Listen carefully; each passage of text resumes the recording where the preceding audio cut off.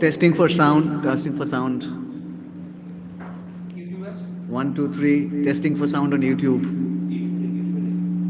YouTube नहीं? Testing for sound on YouTube.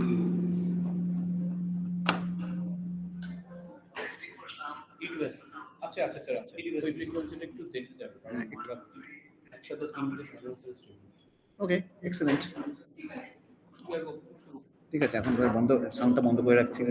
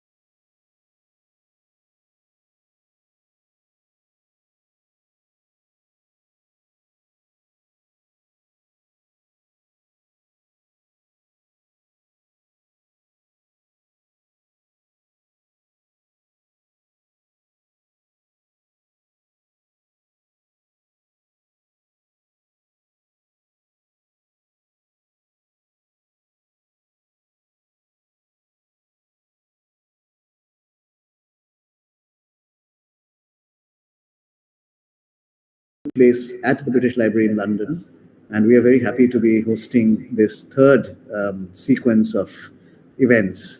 Um, we are also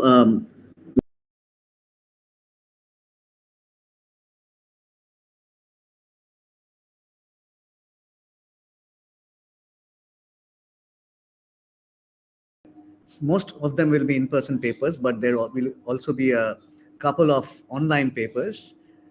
We expect all of them to be seamlessly and smoothly delivered online, the technology permitting. There are lots of things which have to go right or fail to go wrong if we are to do this.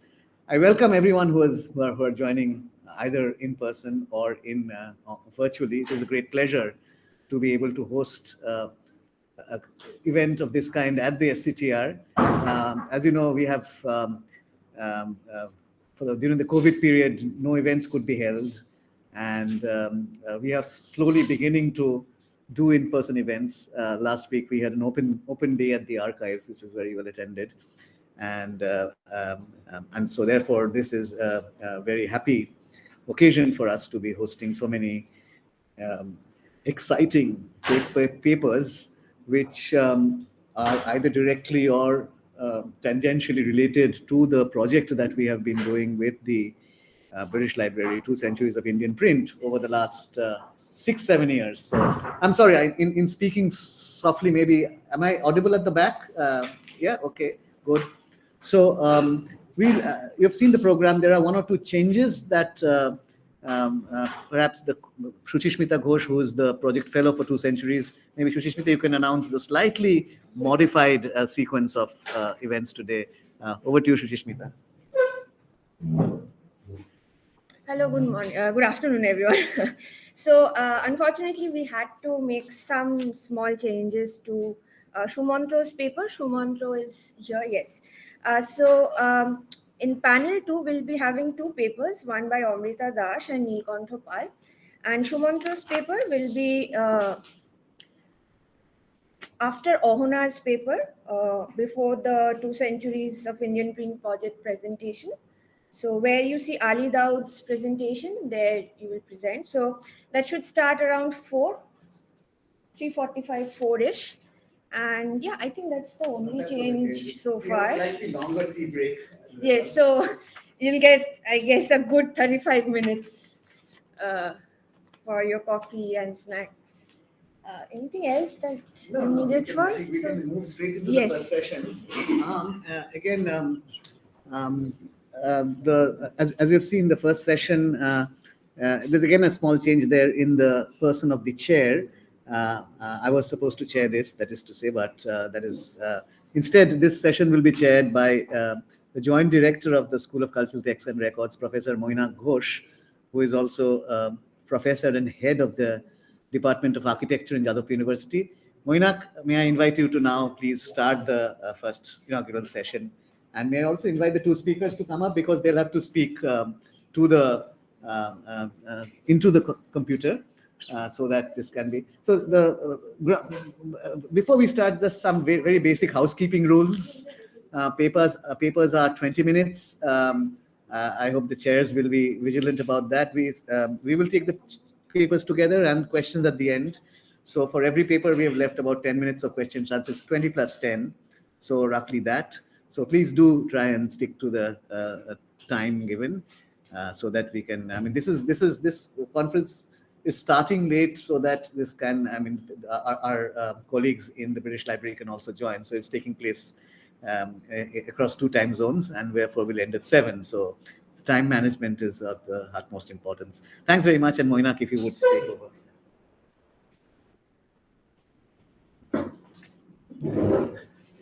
So hello everyone, it is a pleasure to chair the first session, and the first session would have 2 papers.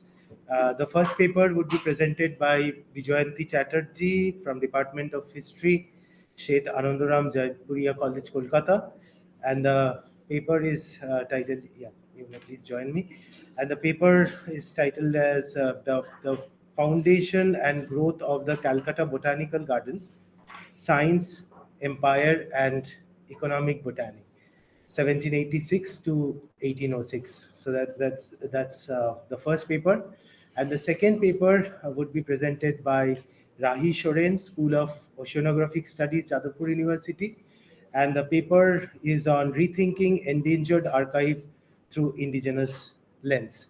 So with these 2 papers, I think it would be a good start for us to deep dive into the long day that we have with various papers over here. So I straight away invite Vijayanti to start with your paper.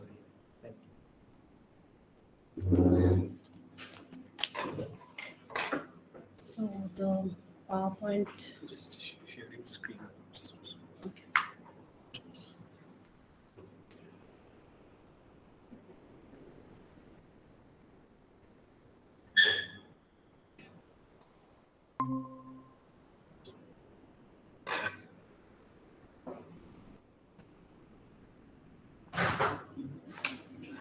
So My paper, as the title indicates, is on the early history of the Calcutta Botanical Gardens. My sources for the paper are the digitized manuscripts at the British Library, London, which are now available online and which have invaluable information on the early history of the garden, the activities of the superintendents. I also explore some early printed texts like the Hortus Bengalensis of William Roxburgh or the Flora Indica, both authored by William Roxburgh. So I'll come to that, but first let me start with what a botanical garden implies. Now, a botanical garden uh, is an establishment where plants are displayed. The earliest botanical gardens appeared in the medical facilities of universities. Yeah, right. So the earliest botanical gardens appeared in the medical faculties of universities, and their initial aim was to educate doctors and make them learned in medicines, and plants made up half of the component of medicines. Now, the first botanical gardens were set up in Padua, Pisa, and Bologna around the mid 16th century. However, by the 18th century, the botanical gardens had outgrown their physique garden origins to become the custodians of noble and rare plants.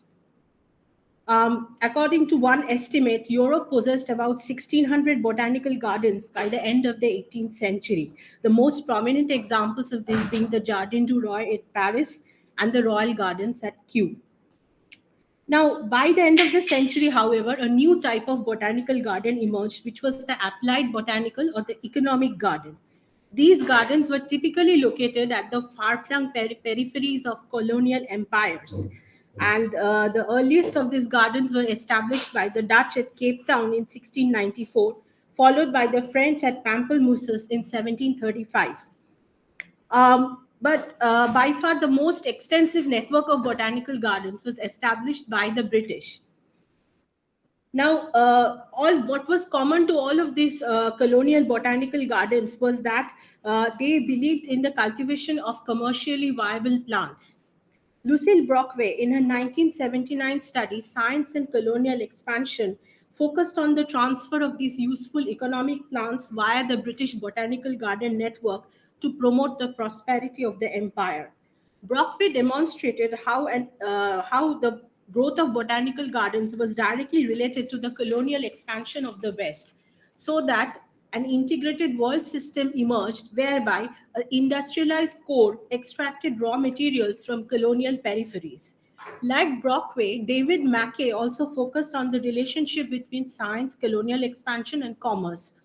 He also believed that botanical gardens were a means by which raw materials could be transported from the colony to the metropole. So both Brockway and Mackay, in a way, attached utilitarian or exploitative hegemonic motivations to the early foundation of botanical gardens. On the other hand, Richard Grove underscored the significance of the botanical garden system as an institutional basis for environmental thinking. Richard Drayton underscored how the proliferation of botanical gardens was linked to an imperial ideology of improvement that justified and even legitimized colonization. Uh, Drayton says that India provides a most stunning example of colonization by gardening. Prior to the establishment of the Calcutta Garden, botanical ventures had been taken, but these were in a very unorganized manner. It was only with the establishment of the Calcutta Botanical Garden that a process began which Satwal Sangwan terms as plant colonialism. Now, most of these historians have divided between whether to characterize the botanical garden as a scientific venture or as a commercial experiment.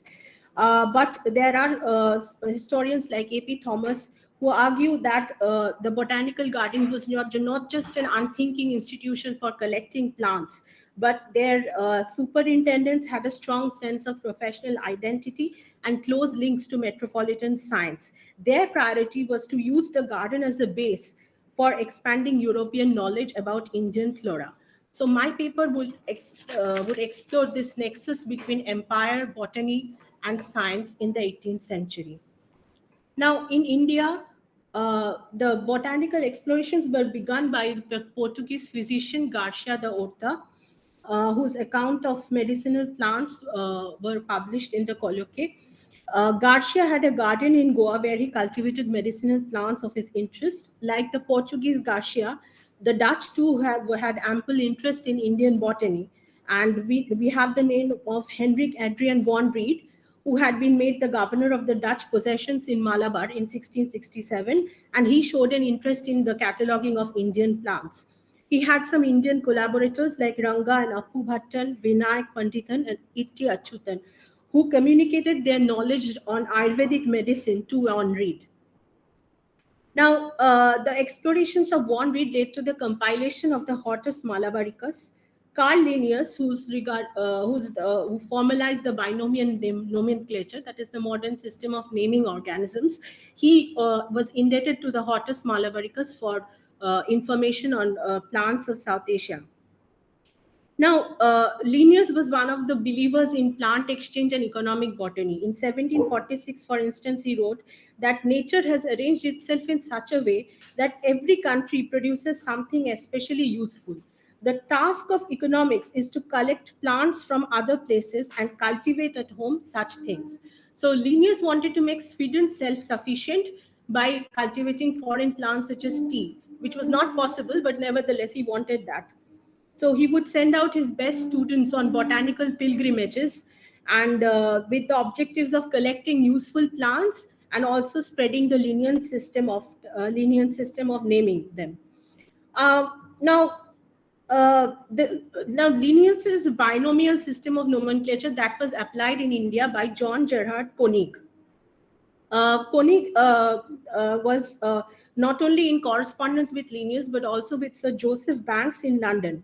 Banks's principal fame came from his participation in the Endeavour voyage, Captain Cook's Endeavour voyage around the globe. And Banks was very enthusiastic about the setting up of a botanical garden at Calcutta. But the inspiration for the garden came from a very unlikely source. It was Colonel Robert Kidd, who was military secretary to the government.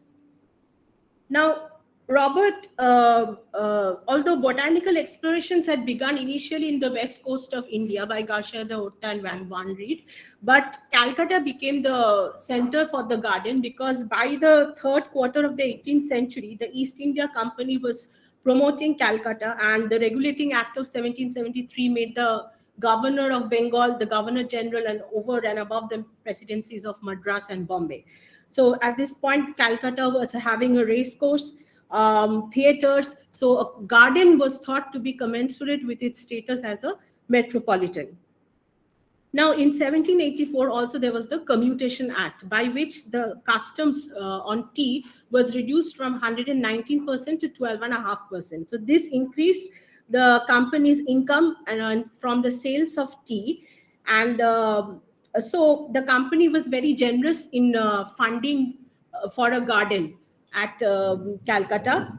And Kidd also, the company at this time was also facing problems with regard to procuring teak. Teak was procured from Burma, so they were using the Burma teak in Calcutta, but across the Bay of Bengal it was difficult.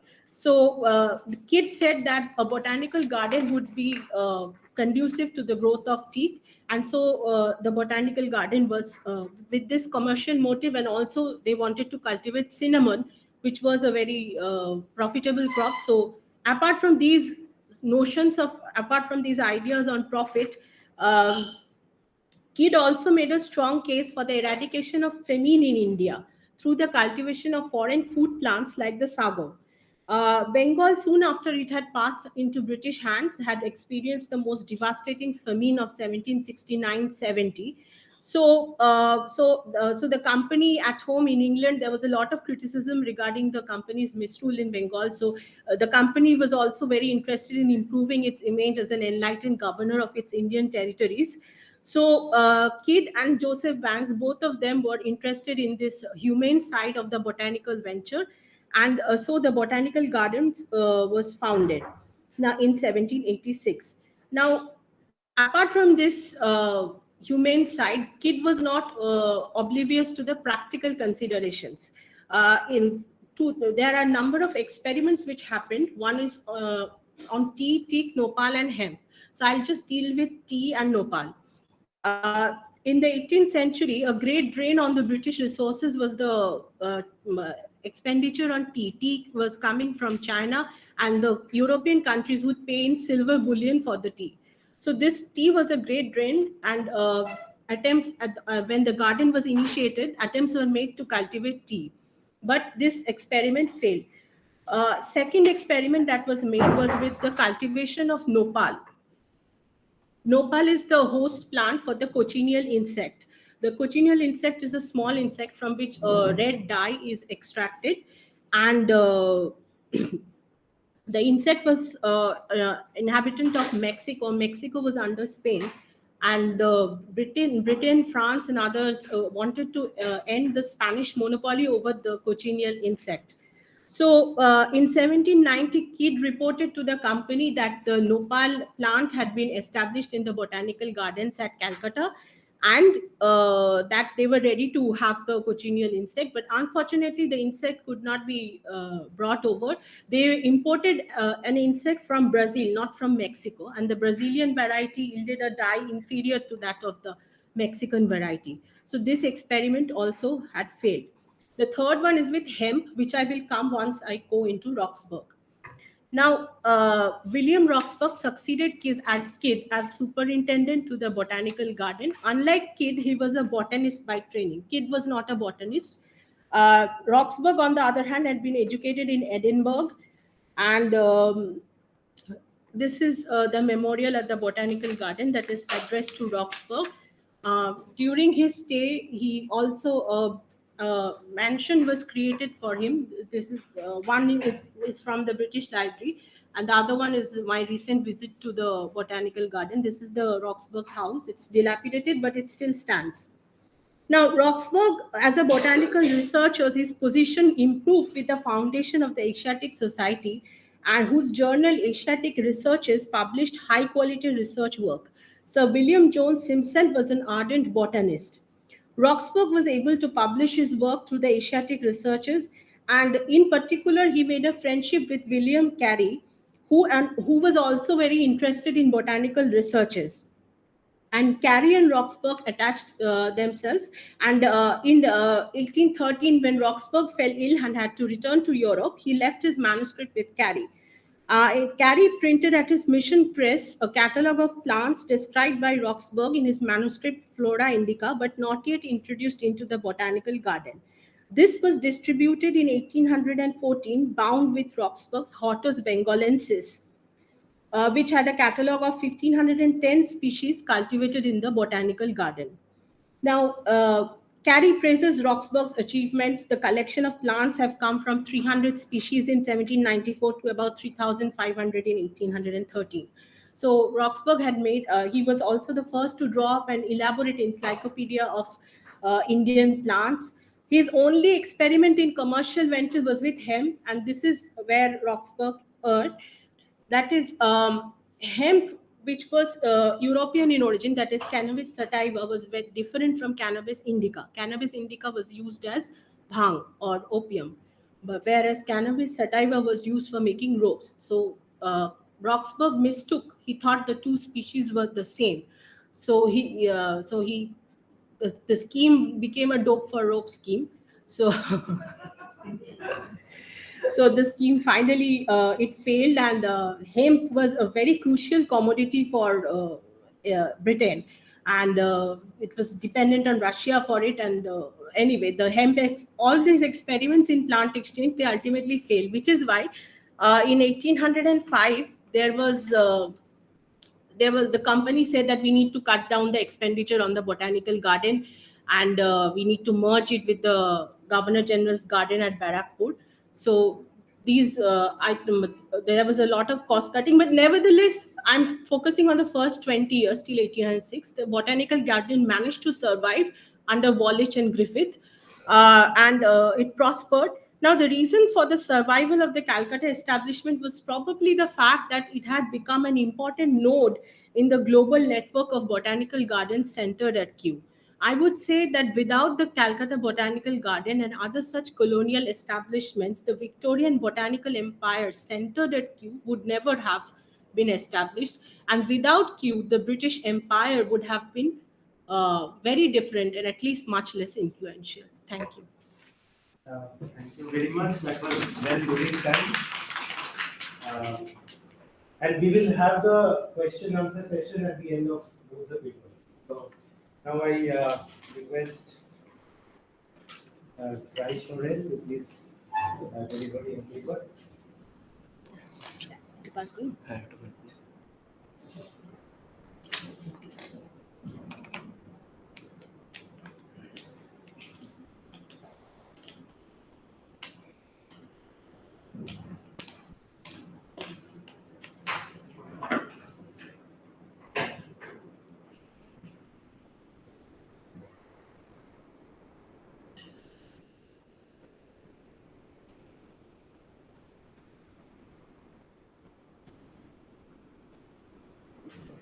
So I will screen share.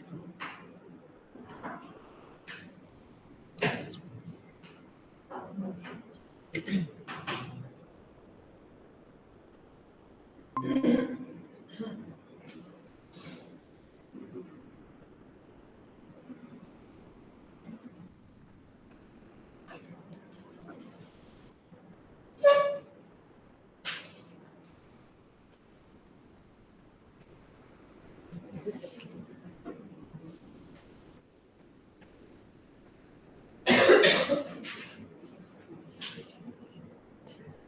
Yeah, thank you so much for inviting me for this talk.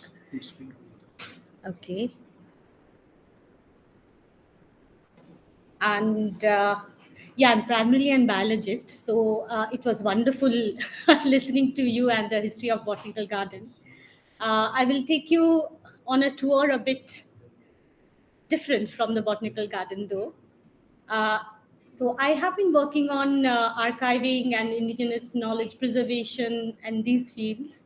So I will be sharing a bit about archiving, about this very school, School of Cultural Texts and Records at Jadavpur University, and a small initiative that I have been able to do in a last couple of years.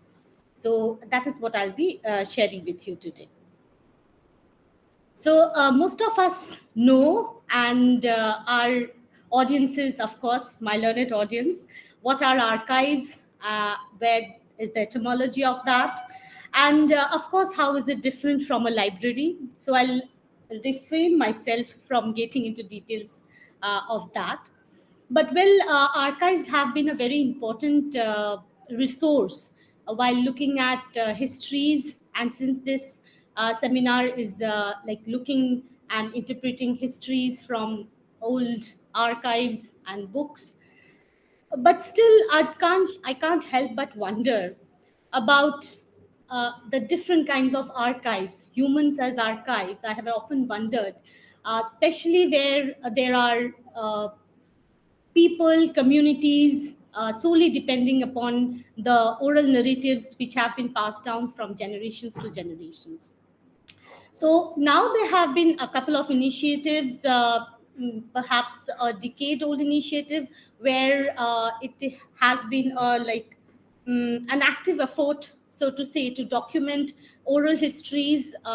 What does it mean of an event that had happened, say, perhaps 100 or 200 years ago within the community, say, for the Santal Revolution, or even the birthday of Birsa Munda that we celebrated 2 days ago. So these are the questions that I'm just putting an open. I don't have an answer to it as of now, but these are the things that still I'm revolving around. So looking at the Santal archive, so me being an indigenous person and being able to look at the different resources that have been developed by the indigenous people, and of course the missionaries who had taken the initiative for the first people who had started the culture of documenting and writing down. I mean, it's a humongous work, especially when I'm talking about the Santali archive. For many of us who are unaware of the Santal community, so they are the largest population-wise, demography-wise in our nation. And but only recently in 2008 that it had been recognized as part of an official language of our 27 national language of our great nation. So looking back in around 1890s, 1880s, the missionaries had come down in Jharkhand area, in the Santal Pargana, and they had tried and established what is now stored at the Oslo Museum. And there's huge, humongous amount of material, and the government of India have been in a tug of war, to be able to get the materials. Not to get into details of that, but just to give you a preview of the Santal collection that is there uh, in the Oslo Museum. So this is Paul Olaf Boding, whose major collections have been donated by his wife after he passed away. He had spent almost 45 years in our country and traveled back to Norway, where he was originally from, and he had published huge materials, Santal dictionary, a 10-volume dictionary that has been started by Scrifruit. And after all these years, after centuries actually, it has been digitized, and now it is available online. And this is a screen grab from their homepage. And it has Santali grammar, language, culture, folk, whatnot, folk medicine. So the Asiatic Society has also been very, a very active, played a very active part in publishing these materials. And what question? I mean, the thing that I wonder, it's very recently that the people, the community themselves have been able to look at these materials after all these years, right? So I'll just quickly show you the things that are there in some of the very notable things that are available in these archives.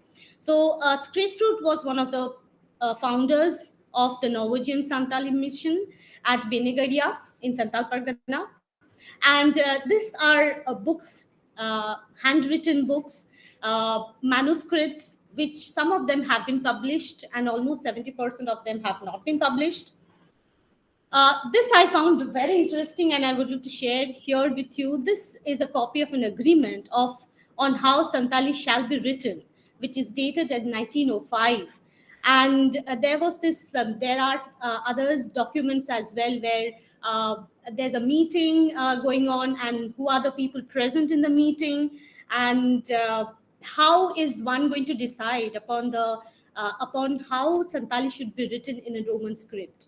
Right. So the initially it had, to let you know as well. I mean, even in the currently we use 5 scripts to write Santali. It's Bangla, Uriya, Devanagari, Latin or Roman, and even Ohomia as well. So this tradition of transformation of the oral histories to the oral narratives to the written one is very, very less explored. So I am just on the tip of the iceberg, so to say, and I really hope that more people will indulge in this. So I had got a grant from the British Archive Endangered Archives program in 2021, and they specialized in funds, grants, make people possible to deal with very old and fragile material, which are endangered, of course. And then most of the sources funding are from Arcadia. And in their repository, there are around 10 million images and 35,000 hours of sound tracks available to them. Most of it is online available, so I'll not repeat it here. These are the places in the world till now that they have funded. And I'm very, very indebted to the founders of School of Cultural Text and Records, and I'm really can't help but say here that SCTR has been the largest place, I mean, second largest just after China, who has just have been the recipient of this grant. So this is the project I'll be talking about. So I had tried to locate and digitize early Santali periodicals, which have been dated in around 1890 to 1975. So these are some of the images here. So these were my team members, Shutokirti, Shitaram, and Amritesh, without whom it wouldn't have been possible at all to do the research work. So we had went to different places, and it was really challenging, especially when people are in a very poor conditions. I mean, for them, it's very difficult and challenging to keep the materials at all. I mean, for a century is no joke. So even in institutions like Jadavpur, we struggle to give the environment in which materials should be preserved. So this was some of the initiative that we had a training program, and at that time there was COVID around. So we had done this online training program as well. We had disseminated, we had talks where we were talking about digitization, archiving, what does the endangered material mean, and experts, global scholars who had discussed upon the Santali material as well. So quickly, I'll show you some of the things that we had digitized. This is from a periodical called Dharwa, and we had digitized 32 volumes, which are dated from 1931 to 1936. So our well-wisher, Dr. W. Shorin, had preserved this quite some, I mean, had gone lengths to collect these materials. And as you can see here on the left side, this is called Shushar Dahar. So this is around the 1970s. So this has been written in Bangla script, or Eastern Brahmi as we know. And this is in the Roman script, and this is a typical missionary publication. And you can also notice the diacritics that are present while typing this. So these were these are amazing histories of scripturality, of the transformation, religious transformations. Even as you know, there had been many converts at that time, and their understanding of the transformation of, well, I can go on, like I don't want to, like, well, so the other things that we had done was like Chotrai Deshmaji Katha. So this is yeah. I'll be quick, not much left. So Chotrai Deshmaji was a person who had participated in the Santal Hul in 1855, and his oral narratives have been documented. Well, he was displaced in Assam, so it also talks about indigenous people's displacement and how they had been forced to settle over there, and what was his experience during the whole Santal Hul and after that. So there's also in Devanagari, you can see this document, like Hord Shambad. Hord, we in Santali call ourselves Hord and not Santal. So, and we had also kept extensive metadata about where the documents were found, at what are the conditions of the materials. So I don't think it's very much visible here, but yeah, we can talk about it later. So these were some of my collaborators in the field. As you can see here, the identity is also very much entangled with the the script politics in Santal community. And here you can see Baba Tilka Library, which has been documented, which has been, like, the hoarding has been done in all Chiki script. And Nishant Choksi, if you read him, so he had extensively worked in these fields and has wonderful publications. So I'll just stop here, and I can't end my talk until unless I acknowledge our beloved Shamuntagda, who passed away recently, Dr. Amlan Das Gupta, Professor Shukanto Chaudhuri, Obhijit Da, and thank you and Johar to all for listening to me. I'll be happy to take your questions. Thank you so much. We had two wonderful papers, and yeah, maybe we can just sit here so that you can take up questions and others can also see it. Maybe I'll just turn it a little bit. Yeah, you can.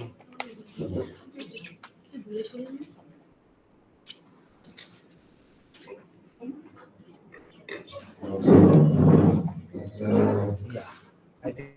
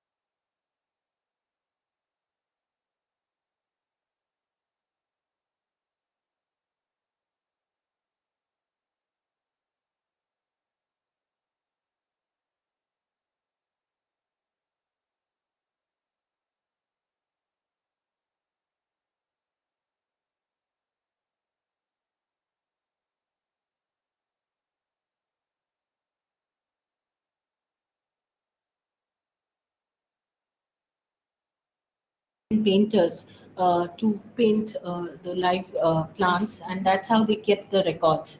But yes, a detailed catalog was also made, and plates of plant drawings were So made. where is it currently? Is there a library there in the botanical garden? There is a library, but it requires special permission. So all these documents are Yeah, archived there. yeah. That's wonderful. So I had, But most of them are in the British Library. I mean, okay. yeah.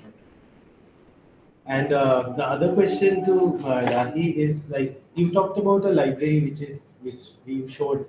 Are there, do the people who are living there, or the next future generation, or the youth, or the children of Santhal community, do they show interest in some of these libraries or read about the past? Did you find such?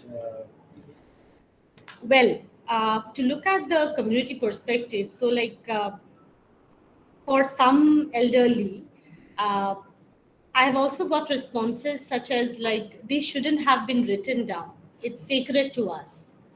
So, and also there have been responses as in like just because they were written down, some of them have survived because there are many practices, cultural practices as well, which are no longer practiced now. So we get to know about how it was to a certain extent, even though from an white man's perspective, so to say. Thank you. There has been a question. Olivia, is it audible now? There was a message that Yes, the sound yes, is it's muted. So maybe you yes, can I can hear text it. We can't hear you. Sure. I think it should be audible because you tried to respond. So There has been a question coming from Olivia Mojumdar, and the question is, what is the condition of the botanical garden today, of the gardens today? So, in general. Uh, the botanical garden, first of all, it has been renamed. There has been changing names. In those days, it was known as Company Bagh. Today, it is known as Acharya Jagadish Chandra Bose Indian Botanic Garden. Apart from the change in name, the condition of the garden is, my recent visit, it was not too good because the garden is huge. Previously, there were cars that would take you around the garden, but now you have to walk on foot for 3 hours. So yeah, and it's not, the garden deserves a lot more attention than what is now there. Thank you. Is there any question from the audience? Yeah. Please. You can just tell your name and then. Good afternoon, my name is Jadavpur. Is scholar at Department of Sociology at the University. First of all, I would like to thank both the speakers for a very informative presentation. And my question is to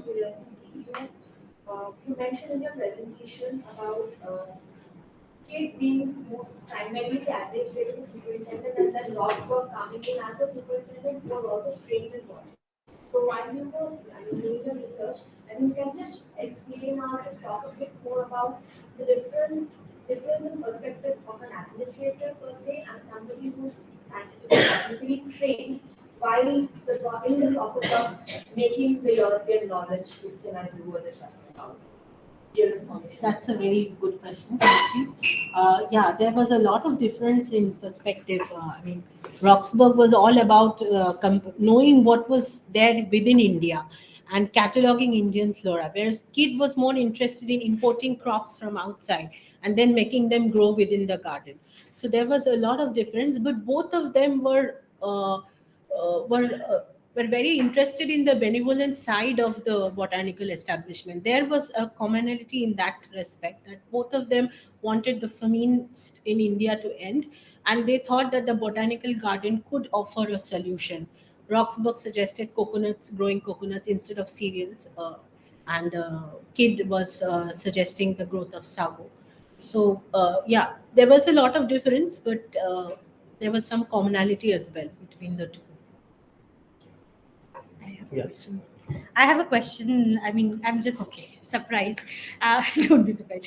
Yeah, actually, I was wondering, since you were talking about coconuts and all, like, were they the mindset of, say, commercializing or reaping any benefits from the botanical garden in terms of yield? Yeah, the yield and the profit motive was primary, and benevolent the benevolence came, and but both of them were present in an equal measure, I would say. Because this in those days, today we have corporate espionage, but in those days it was, if you could take the plant and plant it, it was like that. There would be collectors who would be spread all over the world trying to get the useful economic plants, like the cochineal insect. There was a Frenchman named Thierry who tried to steal the cochineal from uh, Mexico. So like that, the profit motive was definitely Yeah, I there. heard that story. Yes, but well, we all we biologists are very skeptical about, like introducing indigenous plants and insects, which can be devastating. And in Kolkata, we know like what the water hyacinth has done to our. Yeah, so it has been very difficult. Yeah, today I think we are very sensitive about in Yes. today's world, uh, you know, dislocating something or introducing a new species. So we are today at that juncture where we are taking decision on that. At that point of time, it was commerce which was driving the world. Colonial period where a plant would mean a lot in commercial terms, and which would help setting new colonies or have monopoly over the market. And today we are at a different front. So things are also changing. Nevertheless, I think things like a botanical garden or this collective knowledge about plants, that has to be restored in some fashion. I don't know, or about the ecology. So that way I found both the papers to connect and connect with each other. Yeah, any other question from the audience? Anything that interests you? Please, sir. I have a question to the second presentation on EAP. Yes, please. I know Nishant's work, Nishant Jones. You promised you have this archive starting at around 1890, but you showed us something from 1932. Yeah. What is the earlier documents that you have? Well, from What was scripts being 1890s. used? Only Roman or something No, Roman else? was the initial What tranche. was the nature of the earlier documents? or magazines or- Missionary publications, mostly missionary publications, and missionaries who had taken down uh, words, vocabulary to learn the language, and also folk tales, folklores, uh, which were used at that time, so to have a better understanding of the people in which they were living among. And the earliest periodicals that can be traced are like in early 1900s, actually, not in 1890. And Dhardwa, and some of them do not have a year assigned to them as well. Right. So we had to make an estimate of when it could have been, depending upon who had probably written. And even that is also very interesting as well, where uh, have been there was a point where the missionaries had told the indigenous people, taught them how to write in Roman script, and they had written it down, handwritten it down, and mostly names were not present. Right. So there was this interesting one lady, Sona Murmu, whose name was mentioned, and there were also very interesting things, like the people who were writing down also had written something like, I don't feel like writing today, Right. but I have to write today since I have been told to write. So some things like that. So reading, there's so much to be done. I really hope that many people take this up. Right. Any other question? Yeah, please. I have a small question. My question is to Rahul. So, in terms of your field work, when you went there to these places, collectors, scripts, and books, do you have any thoughts or any advice for young scholars going out? I've been told that I'm not Yeah, audible. otherwise you might not be audible to I'll others. stand here and I was just curious about while you were doing your field work, you had to go to people and ask about these magazines and collect these books. So, do you have any advice or suggestions for young researchers or scholars who are going to do archival work, or something that they should prepare a little earlier before they go out into the field, and any suggestions or advice that you have? Well, I think communication is the key here. Like if you are archiving, this was all the more difficult because we were also looking at endangered languages, and there are very few people who speak, and a very sensitive matters of things. But generally speaking, while archiving, you have to convince the person that this is going to be for posterity, for I won't reap money out of it or something, it's for educational purpose.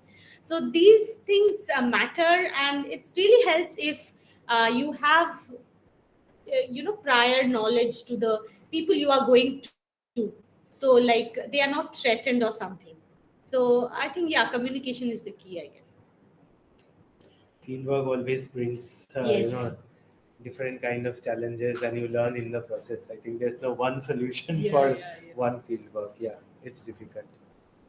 Yeah, so if we don't have any further question, maybe we will move on to the next session. I thank both our speakers to present very interesting perspectives on Two very different themes, yet connected at some level. Thank you so much. Thank you.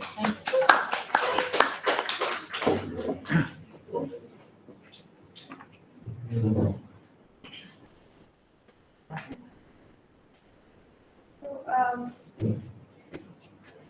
we're making great time, it seems. We'll have a much longer coffee break, I guess. So we'll just quickly move on to the second panel, which we'll have two papers. One by, my name is Shruti, so I'll be chairing this session. I am a fellow of the 2 Centuries of Indian Print project, and I invite Amrita Dash and Neelkantha Pal to please come up here for their papers.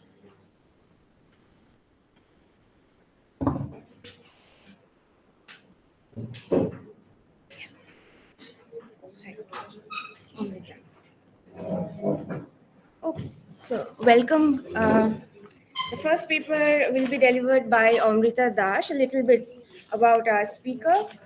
Our paper is titled Rhetoric of Hustle, Reading Hard Work as Object Lesson in Somnath Mukhopadhyay's Shikha Paddhati. And she has finished her BA and her MA from the Department of English at JU, and she's currently working at DAG Museums as a writer and a researcher. Her areas of academic interest include, among others, history of colonial pedagogy, sociology of work, labor, and global therapeutic cultures. So over to you, Amrita.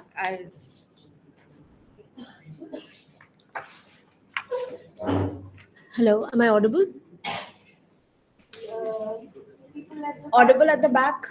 Okay.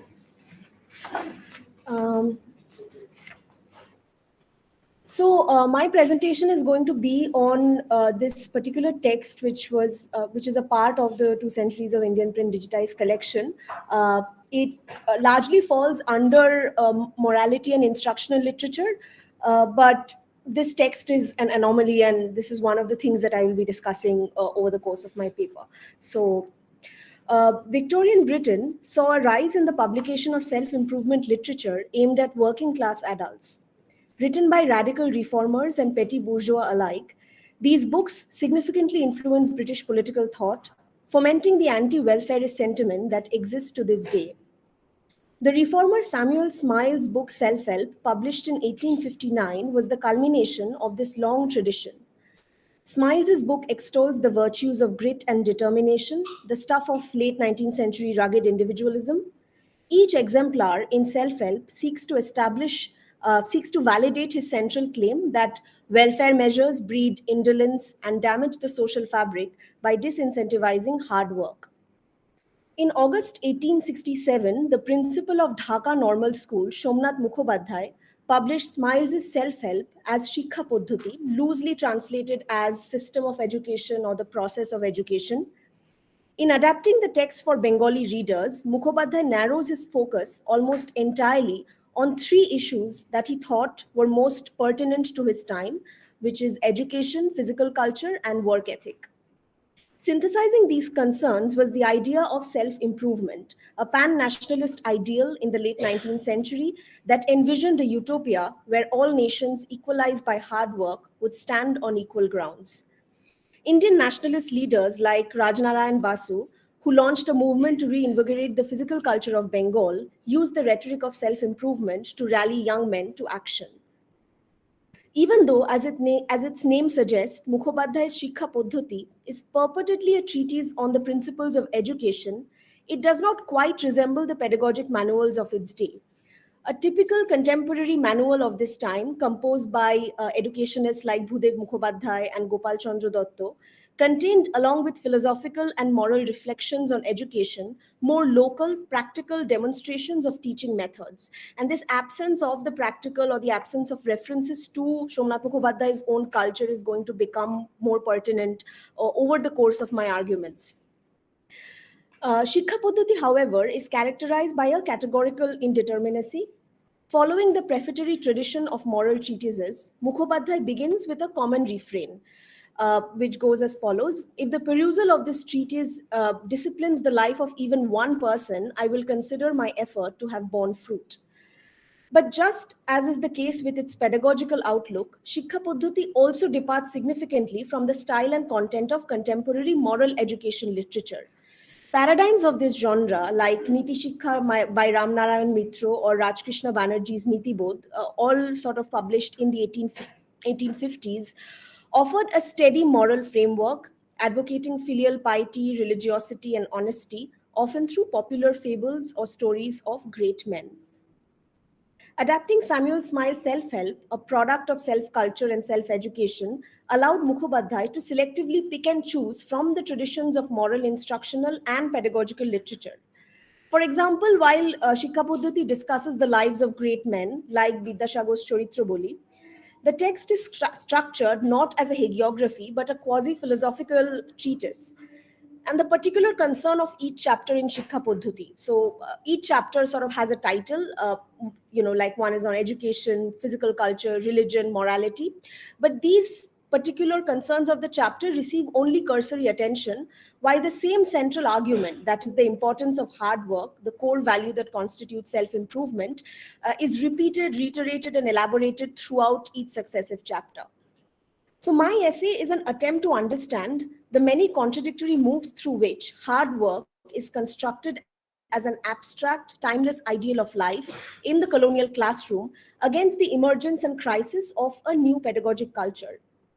The emergence of this culture, which reconfigured the meaning and use of education in mid-century colonial Bengal, was hastened by three major developments.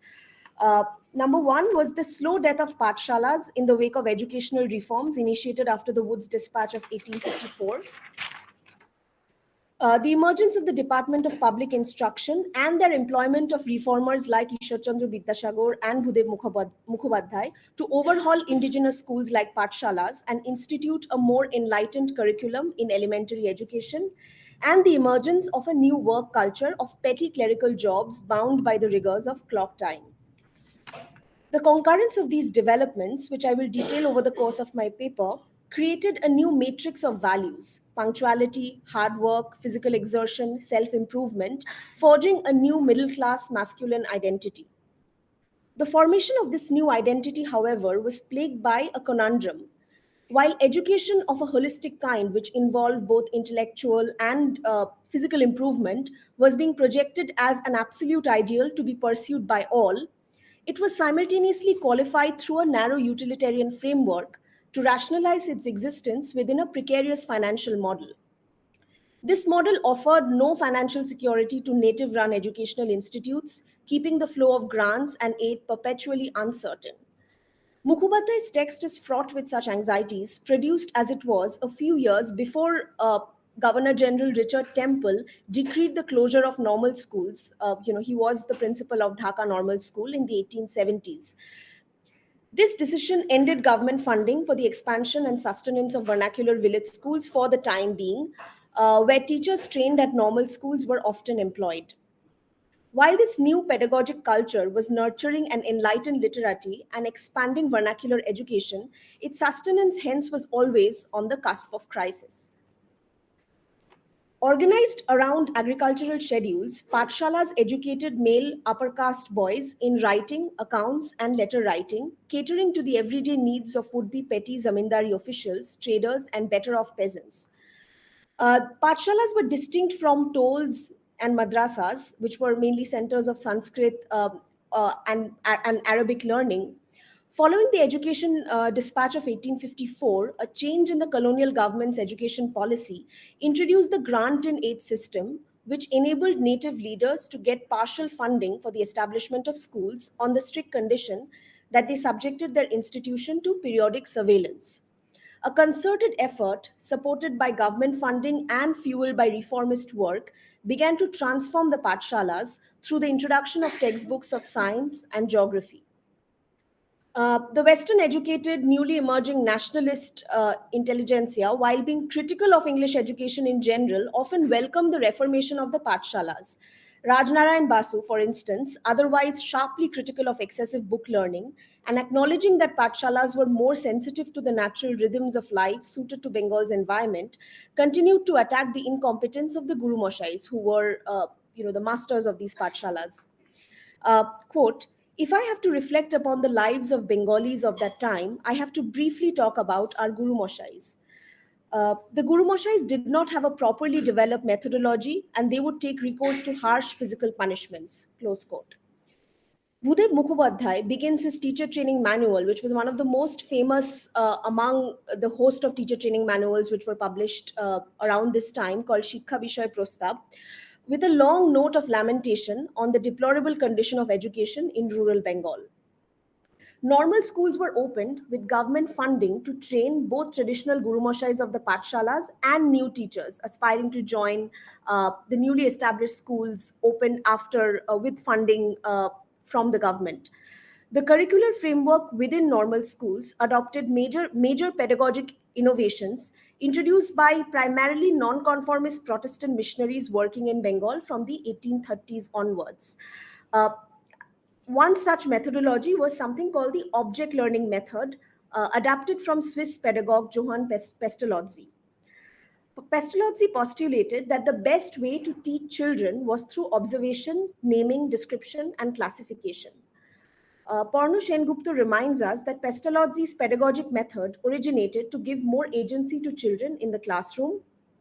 Quote, his most important and new principle was the notion of spontaneity or self-activity. Children should be given ready-made answers, should not be given ready-made answers, but should arrive at questions and solutions themselves, and thus cultivate their own perception, thinking, and intuition.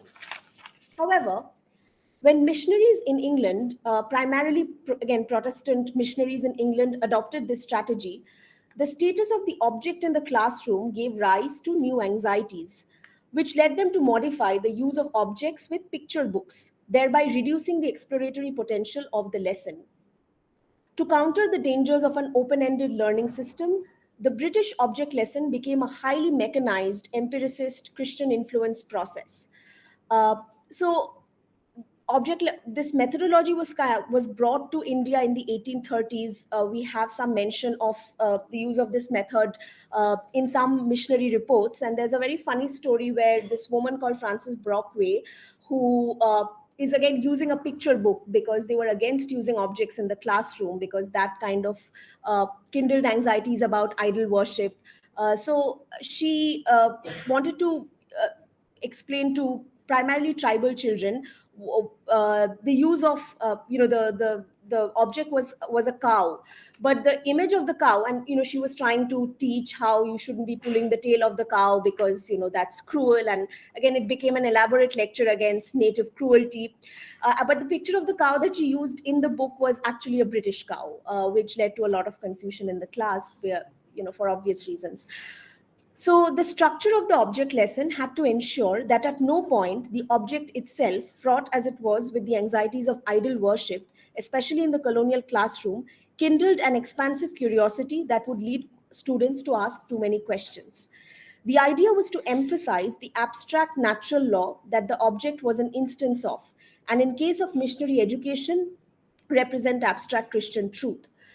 When this technique was introduced in government training schools for native teachers by Bhadralok educators, the lessons moved away from the association of abstract thinking with Christian truth and emphasized instead the principles of rationality and science.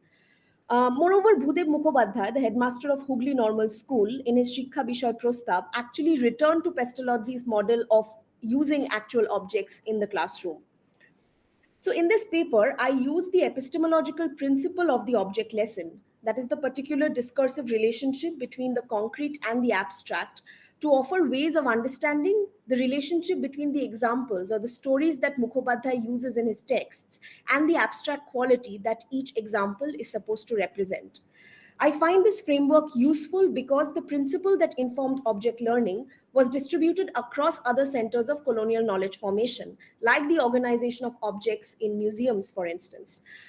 A family of ideas of classification, abstraction, and representation work to conceal and displace the real conditions of life, work, and labor in colonial Bengal.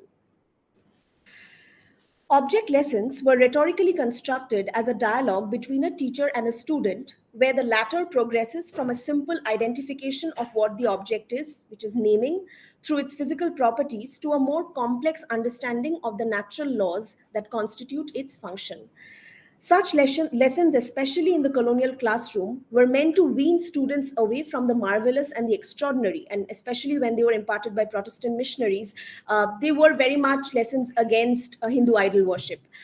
Each object, whether natural or man-made, would demonstrate the incontrovertible laws of nature and potentially preclude any possibility of that object acquiring meaning beyond a naturalist framework.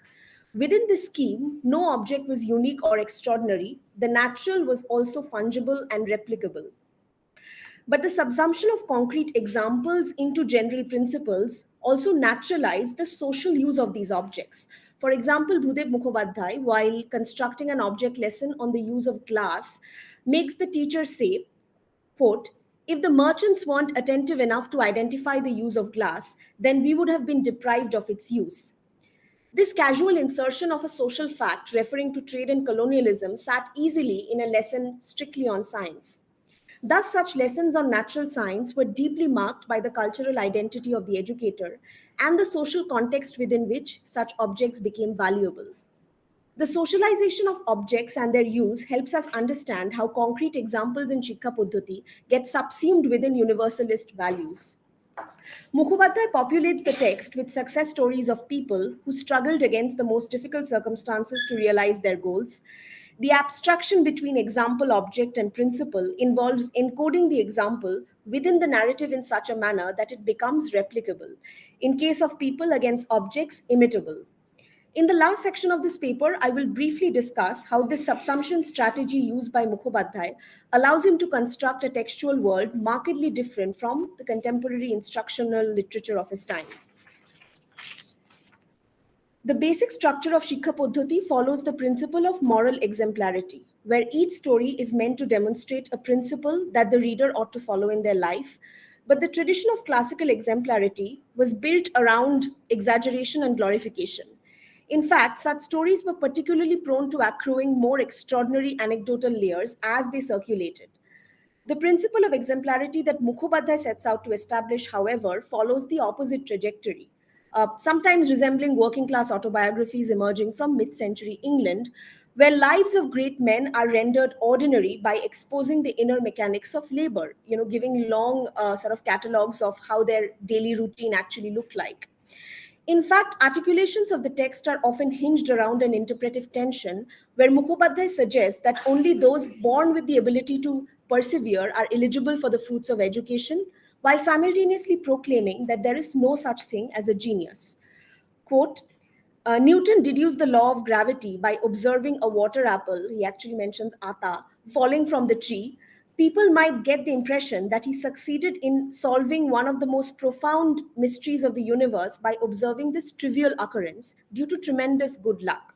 Such assumptions are misleading. This great man could only deduce this after spending years working on this problem, overcoming many failures.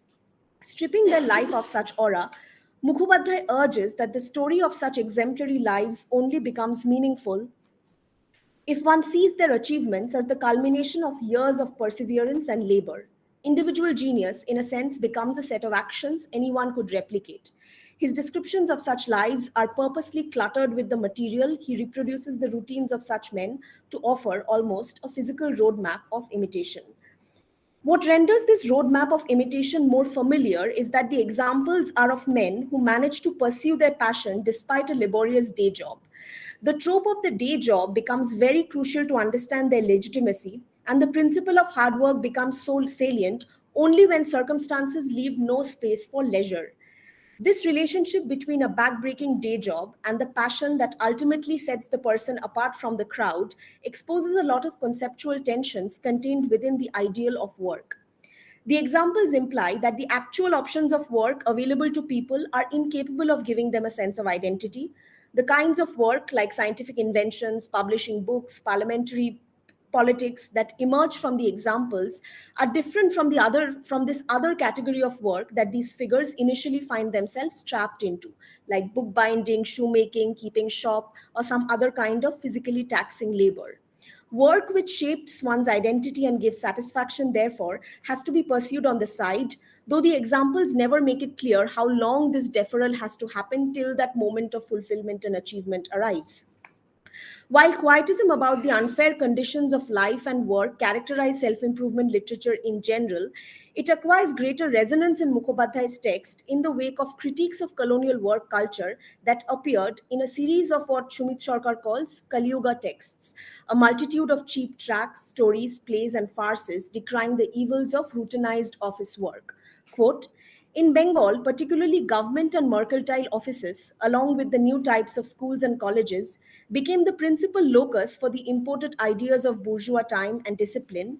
Chakri thus becomes the chronotope of alienated space and time in the late 19th century Kaliyuga's heart of darkness, the principal format through which awareness of subjection spread among the colonial middle class males. Rajnarayan Basu, while lamenting the disappearance of indigenous practices of physical culture, identifies the wrong kind of labor or porishram as the reason for weakening the constitution of the young men of Bengal. Quote, the people of today have lost their physical strength due to an excess of hard work and working at odd hours. Along with excessive work, working at odd hours has damaged the strength of our people. The British have mandated a 10 to 4 work schedule, which is completely unsuitable to our environment. Close quote. While Mukhopadhyay spouts the usual complaint against a humid climate and the fertile lands turning the men of Bengal weaker, Rajnarayan Basu locates the reason for such weakness for the hasty imposition of an alien work ethic that doesn't sit well with the natural rhythms of work and leisure that people were used to. Shumit Sarkar argues that the emergence of a religious figure like Ramakrishna, for instance, with the promise of a rich inner life, becomes pertinent in the context of this crisis of identity that begins to plague a large section of poor, educated men joining work in the lowest rung of the colonial administration. Therefore, the concrete examples of hard work, with its detailed focus on the material routines of people's lives and the principle of perseverance that they seek to establish, builds a picture of possibility in Mukhopadhyay's text precisely through the illusion of the real conditions of labor that existed in the contemporary labor market. As mentioned earlier, the status of the object in the colonial classroom often became a site of anxiety due to the object's association with idol worship. Therefore, it was crucial to subordinate the object to the principle. The strategy of abstraction that effected this subordination also successfully concealed the cultural prejudices and biases that were being inserted into the classroom. The persuasive framework of Shikha Paddhati is tightly organized around a similar model of displacement and omission. The world of the text, divested of the bleakness and contradictions that characterize people's work life, is one of endless possibility and self-making. I will end my presentation with a short note of comparison with a set of contemporary texts by Ishwar Chandra Vidyasagar, who came to embody a very different indigenous idiom of self-improvement, both through his own life and work, because in the 1890s, there would be a profusion of biographies of Vidyasagar which use this idiom of self-improvement, also by people who did not support his work. And the texts he translated and produced for school children.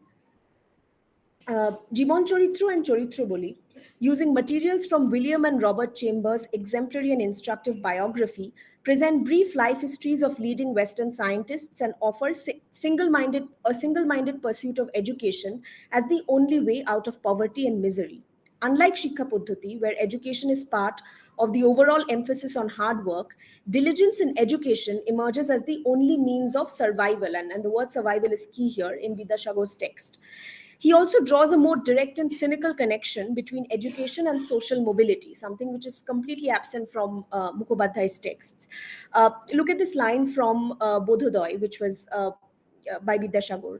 Those who are diligent about becoming educated will live happy lives because they will be able to earn money. Vidyasagar's text, fulfilling its promise of adaptation, cultural adaptation, is more resonant with the actual conditions of life and work and sounds a sterner note of desperation for the need to study and work hard when offering the rigors of discipline and education as the means to a better life. Mukhopadhyay's text, on the other hand, stands out in its peculiar lure of optimism, creating a world where self-improvement leads to a life of dignity and fulfillment. Thank you.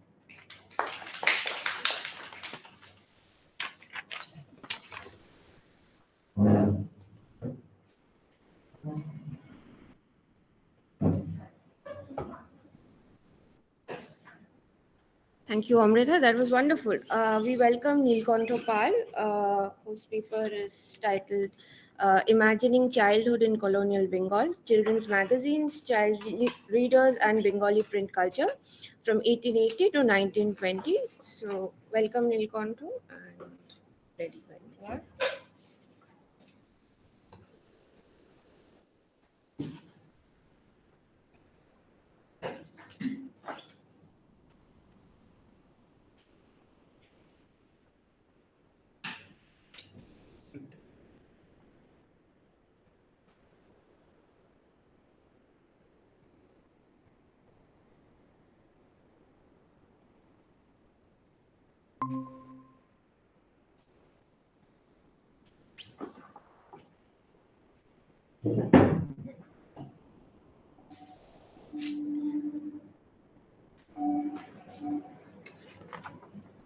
I hope it is visible. Yeah. Okay. Thank you. Am I audible? Okay. Thanks. Good evening. Good afternoon, everyone. I am Neelkanth Pal. I am a PhD scholar at the Department of Humanities and Social Sciences at Aizar Mohali. Today, I am going to present a part of my master's dissertation research and my doctoral research that I have done in the last one and a half year.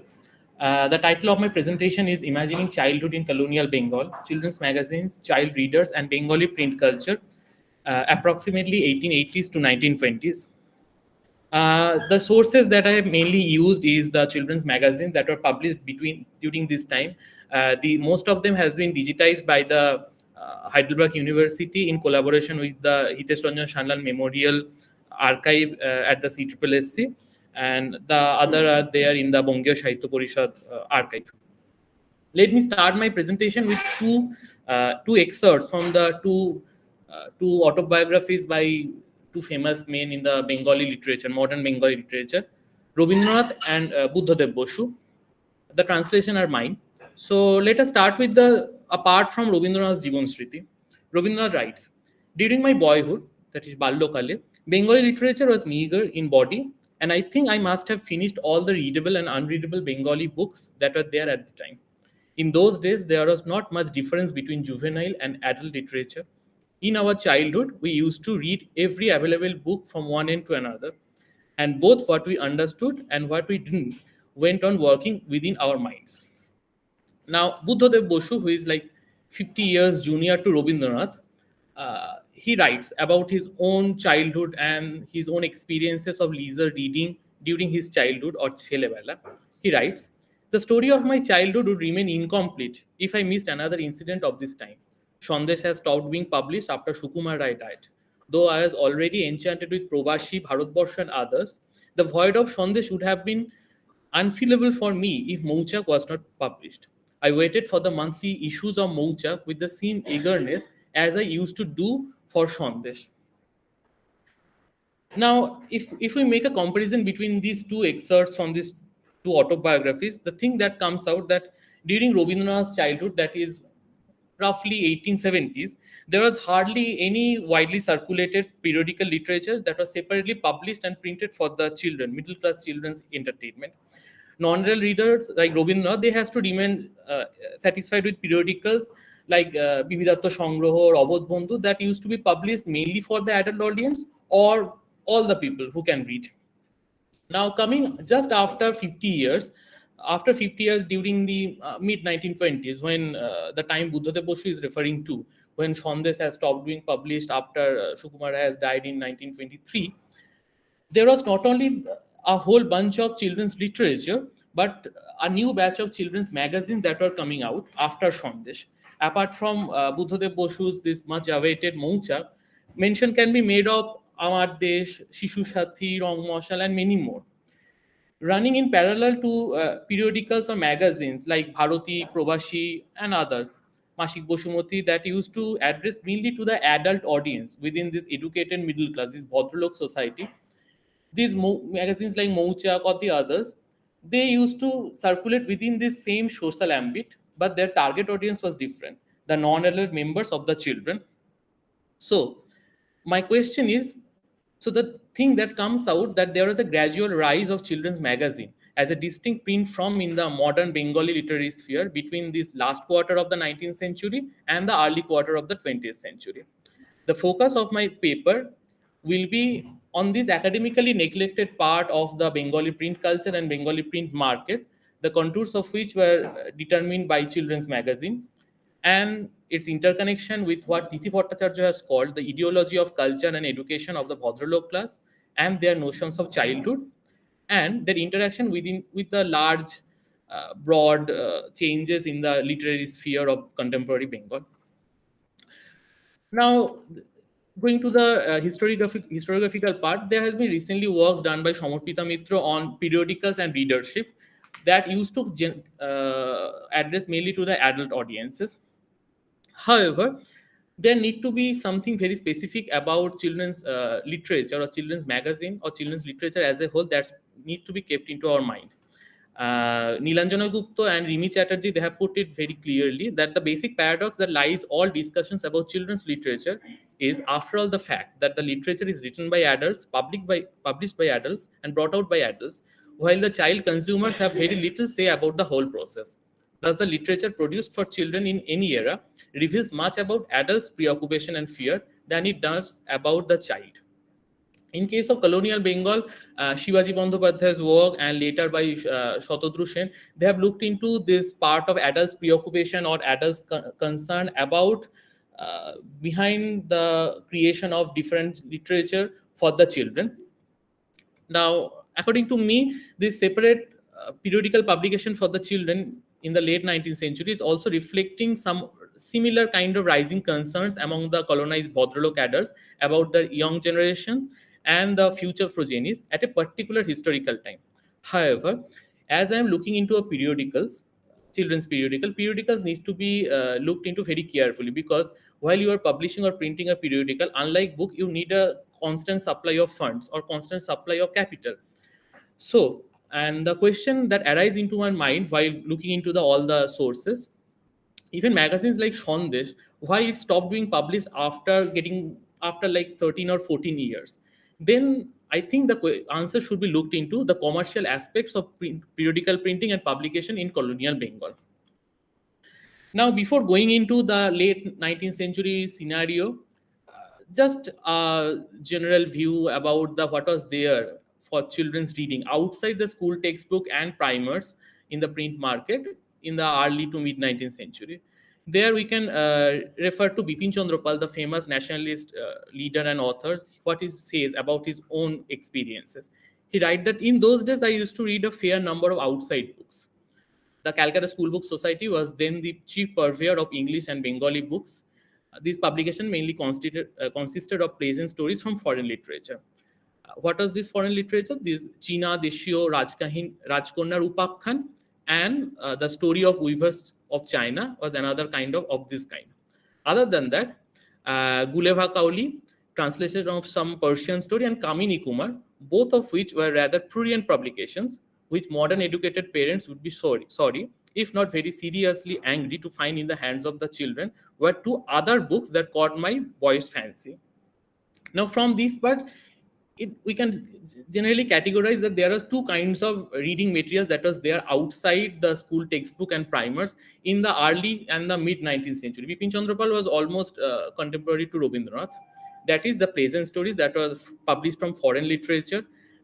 This we can also include like didactic literature that was translated or adapted from from English literature, like Samuel's this self-help, and also some general fictions. These are mainly published by the government-aided organization like the Calcutta School Book Society or later the Vernacular Literary Society. And just running in parallel to them in the same market, there was these prurient publications, which generally brought under this broad category of Bottola literature. Now, if we come to the part of the periodicals that were published during this time, it was mainly first the Sri Rampur Baptist missionaries and their press. It published the Digdarshan in 1818, the Calcutta School Book Society's Porshaboli, 1822. Later, the Bengali entrepreneurs, they also entered this print market in the 1830s. Like Ganoda. Ganoda is published by Krishnodhan Mitra and Ram Kamal Mitra. These three magazines usually can be regarded, though they are published separately from the school textbook, but they are generally actually just supplementing the school textbook knowledges. If you go through the contents of these three magazines, these are like some informative text, giving us the information like see any animal world or the physical world or some discoveries that are happening in the world, Columbus discovery of America. These are like the supplementing the school textbooks, and the government aided organizations like this Calcutta School Book Society understood that very clearly. That is why these three magazines were also given away as prizes in the to the school children as well. But after the Macaulay's Minute, there was a gradual dip in the, I will say, and in the vernacular publication by the government-aided organizations like the Calcutta School Book Society. Its role was taken by some other literary societies or associations like the Primer or school textbook. Its responsibility was taken mostly by Vidyasagar's Sanskrit text.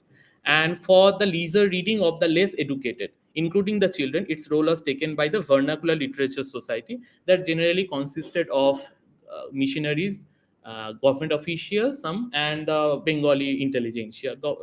Within the missionaries, James Long was very important. This society actually, they brought out what they called the Bengali Family Library, Garhostho Bangla Pustok Songgroh, that included translated as well as some original works in Bengali. It, I think, also includes Samuel's Self-Help, maybe this translated version, or the and this magazine, this society also, they published another very important and very famous magazine that Rabindranath also refers to, Bibi Datta Songgroh. Now, Bibi Datta Songgroh came out in 1851. It was modeled upon the London Paris magazine, but it targeted to a whole range of audience, Abal Biddho Bonita. And if we go through the contents of this magazine, it is writing Puran, Itibritto, Itihas, Pranividya, Shilpokala, everything. Like from historical narrative to mythological stories to industrial knowledge, everything. And that is why its target audience was very wide, including young people. However, from after the revolt, there was gradual coming of the growing involvement of Christian missionaries in the Bengali print market. They also published their magazines like Shotya Pradip, the Christian Vernacular Society. It preached the moral advice clearly with Christian fables and gospels to the boys and the girls to increase their knowledge, gyan, and make them virtuous man and woman, Shat Manusho Shoti Nari, in future. I will say that they usually try to follow a Protestant or evangelical model of pious and disciplined, obedient and teachable child, while it doesn't, which means that in the Protestant model, this, if the child is actually, the idea is coming from the idea of original sin. If the child is left of its own, he or she will become very bad. So from the day one, just put moral advices in front of him, not only to him but also to his family, because in the Protestant model the family also becomes very important. And that is why in the first editorial of Shotrapati we find that the editor is saying to the child reader that read these stories or read this advice to your parents and to your brothers and sisters, everyone too.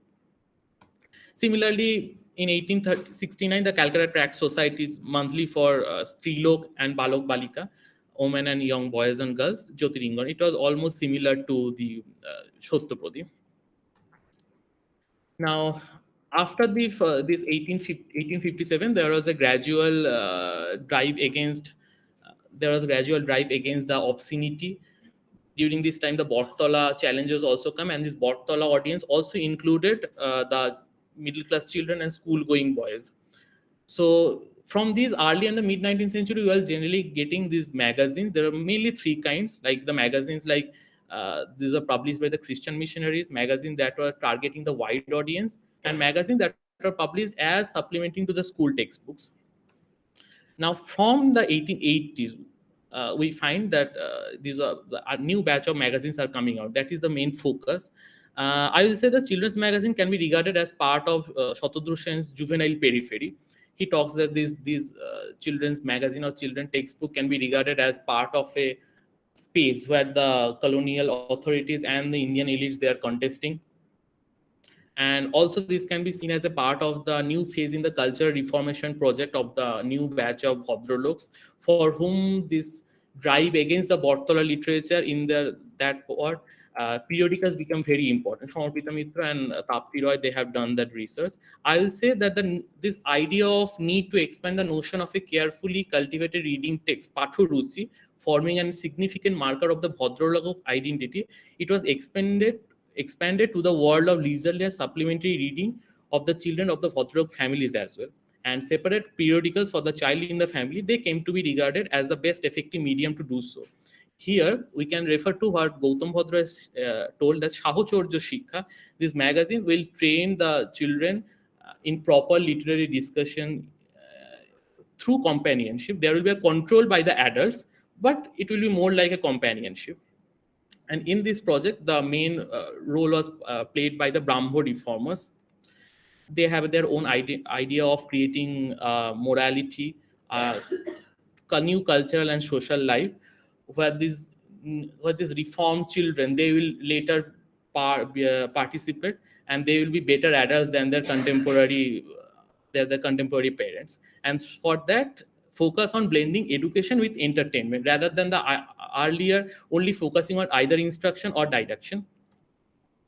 So the first magazine that I'll regard as the ideal one for the children is Pramodachon Sen Shokha, that was published in 1883. It was the first within the missionaries category of Bengali periodicals in the Bengali Library Catalogue of Books to have been separately tagged as intended for young children. There, the editor writes that there was a lack of such magazines in the country, so people are not giving much importance to the character building and knowledge for little children and little boys and girls. So Shokha is born to fulfill that objective. Shokha will carry both advice from parents and education of the teachers. From this general introduction, it might look that the Shokha is also following the same earlier kind of instructive models of the early and 19th century periodicals. But if we go to the later part of this inaugural note, we'll find that the editor is also asking the young readers to contribute and discuss on any issue in the magazine freely. And according to him, that will help the young readers to grow their Chinta Shakti or Rachana Shakti, intellectual and writing skill. This is also a part of this Brahmo project of reforming and creating this newly reformed and new citizens, new participants of the future civil society. And there they presented the magazine as a true companion, Param Upokari Bondhu. If we go through all these periodicals during this time, they actually tried to present the magazine as just like a friend of the children. So it is almost like Gautam Bhadra, what Gautam Bhadra says, the Sahochorjo Shikha. They are going to, you are going to be trained, but you are going to be trained by someone like who is a very good friend of you. So this project is actually get very enthusiastic responses from the readers. Its linguistic style was similar to the contemporary Bongodarshan's defense of a flexible linguistic form. Contents mainly was moral advices, didactic stories, novels, the first serialized novel, inspirational biographies, articles on animal world, science, history, everything. There was in the initial year, there was a emphasis on moral exhortations. In the initial years, there was especially special pages addressed to the girl readers. There was woodcut illustrations. However, because of all these things, there was an expansion of its market. It usually, I think, Shokha crossed like the 4,000 copies per issues. Its editorial approach, Pramodachon initially tried to follow Bankim Chandra's editorial method of writing everything in the magazine single-handedly. Later, though, he was joined by others like Upendra Kishore Rai Chaudhuri, Monmothanath Mukhopadhyay, Bhuban Mohan Rai, who started the literary journey for the first time under Pramodachon Sen's editorship. Shokha, it was published until March 1894. It later became the inspirational model for the subsequent illustrated monthlies for children, like Bhuban Mohan Rai Shathi, and later the Shokha and Shathi, they merged together. They became Shokha or Shathi and Mukul. Now, these three editors, like Bhuban Mohan Rai, Shivnath Shastri, and Hemchandra Sarkar, they're all earlier authors in Shokha. And they usually try to follow the same issues and aim of Shokha also. But I'll not go into the details of this because of lack of time. But there was content almost similar. And the writers were almost the similar writers who used to write in Shokha. There was no expansion. Only in the Mukul we get an expansion in the number of writers. Contemporary professional writers, they are also writing for children, like Rabindranath, Ramendra Sundar Trivedi. But according to me, these neither refer to any growing demand for the new genre of writing, nor any professionalization of the literary practice. Because if you look into the magazine, there are hardly reference to the name of the authors as such. like if any writing is written by someone, there was no name at the end. So actually Horoprasad Sastry later referred that it was usually a practice before the publication of Probashi that authors don't put their name at the end of their writing. So Horoprasad Sastry writes that after some point of time, when he is trying to collaborate all his works, he's finding very difficult that which work he has written down in which magazine. So that similar thing. And here we can also refer Rabindranath's family's the home magazine Balok differently, because it comes just after Shokha, but it don't follow that same path. It fill the magazine with materials that other contemporary magazine would considered unsuitable for children, and the editor and the writer, they're also aware of that.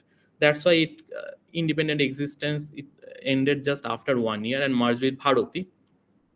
Now, the interesting thing about all this first batch of magazine is that none of them, except Mukul, they continued into the next centuries.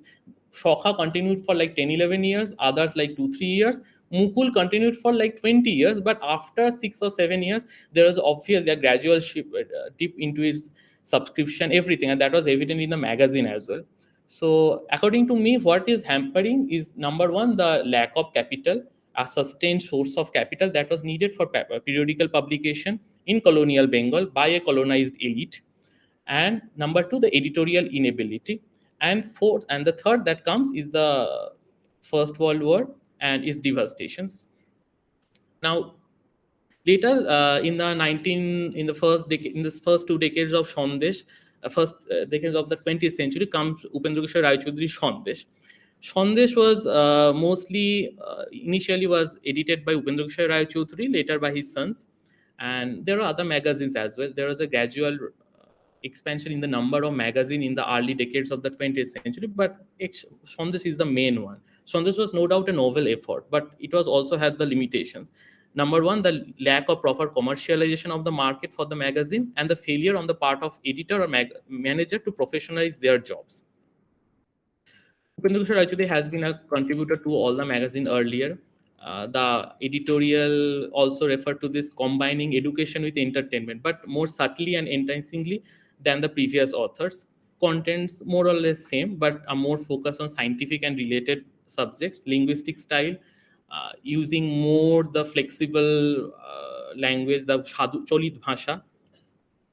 The two interesting point about Sandesh that mark Sandesh differently from the other magazine, and also that we can get the references in the autobiographies of contemporary authors, is number one, humor. Humor is everywhere in Sandesh, from its title page to the contents. The nonsense poems of Sukumar Rai, the stories, all these things. Like Shivaji Bandyopadhyay has correctly written down that in these poems and in this play, what the author Sukumar Rai does, he used the weapon of illogicity to challenge this settled discourse of the Bhadralok society, or the discourse of these Gopals, the good boys in the Bhadralok society. Also, how it becomes possible for Sukumar Rai to do so by using new forms of words and sounds. Also, new form of comic drawing, like this one, the Khichuri. It was first published in Sandesh actually, and illustrations. That is most important. Upendra Kishore Rai Chaudhury, as we all know, he started that half-tone block printing for the first time. Earlier, it was mostly the woodcut engravings that was done, and interestingly, the half-tone printing actually started with Ramananda Chattopadhyay's Modern Review and Probashi, that was done by Upendra Kishore himself. But in those magazines, it was Ramananda Chattopadhyay used to put later mostly the artistic works of the Bengali art school. But Upendra Kishore Rai Chaudhury, for the children, what he tried to do is to put all the artworks from the Indian mythological texts, as well as artworks from the contemporary Europe or the classical Greek, in order to expand the moral universe of a child. For him, it's need to endorse a distinct aesthetic sensibility that would at the same time deepen the children's cultural roots and expand their cosmopolitan consciousness. Like these two paintings from the first year of Sandesh. The first picture, Fulpuri, if we look at this, it was mostly like based on the then Bengali art school. It was more like drawn according to that. But the other one, this one, it was completely a reproduction from any work from the contemporary Europe, or maybe that was based on some classical Greek images. even later also, when Shukumar Rai became the editor, this picture, it is actually from suppose some work done by some contemporary Europe, a reproduction from the contemporary Europe, and this is actually a reproduction from Rabindranath's manuscript. Actually, Rabindranath's poem Buri, that was published in Shishu Bholanath.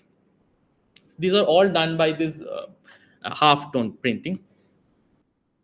However, Chandra's circulation, as I told, that it continued only for 13, 14 years. And the reasons behind this is actually, number one, there was no professionalization of the managerial work. Neither these authors nor the editor considered writing for children as a money-yielding vocation. Leela Majumdar says this in her memoriam. And number two is the commercial aspect also. Sandesh is mainly funded from Upendra Kishore Rai Chaudhury's own personal funds. So after Upendra Kishore Rai Chaudhury is dead, and after Shukumar Rai is died, it is Shukumar's death, Ure and Sons, the publishers, they are trapped in debt actually, and Sandesh was discontinued. So just a postscript. After Sandesh, my main part ends here actually, but I just want to make a short comparison with the magazines that are coming after Sandesh, like Sudhir Chandra Sarkar's Mouchak, Ashutosh Dar, Shishu Sathi, Pemendra Mitra's Rong Moshal. They are in their hands, the initiative actually shifted from the Brahmo personalities or Brahmo families to publishing houses in the market. And there also comes a new brand of professional writers, right? In case of Mouchak, it was a magazine that was established by publishing house of the MC Sarkar and son. This publishing house is still there in College Street. And they're receiving literary contribution from authors belonging to what is called the Bharati Goshti and Kollol Goshti. There is also change in the editorial approach. Even Upendra Kishore Rai Chaudhury used to like 4 or 5 pieces in one magazine. But if we come to Mouchak, there was hardly any writing by the editor himself. As a result of that, there are other authors they are coming in. There is expansion in the contents of the magazine, and also this coming of the big publishing houses here also. It usually, I think, that give these magazines a longer lifetime. Even some of them continuing in the post-colonial period as well. So these are the works that I have cited. Thank you.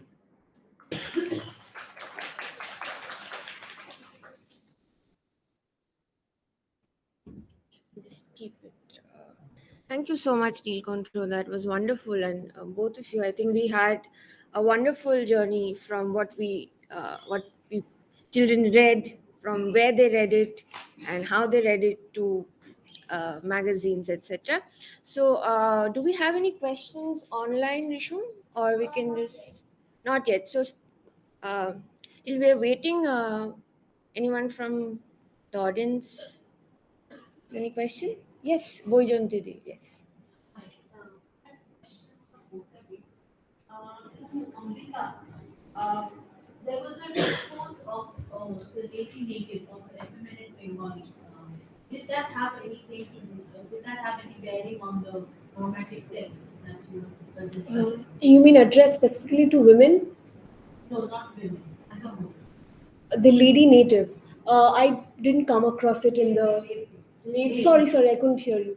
The lazy native. Or Yeah. the effeminate Bengali. Yeah, for sure. So in a lot of, especially when Protestant missionaries sort of started teaching object lesson books that they wrote, they were pretty much addressed to, like, the formulation of the native identity was that these are manuals which will help you sort of rise above your above laziness, and that also coalesces with the contemporary discourse on physical culture which is coming up in the post 1850s, which is also a nationalist sort of discourse, where like Rajnarayan Basu, that the person that I quoted, he actually talks about how one of the reasons why, so there was this idea that natives here are lazy, especially in Bengal, because of the climate, because of food, and all sorts of environmental reasons, along with moral decrepitude of a certain kind. And Rajnarayan Basu very interestingly shifts the blame and says that the laziness,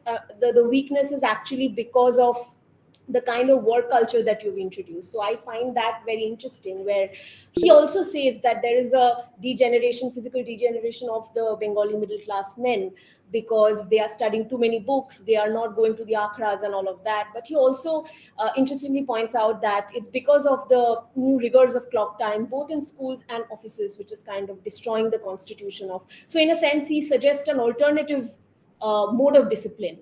So yeah. And you are familiar with Reverend Lamia case in Bengal, how to situate in the children's. Yeah. Okay. Huh. Actually, I'm not very sure about the time, the publication time actually of this time. But if we come towards the at the last decade of the 19th century, actually from this time onwards, there was collections of these folk tales. Even I missed in one of my slide, there was this in the magazine like Mukul, there was suddenly this increase in the publication of these folk tales actually, upakatha, and these other than that the mythological stories, the Pauranik kahinis, and that was continued in Sandesh as well. These 1890s, 1900, the first last decade, and the other decades actually. So according to me, it actually the rising nationalism that actually tried to uh, make this project these folk tales as the authentic element of the cultural element that needs to be ingrained into the children for the future nation. But while doing that, there needs to be a rigorous process of cleansing, like what should be put into the text for the children and what should not be. Like I think Dakshiнаরঞ্জন Mitra Mujumdar did the same thing, like collecting the folk tales, fairy tales of the rural Bengal. But what he did through a complete cleansing process. Even after that, there are some like cruelties, something like that. So I will situate it at a particular historical time. The 1890s and the Swadeshi period is also coming, 1905. So collection of these Swadeshi materials. Rabindranath also writes this, that আমাদের দিদিমাদের গল্প কোথায় গেল, সব তো সেই বিদেশি বণিকদের গল্প. So yeah, at a particular historical juncture of time, we will not get that much of upakatha in Shokha, 1880s. But 1890s, 1895 after onwards, Mukul started publishing from 1895, Sandesh, this whole Swadeshi period and post-Swadeshi period, these fairy tales actually, this kind of fairy tales, collection of fairy tales or publishing these fairy tales becomes very important for the nationalist middle class, the nationalist Bhadrolok, as this as a proper material for the child. There's, I think, also a connection between the folk and the nation, and these folk tales being the proper material for the child. So folk, nation, and child, connection is made between these three components because of nationalism. Yes, at the back. In the middle of Yeah. in the middle of your presentation, you showed, I think, 3 or 4 pictures that were published in the periodicals. What was the second picture you showed, which has classical influence? Okay, sorry. I'm really sorry to do this to you. No. Actually, I have also like taken it back. Just a second, give me a second. That one's you.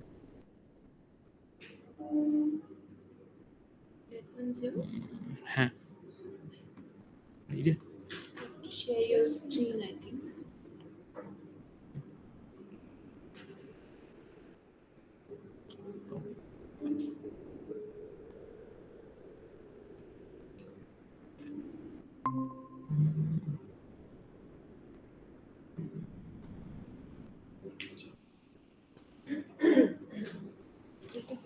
The one before this. This one. Huh. Who's it? Right. So that was the second one. What did you say that was? Jo Hukum. Jo Hukum. Actually, it was part of this. It was actually referring to some writing, a piece of writing that was there in the Sandesh of the first year. So according to me, like if we contrast this, the style of art here or style of painting here with this one, it was clearly a reproduction from some work in the classic in the contemporary Europe that is based on some theme in the classical Greek. Actually, recognize the painting.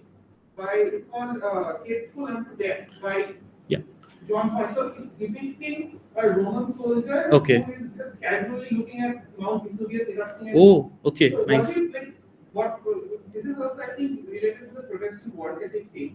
The faith one must have been faithful unto death. This is interesting. Actually, I didn't know about this picture. Actually, I think in the second year, what Upendra Kishore Raichaudhuri did, he reproduced a picture that was drawn by one. I forgot the name of the artist. The picture was actually referring to, I think, Madonna and Jesus, but in what is written at the end, Mao Shishu.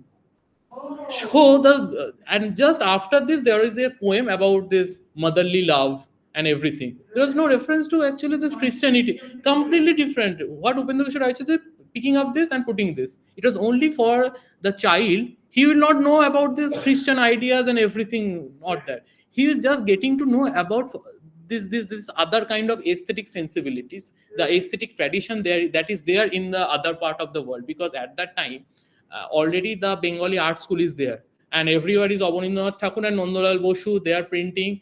If you go to Probashi, all the pictures, Shah Jahan, Taj Mahal, everything, those are getting reproduced. But in the children's magazine, what Upendra Kishore Raichaudhuri did, he also putting these classical pictures or the European artworks, but not referring to these Protestant ideas or anything Christian ideas. This is anonymous, right?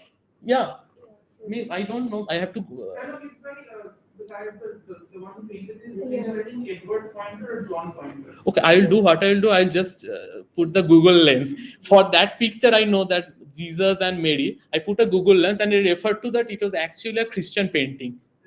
So I have to do that same actually. Yeah, There is no reference to that actually.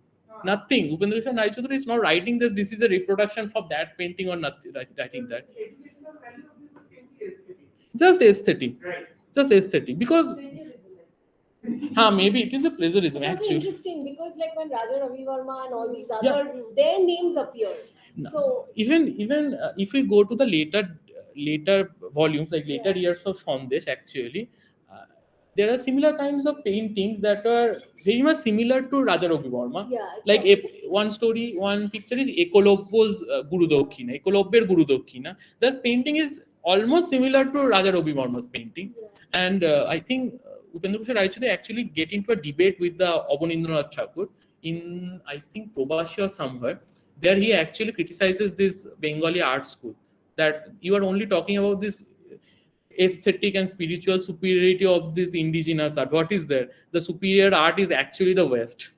According to him, the West is the superior, and we need to learn from that superior art from actually. So I don't know. Thanks. Yeah, please. Small question to me, I want to do that. Yeah.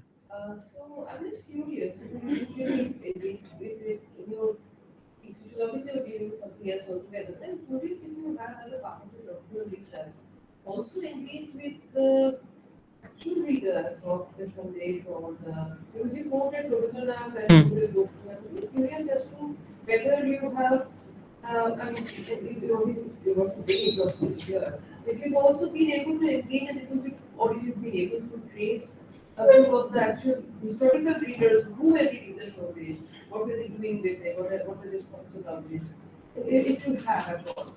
Yes. Now see, while I am just in the second year of my PhD work. So while I started to think of this, I tried to follow this Robert Dunton's model of book history. So there, Dunton is also focusing on the reader.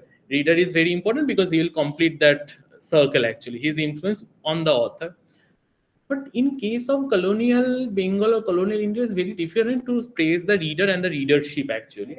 Yeah, the scattered sources I am getting from the autobiographies like Buddhadev Bosu, Rabindranath, Leela Majumdar, Bipin Chandra Pal, and others, many others, and maybe some from the letters to the editor that were usually published. In Sandesh, there was no letters to editor that was published.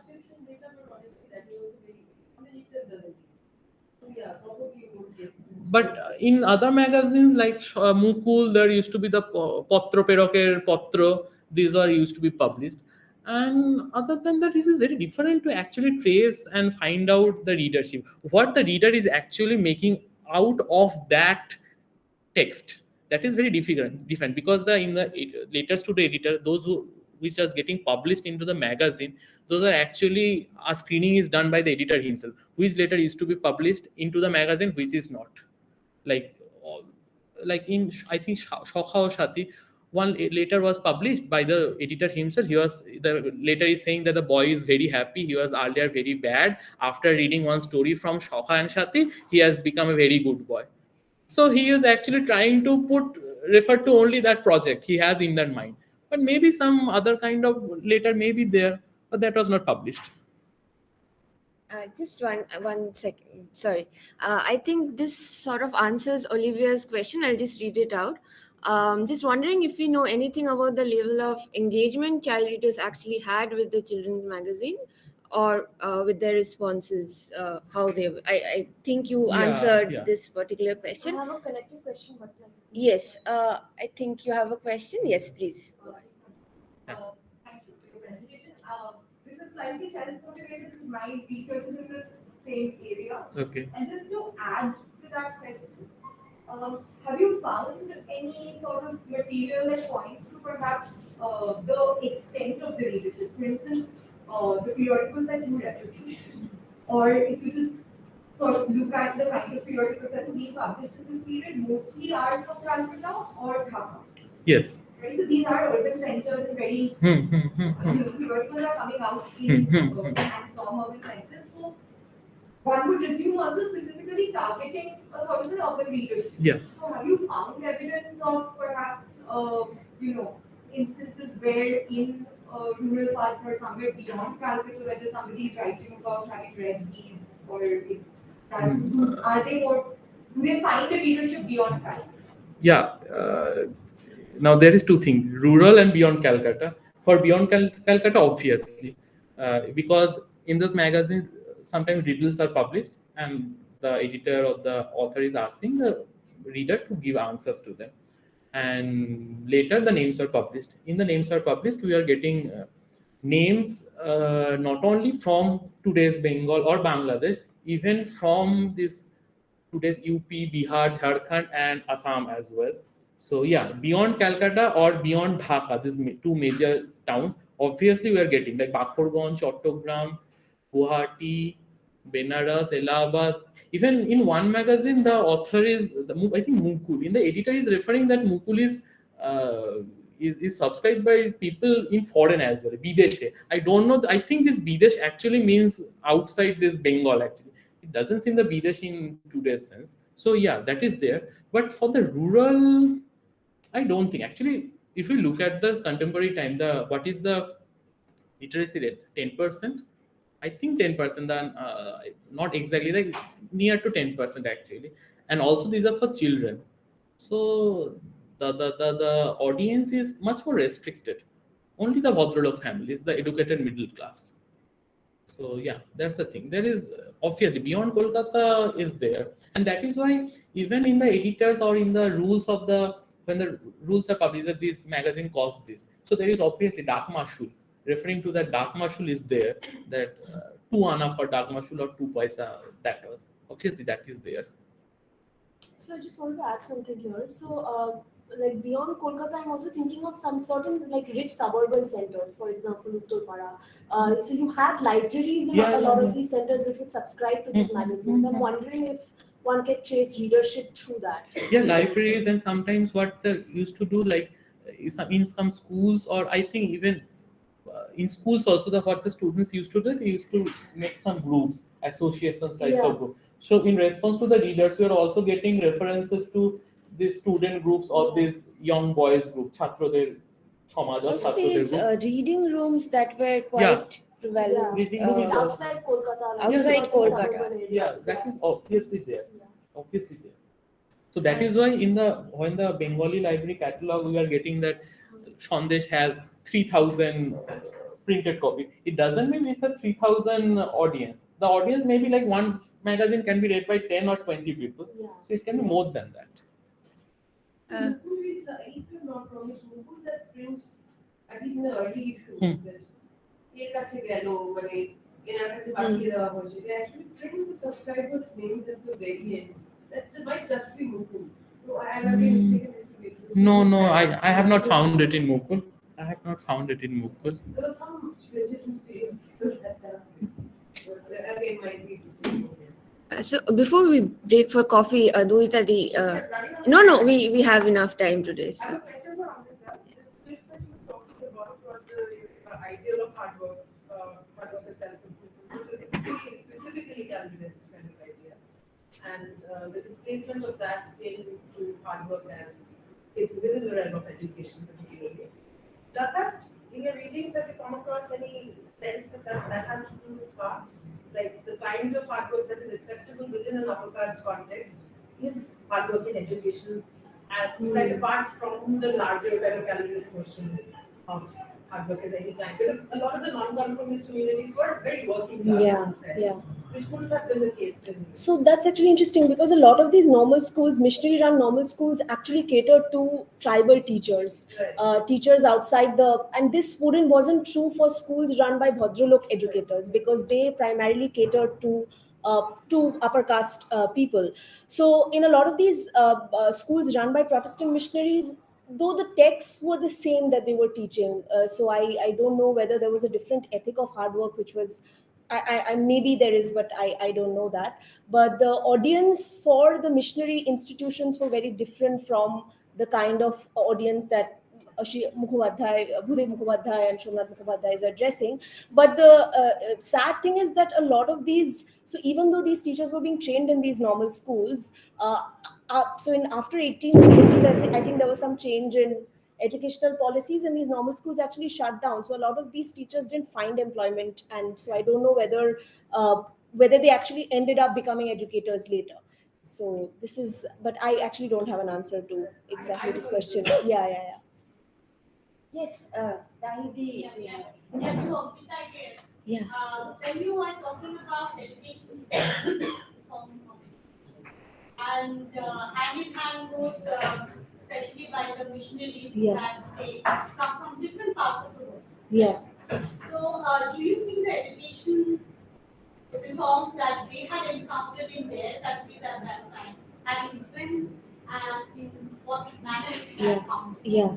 So basically, in the 1820s in England, there was a sort of an anti-public school movement to establish schools for working class people, where methodologies like the object learning lesson becomes important because it kind of counters the classical education model, which is mostly based on learning languages like Latin and Greek. So they had to teach students within a shorter span of time and hence engage them faster. So a lot of these Protestant missionaries who are, in a sense, not marginalized perhaps, but they are definitely at odds with the Anglican Church in England. They are actually coming back here, and they have more autonomy because the educational policies of the East India Company before 1854 were pretty scattered. So they actually have more space to implement their pedagogic sort of innovations, which is why the time span between when they are implemented in Scotland primarily and India is pretty short. It's like 10 years and you have a profusion of literary material coming. So there was definitely a lot of like this sort of anti-public school movement was rife primarily in Scotland, led by people like David Stow, who opened normal seminaries to train teachers, who would then also become important in the adult education movement to train workers. So yeah, that's my question. Did it change from church to church or faith? I'm sure it did, but the texts that I primarily looked at were Protestant in nature. So I'm sure there's a different ethic of work and ideal when you look at like Anglican missionaries working here. So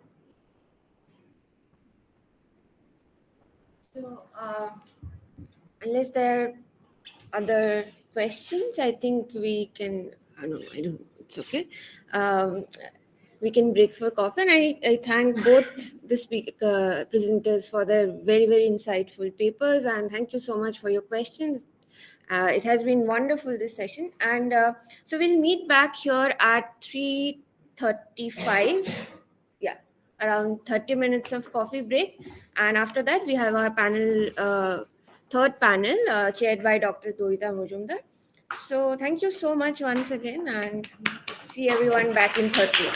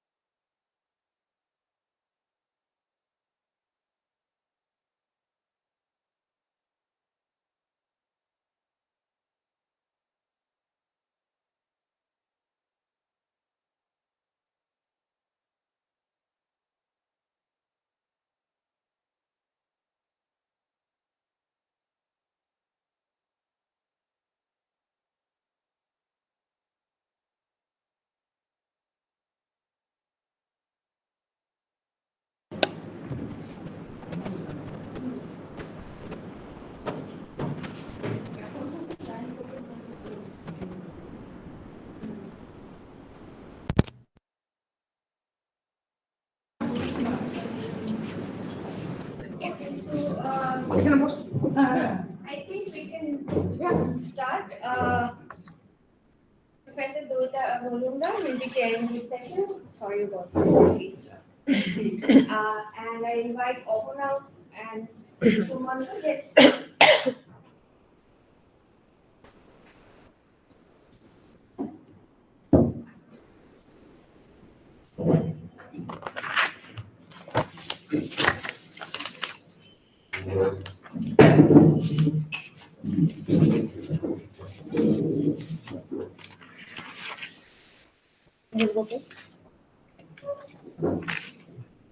Start. So we're back. Welcome to the third session today. Our speakers are Ohana Moitro and Shumantro Boral. Ohana is a PhD scholar at the Department of English, Jadavpur University, and she's going to be looking at tracing the relations between Bhadralok travel practices and the establishment of a Bengali colony in a group of regions, which is now in Bihar and Jharkhand, and the medical texts which were written in that period and allying the kind of medical discursive strategies with travel practices. She'll be speaking first. And then we have Shumantro, who is currently doing an MPhil from the Department of English, and he will be his paper is something completely different. He is going to be talking about a kind of literary visual journalistic. A group of literary visual journalistic texts that became quite popular in the early 1940s in the wake of the Bengal famine, and we can take questions together at the end of the session later, and I just wanted to introduce them both so that I don't have to interrupt between papers. So Ohana, do you want to start? And then thank you.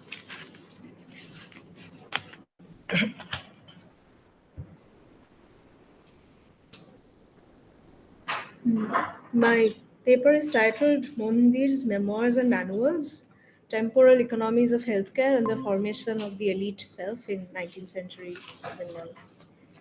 From biographical evidence, we can glean that Sukumar Rai had arrived in Girirdi sometime in 1921 as a health tourist. Having returned after surveying the family's estates in Moymonsinho, Ray was taken with fever, which doctors later discovered was Kalajor.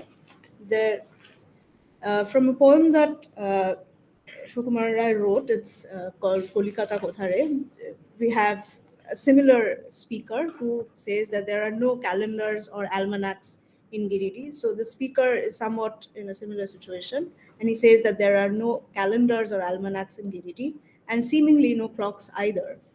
Away from the city of Calcutta, so says the speaker of this poem, he explains that Girirdi is an arampuri, literally a comfort house, where he lies with his body splayed on the bed, and in eating, sleeping, the days go by unmarked.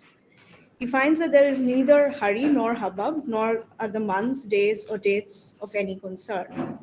While Kalajor, what Ray was suffering from, had raged in Assam as an epidemic for close to a decade, between 1891 and 1900, before spreading to other parts of Bengal.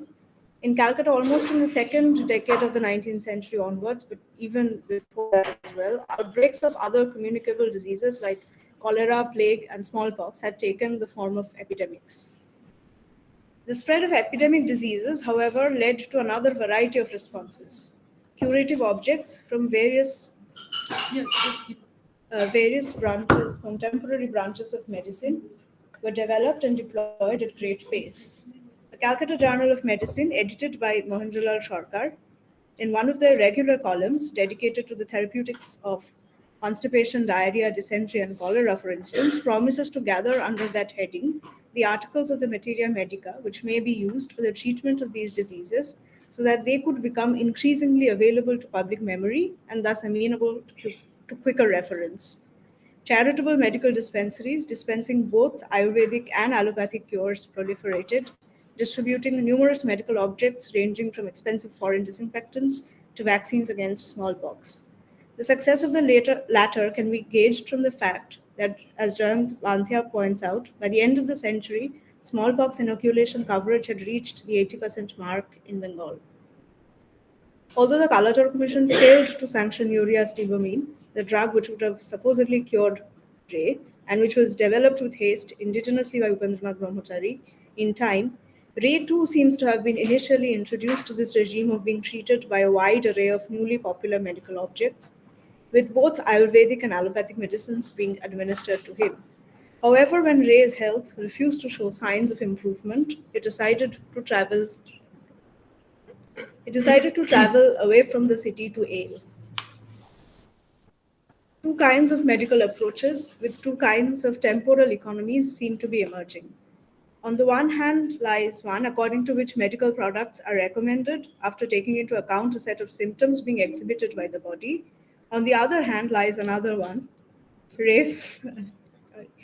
Ray, for instance, when this approach had failed to have any impact, that is, when medical objects had failed to have any impact, was sent to travel away from the city to Ale for an unfixed amount of time. The latter approach would not lead, it was being gradually suggested, to any visible physical improvements, and I want to understand why this approach then was at all taken up by so many of the colonized elite. Richard Burton, for instance, a lieutenant in the Bombay Army, in his account of his 6 months of sick leave to the Nilgiris and the hill stations of Uti, writes that in case of actual organic disease, serious and permanent mischief, in fact, was to be dreaded from the climate of the mountains. Burton recommended a sojourn in the hill stations for recruiting a constitution that has been weakened to some extent by a long residence in the plains, or to afford a change of air and scene, and the mind, as, and I'm quoting, as frequently happens in morbid India, requires some stimulus to restore its normal vigor. Thus, a change of climate would not serve for organic diseases, a specific identifiable ailment, which indicates a predetermined course of treatment, but was to be undertaken by those who are experiencing a general lack of ease. That the divergent courses of treatment are recommended, therefore, on the basis of the ability to locate, identify, and name a disease is, as I will try to illustrate in the rest of this essay, significant. Starting from Ram Kamal Sen's 1819 publication, Ushod Shar Sangroho, a number of medical manuals were published. These texts, Dehorokhok, 1866, Chikitshankur, 1872, Chikitsa Shar, 1876, being cases in point, were treatises on diseases and their cures. The aforementioned texts, however, were of a different variety than the Pharmacopoeia or the Materia Medica and the Bengali translations and adaptations of the same, which were being prepared, as Ganga Prasad Mukhopadhyay mentions in the preface to Chikitsha Tattva, one such adaptation of the Pharmacopoeia, keeping in view the formation of what is known as the Bengali class of the Calcutta Medical College. That is to address the needs of students who had complained of the want of suitable manuals in the various branches of their studies. The former kind, the manuals, digests, were much shorter works. These would sometimes begin with an account of the various parts of the body, as Chikitsa does, for instance.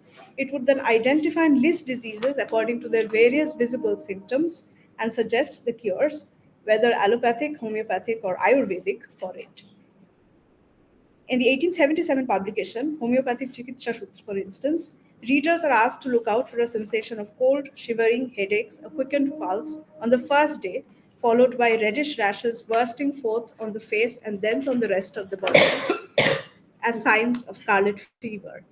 As such, a possible trajectory is laid out for each disease. Additionally, a curative course, a host of medicines to be administered in succession, are appended to the section on each disease. As a result, and especially in light of the confident assertions of the advertisements, even with respect to diseases that are turned into epidemics, a particularly ambitious one, for instance, claimed that cholera, the terrible ailment pronounced by many to be fatal once contracted, could in fact prove treatable by homeopathic means if only one were to turn to the small booklet that followed. A tentative temporal trajectory and time limit was textually posited by which the end of disease could be expected.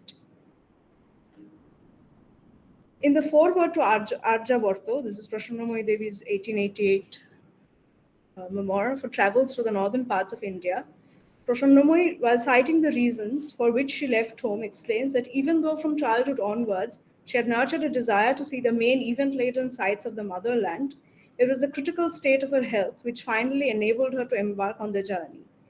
To this enabling factor, Prasannamoyi refers multiple times in a memoir, describing it variously as a physical illness, a displeasing ill feeling, etc., but refuses, however, to name it any more precisely. The practice of referring to ill health insistently in the most generic terms can be noted in other contemporary memoirs as well. In his somewhat autobiographical work, A Nation in Making, being Surendranath Banerjee, a surprisingly large part of which is given over to discussing his health and that of many of his acquaintances, Banerjee discusses the body very often in terms of health and vigor and its opposite, ill health, without going into the details of any condition. As such, the body remains unamenable to a timeline. In remaining out of reach of a projected duration of ailing, it remains unamenable also to being recalled. Like the speaker of Race Kolkata Kothare, who, given his experience of losing track of time, seems to be able to ail indefinitely, Basu also seems to be able to position himself outside of the strict temporal trajectory leading from diagnosis to cure. Banerjee also seems to be able to position himself outside the strict temporal trajectory leading from diagnosis to cure. Although Rajnaran Boshu in Atcholit writes of his experiencing physical suffering, it is never diagnosed for anything, which prompts him to take leave for 2 months and remain under treatment in the Tagore residence. Diagnosis even then eludes both patient and doctor, and after returning to his workplace, he extends his leave. As Basu continues, he continuously keeps extending his leave until he finally becomes a pensioner in 1869. Such divergent methods of accessing and subjecting oneself to medical care and attention were closely linked with matters of identity formation. Uh, while describing his experiences of physical suffering, Rajnaran Boshu speaks disparagingly of the medicines prescribed to him, of destroying his body by ingesting more and more medicines, and that it had been unjust of him to have consumed continuously whatever medicine had been given to him. Intermittent medical care, responding with curative objects and services to visible signs of a particular illness on the body, seems to have been deemed an inferior form of tending to one's health. In fact, the prefatory material of the medical digest that delineated the ways in which such care was to be administered suggested as much. Almost invariably, their authors recommend the booklets in the wake of a scarcity. The author of Homeopathic Chikitsa Sutra, for instance, writes that in all places and at all times it would be difficult for all persons to get hold of a doctor, and such a book as this would then come in handy. Homeopathic Chikitsa Sutra also elaborates further on the nature of the problem. In many places, the author explains good doctors cannot be found, and even if they are available, not all are able to keep them tied to one patient for a long time. In cases where it would be impossible to keep the patient under long-term observation and care, such booklets as these would have to, it seems to have been believed, replace them as inferior substitutes.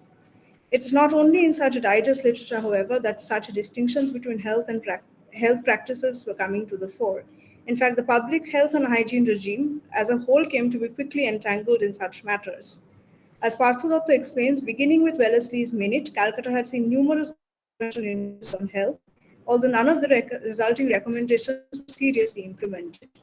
Environmental sanitation measures which could reduce congestion, improve waste disposal systems, and improve the quality of water supply, especially to the city's indigenous inhabitants, were especially neglected. While the colonial government stopped short of intervening in an adequate way in the field of environmental sanitation, at a discursive level, the city was produced as an unhealthy site with dust, rubbish, and all kinds of dirt thrown ad libitum from every house.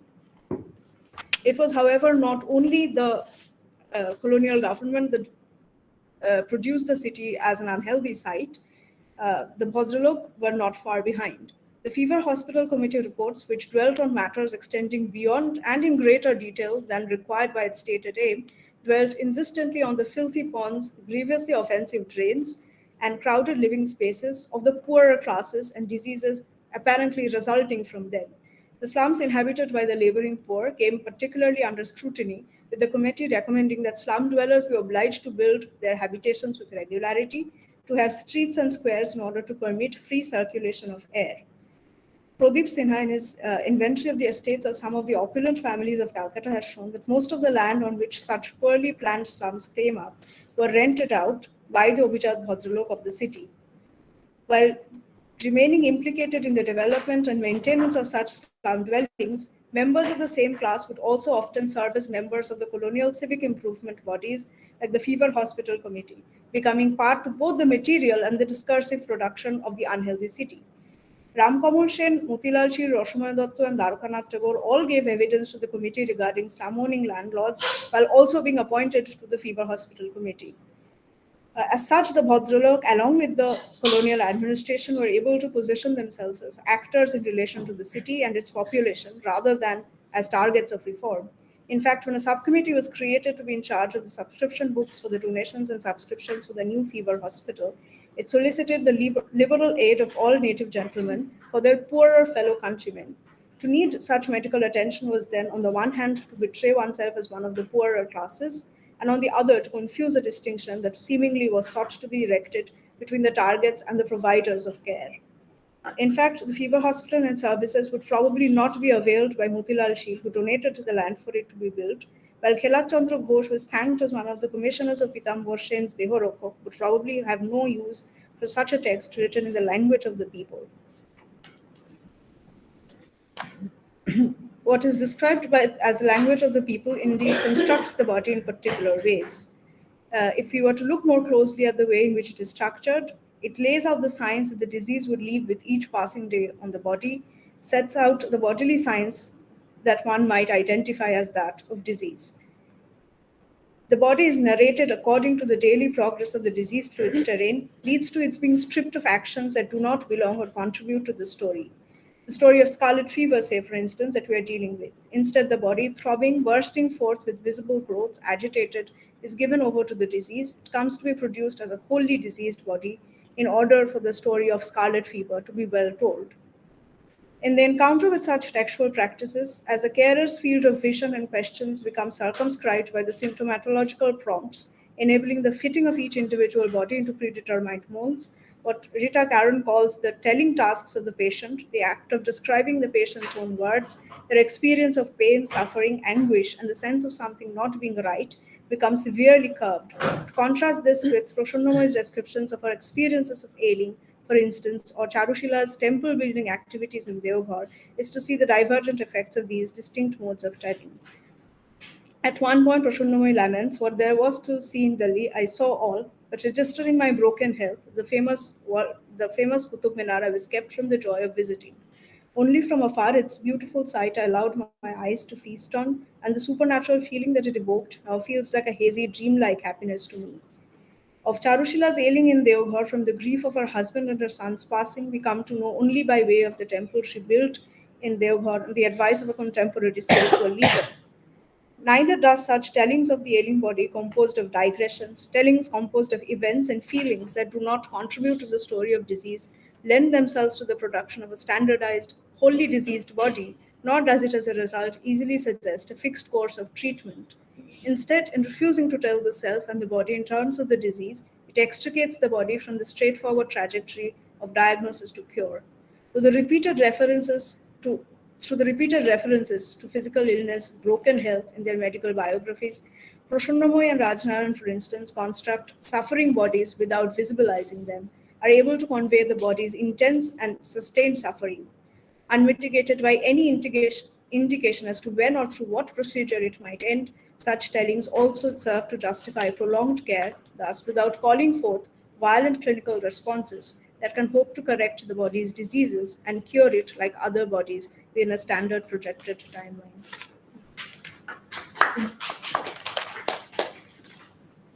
Thank you, Ohana. You want to start? I think you.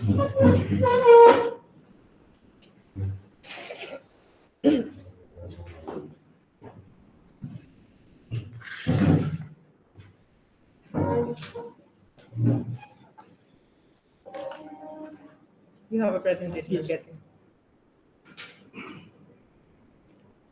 Yes.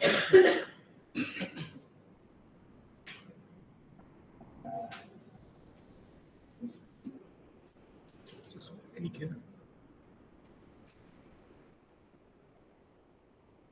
Next one.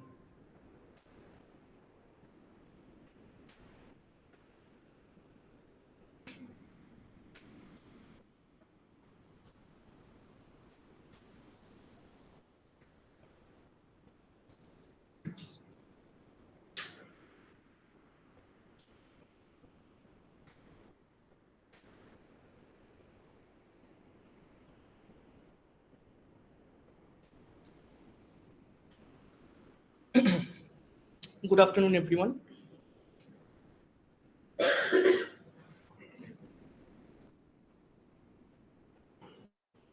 Good afternoon, everyone. And so in this presentation, my plan is to introduce you to an understudied print medium that is known as visual reportage, which kind of emerged in 1940s colonial Bengal during the context of Bengal famine. And I'll be providing two instances of visual reportage that emerged in the context of Bengal famine in 1943. So the Bengal famine introduced an ideological change in the land of Bengal, both in political and cultural sphere. In the domain of both literature and visual art, realism was introduced, and with the communist ideals, the target of art moved towards the common mass. Bengal famine also introduced a new genre called visual reportage, which shared a substantial amount of connection with journalism and art. With this new genre, a definite shift was noticed. From the established nationalist high art, news illustration started to flourish, and very soon it was recognized as a new execution of realist art that holds value and, of course, seriousness in terms of its representation and appeal. Now, most of us here are familiar with this particular slide, which is the foremost example of visual reportage in Bengal created by Chitta Prasad.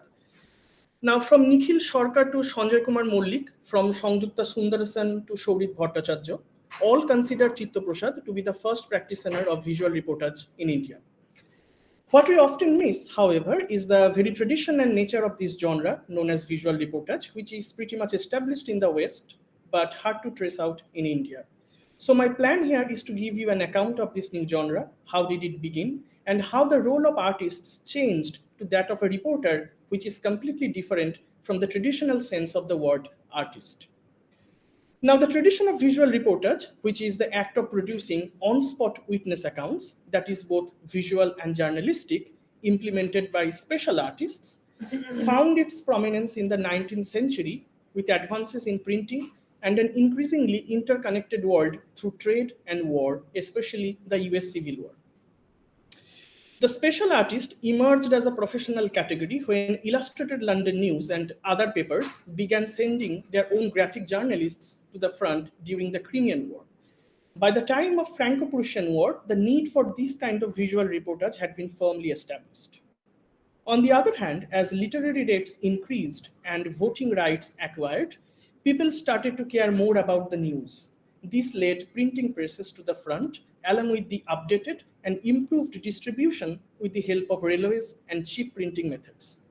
The Crimean War helped the Illustrated London News to double its readership from 1 lakh to 2 lakh per week. By November 1854, it had become the most popular newspaper in Britain. With the introduction of electric telegraph in 1844 that demanded quick news for the mass, along with the abolition of newspaper duty, known as the tax on knowledge, the number of cheap newspapers exploded. On the other hand, the rise of left-wing party that dominated Europe favored eyewitness accounts. As the account of eyewitnessing became increasingly popular, a new category of reportage artists emerged, who were also known as news illustrators. In Britain, reportage became much popular when the Illustrated London News hired William Simpson as a staff member around 1866 to 67, where he worked for the rest of his career. Early reportage illustrations also included people's daily lives, political events, and satire. One of the famous instances of this type of reportage is, of course, London A Pilgrimage by Gustavo Dore, and Blanchard Gerald, who was, of course, a journalist and a playwright. Now, artists' involvement with news and journalism is not new, but of course, its scholarship is. It was Paul Hogarth who managed to capture this role of artists from the medieval age. In his The Artist as a Reporter, which was published in 1961, Hogarth for the first time introduced the term artist reporter, who are different from the traditional artists. Here you can see the special artists. There is a section in this particular book. Hogarth argues how these new breed of artists, whom he called specials or special artists, were different from the traditional artist or artist traveler. how their specialty lies in the war coverage, and how daring their job was to cover the war in the front with constant threat of being caught as a spy. Hogarth writes, the special artist differed from the earlier artist travelers. He had to be capable of making rapid descriptive drawings on location, to have the intuition of a journalist for knowing what to draw, and also to know by instinct or design when to be where and to get there in time for it to happen. And once there, to get his drawings done under any circumstances.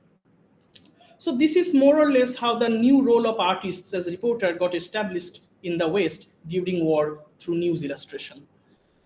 In India, according to the historian Sabyasachi Bhattacharya, one of the earlier instances of reportage is Chaman Lal's Coolie in 2 volumes, published in 1932, which records the personal accounts of the working class people. Of course, it lacks the visual element of any sort, but shares a good amount of connection with literary reportages that were produced in Britain, Russia, Germany, and China. In fact, an initiative was taken by the cultural wing of the German Communist Party to encourage workers to write of their experiences and expose inequitable factory conditions as one of the goals of literary education and political indoctrination. Coolie is a specimen of that tradition. Since we now know the history of visual reportage, and if we see these illustration reports, we can very well connect these with the larger tradition of visual reportage. All these visual illustrations were made by Chitta Prasad, and those were published in the communist organ People's War. Apart from Chitta Prasad's visit to Mednipur, which was shaped later as the 1/4 demi book that I showed you before, where actually that first particular slide where he visited Midnapur, there are other places that Chitta Prasad also visited, and that was of course commissioned by P.C. Joshi. Like this one, he visited Bir Singho and then Cox's Bazar and many other places. And communist newspapers, specifically People's War and of course the Bengali region, Jonojuddho, were filled with this kind of illustrated travel news that holds both the journalistic and artistic value. CPI also used these sketches for exhibition purposes nationally and internationally to raise party funds. People got interested gradually, showed interest, bought copies of newspaper, and became habituated with this new artistic representation. With almost 14,000 circulation and 1,362 subscribers in the month of March 1943 already, the illustrated travel reports in People's War had a huge impact on the current scenario, which resulted in the immediate confiscation and burning of almost 5,000 copies of Chitta Prasad's Hungry Bengal by the British administration.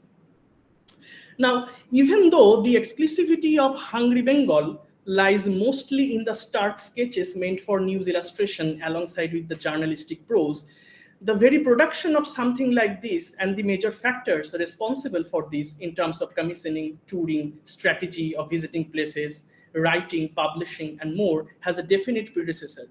It was during the Indian famine of 1896 to 97, which began in Bundelkhand and affected mostly the United Provinces, central provinces of Bihar, parts of Bombay and Madras Presidency. FHS Mayweather, the then Reuters Special Famine Commissioner, was approached by the editor of Bombay Gazette to tour the famine-affected areas and prepare reports. This resulted in the publication of the volume A Tour Through the Famine Districts of India, which was published by the London School of Hygiene and Tropical Medicine in 1898. Now, if you see the title it is pretty much similar to that of Chitta Prasad, where of course he visited Midnapur, but here FHS Mayweather also visited that particular parts of Bombay and other United Provinces. But strategy-wise, the writing style, the prose structure, prose structure and the narrative, it was absolutely similar to that of Chitta Prasad. But this particular account didn't accompany any sketches, but there are photographs. Those are taken by the photographers of Times of India, which Mayweather thought that they were doing some brilliant work. Now, this resulted in the publication of this, of course. But Mayweather's account is very much important in this context because it shows a precedent to an account like Hungry Bengal some 50 years ago, which of course lacks the sketches. And Secondly, now this is very interesting, this highlighted part, it reads that the Indian papers had already sent out their own specials. Now, we already know what special means. Paul Hogarth has already identified and clarified this term for us. So, Hogarth is mentioning this term in 1898, which is 50 years before the publication of Hungry Bengal. That means the credit that Chitta Prasad is currently enjoying as the first visual artist, it's kind of needs a revisit. However, Meriwether didn't mention who had the particular newspapers, what were the artists, but it definitely calls for an investigation. But apart from all these, there is no denying of the fact that this visual reporter that Chitta Prasad produced, Hungry Bengal, in the 1943, appeared as the most profound, established, and concrete rendition of this new, vague, and somewhat foggy artistic and journalistic practice that is visual reportage. Now, let me take you to the second instance. This is pretty unusual. This is from Probashi, and I'm talking about visual reportage, not nationalist high art. This is the 1943 spring edition of Probashi. If you see the content page, Bibidho Proshongo, and the third one is Junput Sochitro, Sri Sudhir Ranjan Khastagir. So even for editor Ramananda, it was difficult to categorize in a particular position. He just mentioned it under the miscellaneous section. And here you go. This is pretty amazing. And these are two pictures. This one. This one is classic Sudhir Khastagir. You can see it in the exhibition spaces. You can Google it, but not that one. That particular sketch was made on the spot. And similarly, this one. That one is classic Sudhir Khastagir, but not these two. So here we are facing a history of Sudhir Khastagir, where we know the man as an artist who was kind of involved in the Calcutta group produced famine, interested in the realist mode of representation, but also a history of a man who was involved in the reporting and journalistic practices. We don't know very much about it in the history or even in the existing scholarship. So this illustration travel report or visual reportage shares, of course, substantial amount of connection with that of Chitta Prasad's Hungry Bengal. The narrative style is also pretty much the same here, except the report starts with nostalgia. The narrator recalls his previous visit to Junput with Ramkinkar Bej and others for an artistic venture, and how this time the very purpose of their visit has changed. He later on sided with Hindu Mahasabha and their association in relief works, which kinds of creates a complicated political angle since Probashi held an anti-communist stance from the very beginning. But these demand detailed discussion of its own. What is interesting, however, is that even though throughout the world visual reportage was connected with communism, in Bengal during the famine, visual reportage was not confined politically only to the domain of communist ideology. This visual reportage of Sudhir Khastagir adds some new dimension to the nature of this genre born here in colonial Bengal. Also, this kind of artistic production and its publication, that too in a magazine or newspaper called Probashi, surprises us, since Sudhir Khastagir was a student of Abanindranath Tagore. He worked as an art educator in Bengal school and was known for his Indian style of painting, which is completely different from the 1940s realist tradition. So his association with news illustration, visual reportage in public sphere during the 1940s colonial Bengal seriously gives us the message that there is something seriously going on and there is some future of visual reportage. Of course, that would be later implemented again to the new heights by Somnath when he'll be producing the Tea Garden Journal and Devaga Diary. So that's all. Thank you.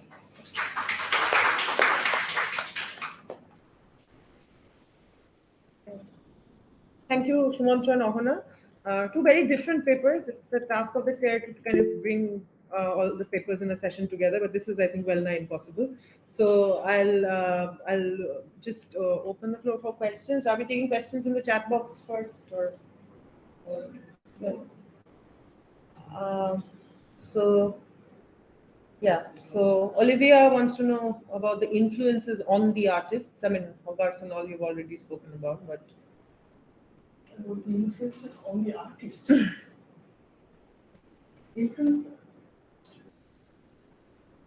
Actually, if you're talking about the visual reportage artist, the influence is actually the practical thing that he is particularly at that moment watching. it is about the actual events. It is presented on spot. It is prepared on spot. So it's not like someone, for Chitta Prasad, who is visiting the famine affected areas, there is no particular precedent. What he's seeing at that particular moment, he is drawing on spot. So it is kind of impossible for him to prepare beforehand what he would be drawing. Another thing is that is, of course, the time limit, because he has to cover very much more areas, interview people. So maybe some draft sketches he made on the spot, and later he returned to home and then completed all those sketches and then published it in the people's work. But inspiration-wise, it is what exactly he's seeing right on the spot. In terms of style, she's saying. In terms of style, then Cathay Colwitz, the prominent importance. That's the only name I have come across. I have a question for Sumant.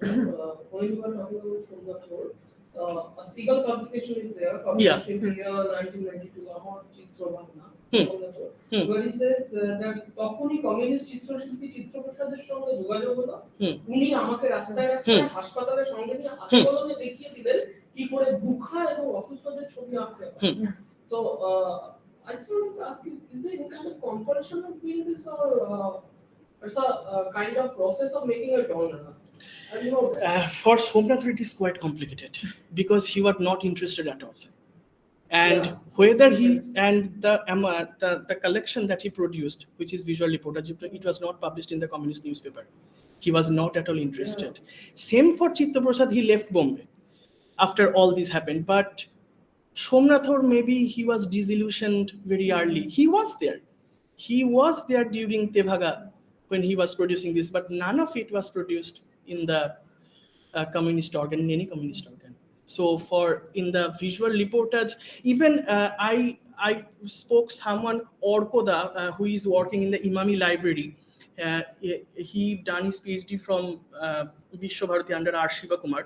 So I was talking about him regarding, is there any difference between the visual reportage that Chitta Prasad produced and Somnathor produced? Is there any difference? Because for Chitta Prasad, it is Hungry Bengal. For Somnathor, one is journal and one is diary. So what do you mean by journal? Diary we can understand. Sanjay Kumar Mollik discussed in length that Chitta Prasad's Hungry Bengal is kind of a diary, but not specific day-by-day entry. But we understand that. But what about journal? And he is in this thought process that these are not actually visual reportage. But then again, Pranab Ranjan Ray in that particular critical collective essay mentioned that, yeah, we can call this technically from the art and how it accompanied by the prose, we can call it visual reportage.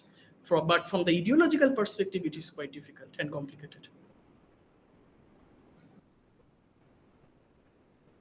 So I have like two questions. One is not exactly related to the paper, but I've been like looking for this for a while. So Chitta Prasad and Sumitra, they would exhibit a lot of their sketches when they were documenting the famine in sort of these temporary exhibitions, right? So when you were working in the archives, did you come across any like existence of that? Or no, not even in PC Joshi, not even in JNU archive. So what were the artworks which were being actually exhibited? The sketches, or was it a different? Chitta Prasad's sketches target audience was national. Sunil Jana's photographs are international actually. And so there is one review of this exhibition. It was done by Robindranath Dasgupta in Porichoy. We'll find this in Porichoy. There is a small section. He's commenting upon many things, and he's mentioning that the organizers, they were not actually very true to the gravity of the kind of work that Chitta Prasad produced. No, he didn't mention. There was no mention of location, but he kind of mentioned that there was this location, and all other paintings, all other sketches that were exhibited in that particular place, none of it mattered to him, because that's all very trivial in the context. It was only Chitta Prasad's that stand out. So that's the only review I have. So there were other artists also. There were other artists, yeah. Yeah, exactly. Do we have any names of Nothing. till now I have found only this. The other thing that I wanted to ask you, so like one interesting point you made was how eyewitness accounts of this kind of report that is not necessarily limited to the communists, to communists. So you sort of gave these examples. So I'm just curious, do we have examples like this, let's say, from the kind of voluntary work which is also being done by Hindu Mahasabha or like? The first one is, of course, Sudhir Khasturi. There may be another, a lot of sketches done by different artists, because the thing is that it is very funny that history doesn't recognize or consider every artist and its contribution. Since I'm talking about Chitta Prasad, I should have talked about Moni Rai, but there is absolutely nothing. Moni Rai made some incredible sketches, but there is nothing. So maybe Sudhir Khastagir was there, maybe other artists are there, we don't know. And interesting thing is about Hindu Mahasabha is that Probashi published a book review in the 1943 spring edition, maybe, or maybe the later edition, where there was a book of Ponchasher Monnantar written by Shama Prasad himself. Shama Prasad also wrote a book on Ponchasher Monnantar. It's a completely different angle. And even when I mentioned that people were having that 14,000 circulation, that particular book at that time was enjoying 18,000 circulation. And apart from, even if you want to know about the politics of Hindu Mahasabha and so on in that particular context, Abhijit Sarkar, a doctoral fellow, no, he's done. He's a lecturer in Oxford. In 2020, he recently published a paper from Cambridge University Press, Modern Asian Studies, explicitly told about everything. Hindu Mahasabha's politics about food relief, and that food relief was done in the basis of caste. Even in that particular ravaged time, wretched time, they are doing this on purpose. So it is very difficult for an artist, for me at least, to consume that even Sudhir Khastagir kind of sold his artistic self and sided politically with Hindu Mahasabha and all that activities that are happening. Chitta Prasad, I don't know whether it's these are cartoons or sketches, but many says like Chondi Karami or Vishnu Gangotara says that Chitta Prasad created some cartoons regarding 1943 famine and front paper of Jungle. What do you think about this? These are really cartoons or sketches? That's what I want.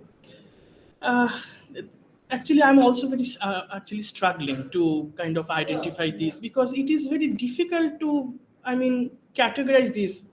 It is very well a cartoon, why not? But then again, it is also a sketch. For the cartoon element, I think, I don't know much about the technicalities, but it is after 1947, that when he is making that particular cartoon of Subhash Chandra Bose and all other things, that became very prominent. It is not cartoon in the fact that it is accompanied by a report. That's the only differentiation I can make. Cartoons doesn't necessarily need reports. It is just there. That's why I cannot bring Jainul Abedin in this context, because his sketches were also published in People's World, but there were not his reports. Those are other people's reports. His sketches were just published there. So we cannot say that this makes him a visual reportage artist. But since here it is accompanied by this particular report, I will say that it is visual reportage and not cartoon. I have a question for you, and I have a question for Ahun as well. I'm coming to that, but that's a writer on Amritesh Das question, so I'll just add it on. That what is the afterlife of this kind of, like, is it? I was about to talk about Bengali political cartoon Lahiri and Devi Prasad Rai Chaudhary. Can they be seen as people who take the tradition forward, albeit in a displaced manner, and also whether the arrival of photojournalism, that's what I absolutely, the comic journalism, photojournalism, Persepolis, and that kind of stuff. Maybe it is the predecessor of that kind of a tradition. Yes, Munnu, I have a question for Ahuna. You were talking about this, this disease that cannot be defined, the lack of disease as lack of ease.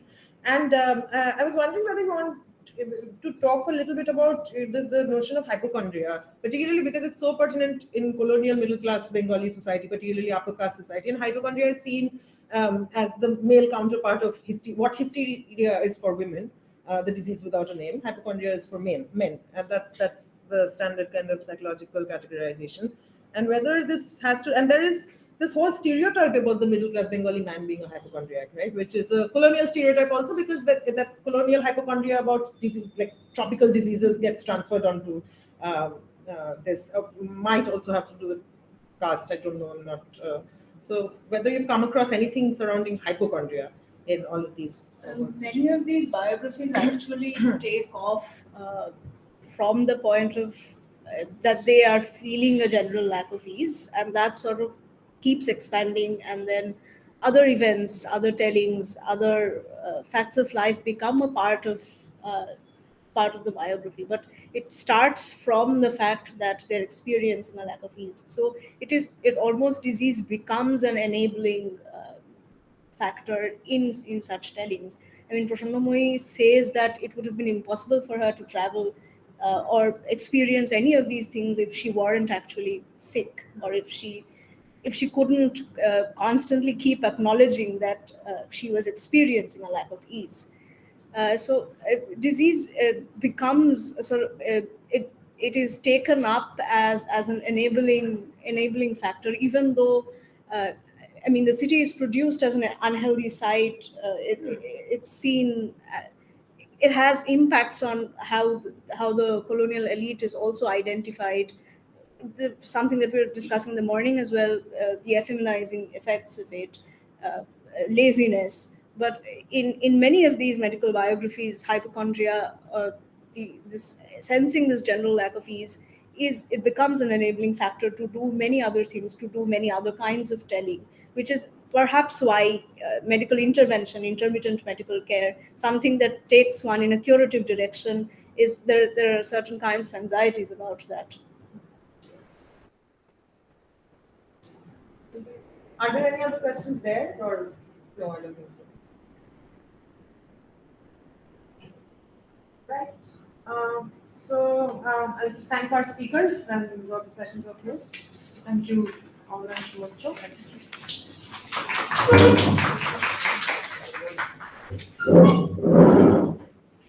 So before we move on to the next panel, we'll just take 10 minutes to introduce, rather reintroduce this particular project that sort of, I'm audible, right? Yeah. So I'll quickly reintroduce 2 centuries of Indian print. Now, I just have one small, and I would like to also invite my colleague Momita Deep. I have too many things in my pocket, sorry.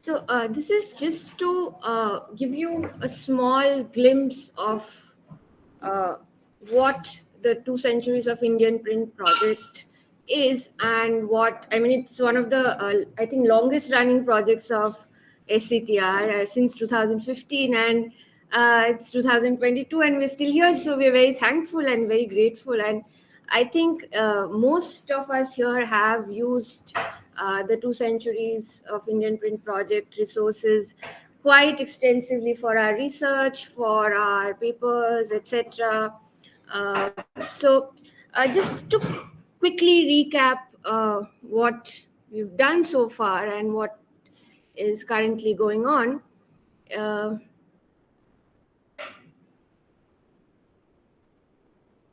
Okay, so is that, yeah, okay.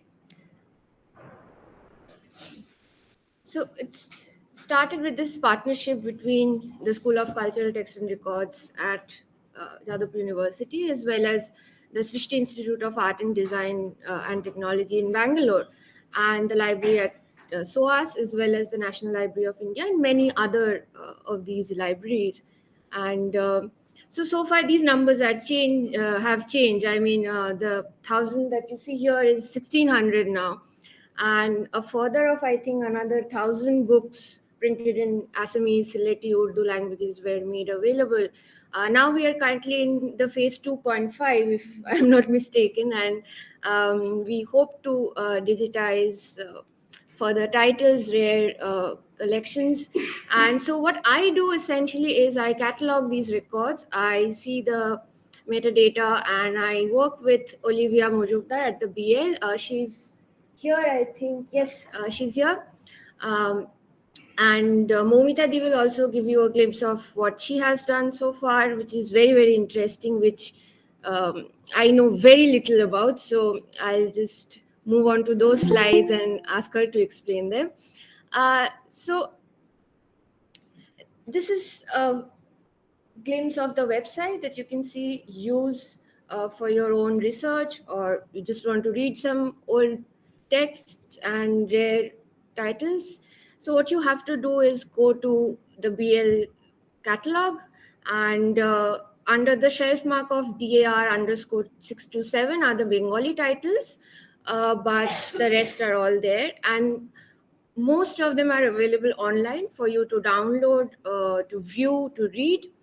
And we have some images that some of the papers have already discussed. I think this is quite well known. Posha Boli, I think somebody mentioned this in their work. And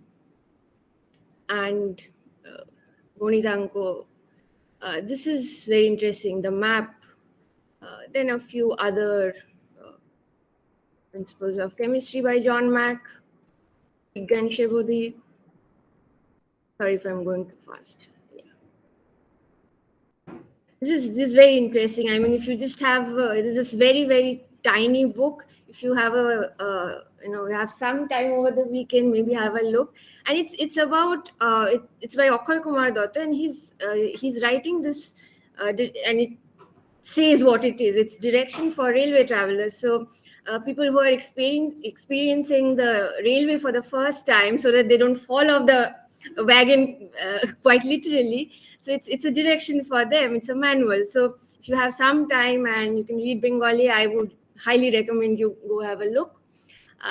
Here's an adaptation of Bacon's essays, and many, many, many others will be here till tomorrow if I show you all of them. Very, very interesting titles. Arithmetic, yes. And of course, we have the blog where you can find people who have worked on different collections, like the Asian and the African Studies collection. You also can listen to the recordings of the lectures that were done at the BL. And here are some glimpses of the events that happen as part of the India 75 events program. This article is written by Olivia, who's sorry, is this the one? Yeah, sorry. So this highlighted the items from the British Library Islamic Studies collection, and it was a workshop. Another one was the Punjabi Legends and Folktales one. And I'll just quickly move on to the OCR part of our project, which Momita Di will describe to you. Go. So, like Suchishmita have already mentioned, we create a metadata and then we move on to the OCR transcription part, where I'm working closely with Tom Derrick from the BL's team, who is also the digital curator of the project. So initially we started with creating OCR in the Google Doc, and since you have like an idea by now, like the huge amount of books, so it's not possible to manually go page by page and word by word in Google Doc and correct those things. So they started looking for some kind of a software that will help us and take less time to do all these all together. So what we started doing is like manually create or correct those in Google Doc and then start using those models, the corrected models, for training some OCR generating softwares like Transcribus and Tesseract. So here you can see the Google Docs like we did initially. So we were transforming from JPEG image, and this is what Google Doc was giving us initially. And here I was correcting word by word and going through all of it, but that was taking a lot of time. So this was used and corrected manually and used to train a variety of OCR systems that Tom was doing over there, not me here. I was just doing the corrections. Then a comparative study was made between these two softwares, Tesseract and Transcribus, where they have called people from different institutions, and certain competitions has taken place where they have used their like text to see which software is giving the more accurate version or so. And then it was seen that it is Transcribus which is giving the more accurate part. So it was decided that from now onwards, Transcribus will be used. So what we did is like from BL's repository section on the website, we had to upload all the books on Transcribus one by one, which is also time consuming and depends on the internet speed you have. So once all of the books have been uploaded, the next part was layout analysis. So basically, Transcribers will detect the text area for you, which is the text area portion. And at this stage, you can also make Transcribers recognize if there is certain image in the pages. It will also recognize that, and you can mark that. You will mark the text region and tell that this is the image within the text. So when you go in the next stage for text detection, then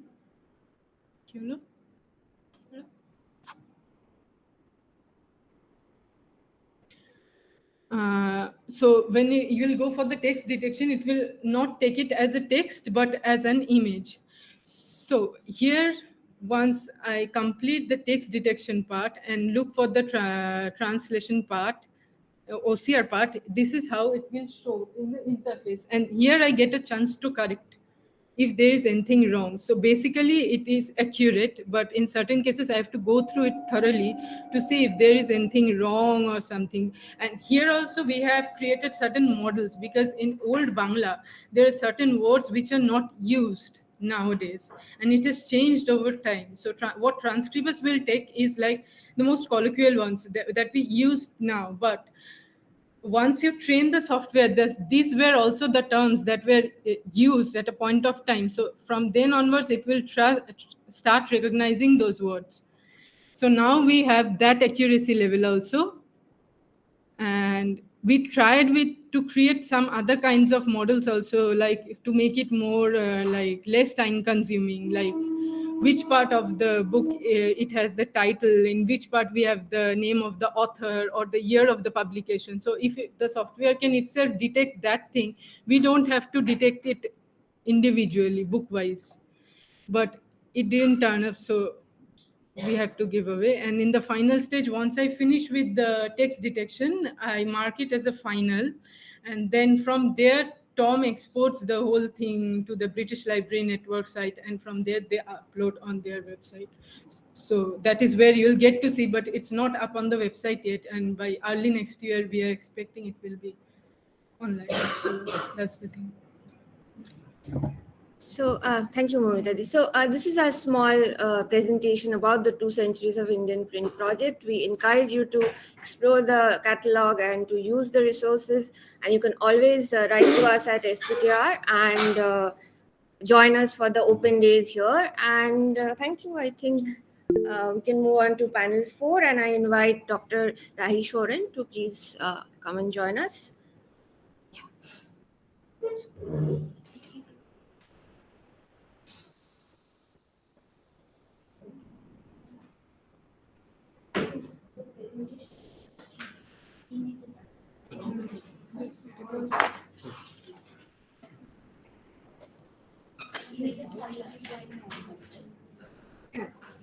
As far as your idea.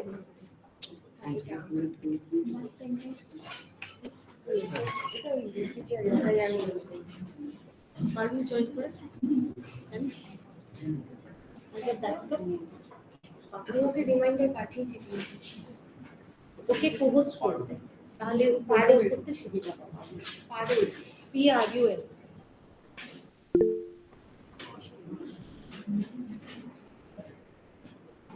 No, Parul. Let me just email.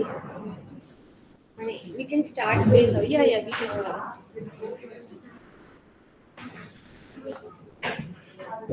Rituparna, please come.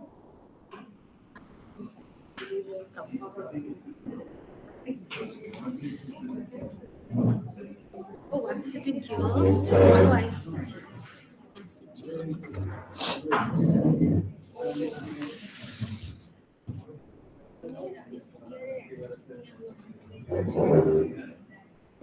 Did you make I think we can start with them. Yeah. Okay. So these are your images, right? I think last step থেকে শুরু করব। ঠিক আছে. You can change it when I'll introduce you and then you can change. And stop presenting as of now. Yeah. Hello again. So in this panel we have 3 speakers, and we will be traveling extensively through our speakers from Bengal to Kerala and then to Lahore. So our first speaker today here is Rituparna, who teaches at Murlidhar College, and she has also been associated with our school for quite some time now. Our second speaker is doing her PhD from JNU.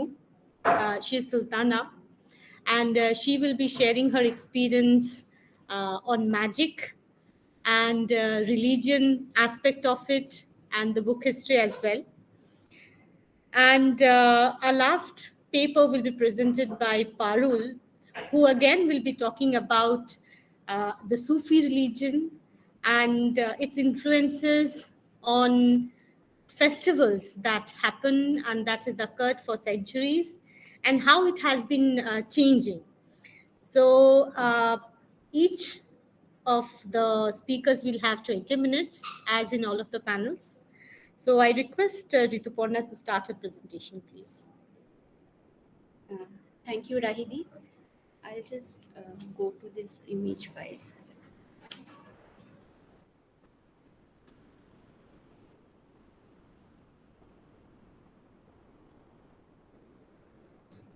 Did you already screen a project file? No, you have to. I'll do that. Hello, so I'll dive right into my paper. I am presenting on print culture and food writing in early 20th century Bengali periodicals.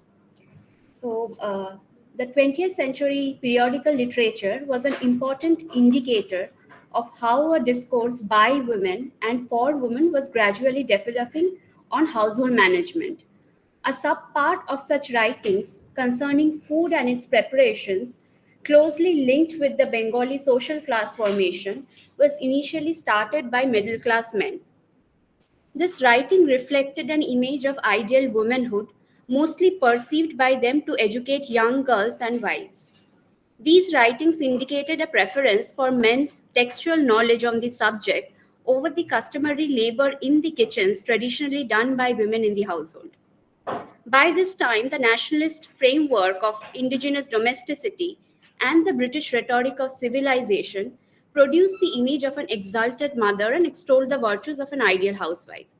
Such images demanded women's labor to maintain the home, making the space both economically self-sufficient and morally rehabilitative.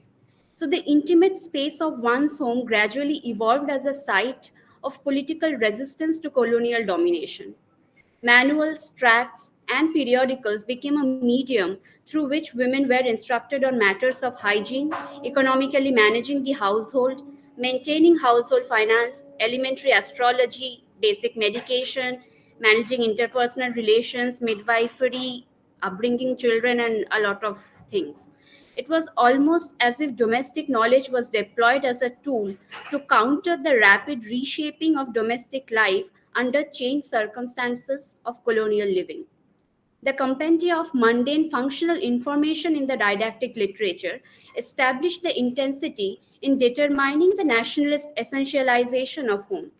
This was also the time when advice literature focused on publishing more homemade stuff and what we nowadays call DIY projects, do-it-yourself projects. One such compendia was Hajar Jinish, which provided instructions on matters ranging from cooking to making perfumes at home. For example, to make the Alhambra perfume, the readers were instructed to mix 1 pint extract of tuberose with half a pint of geranium extract, acacia extract, quarter pint of flower extract, civet mass extract, and a whole lot of things which needed technical knowledge and also needed a certain amount of precision.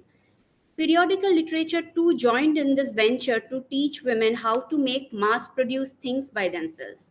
Sri Monisha Devi in the periodical Punno instructed her readers to make things like beaded curtains at home to beautify their living spaces instead of buying them from the market.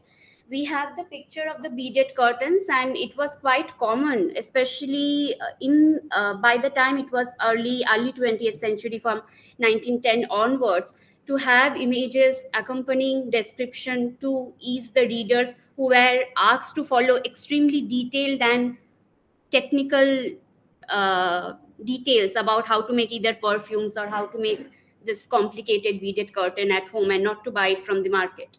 Another contributor in Mohila went to the extent of providing home remedies to cure very serious cases of illness, such as drinking white arsenic or kerosene oil. So, even if people are trying to commit suicide, periodicals were advertising to find some kind of a home remedy so that money can be saved. Basically, that was the point. However, this indicated the presence of a pressure point of trying to run a household and how abstract moral virtues were sought as a magic remedy to solve all problems at home. The idea was to present a self-sufficient household that does not have to look towards the market to sustain itself and thereby not divert the scant income of a colonial clerk. These chores were explicitly shunted on to women. They were expected to play the role of an ideal mother and wife by rearing children, cooking, cleaning, knowing the answer to every mundane domestic situation. Tonika Sarkar here rightly noted that the household, by the time it was 20th century, functioned as nationalism's site of formal knowledge.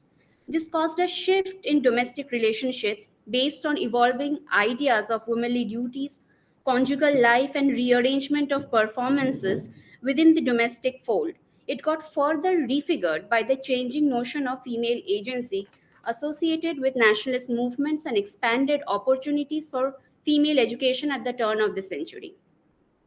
Now, I'll talk about more specifically about recipe writing in these Bengali periodicals like Punno, Antopur, Mohila, Bama Bodhini, and a whole lot of them had dedicated recipe columns where women contributed, stepping into the public domain of writing for an audience.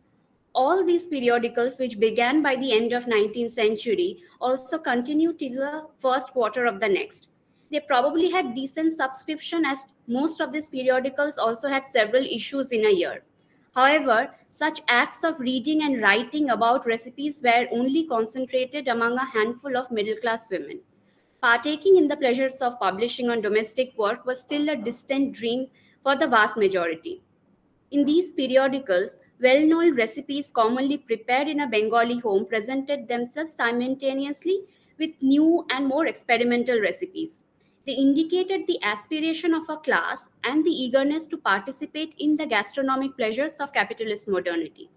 Cakes, pudding, pies, biscuits, recipes for making preserves, jellies, salads, croquettes, stews, grilled meat became a regular feature in the recipe columns. These recipes were published alongside more familiar dishes in a Bengali home, like, say, a shukto or a halwa or a shondesh and all these kinds of things.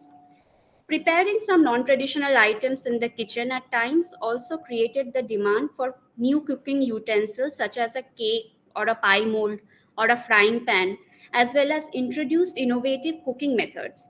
By the 20th century, owing to the long stay of British colonizers, these items were already flooding the Indian markets.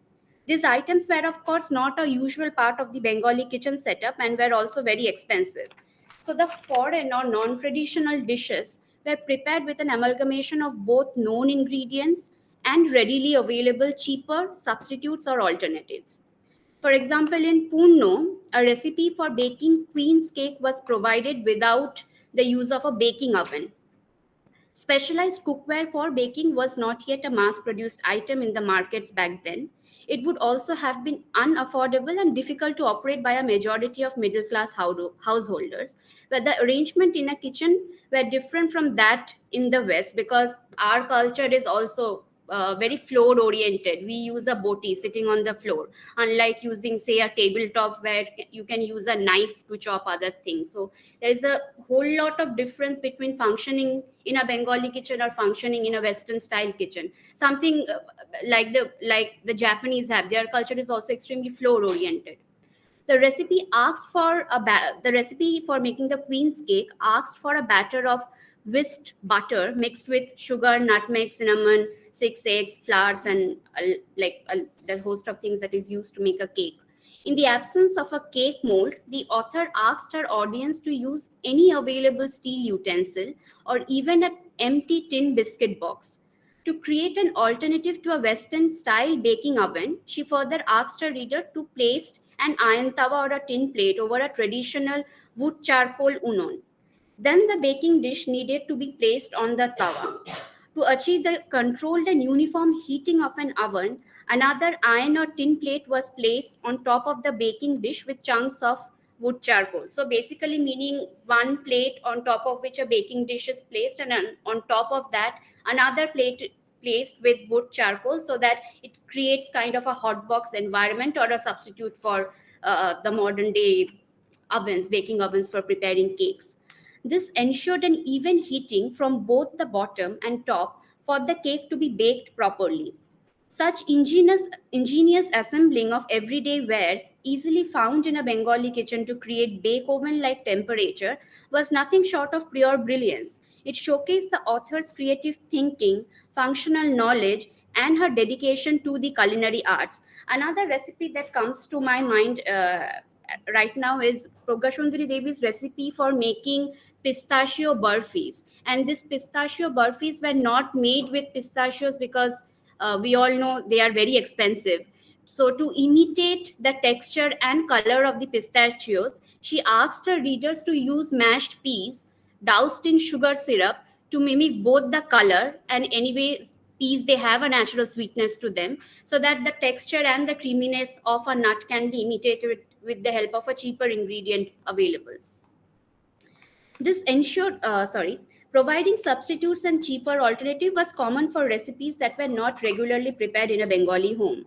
So writers would often suggest substituting butter with ghee or white oil, essences with freshly chopped fruits, herbs and spices, baking oven with traditional mud or a frying pan with any flat bottom cauldron for making, say, an omelette or just stir frying. These techniques eased and guided an unfamiliar audience, encouraging them to be experimental. It also ensured a wider reach of the writer and their connectedness with a varied reader demographic.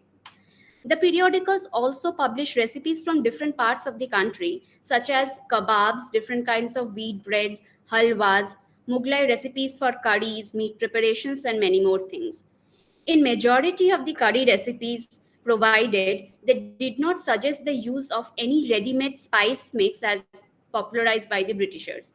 Each recipe for curry entailed a varied combination of dry spices and freshly made paste of ginger, garlic, onion, peppers, nut to enhance the richness of the gravies and even fruits.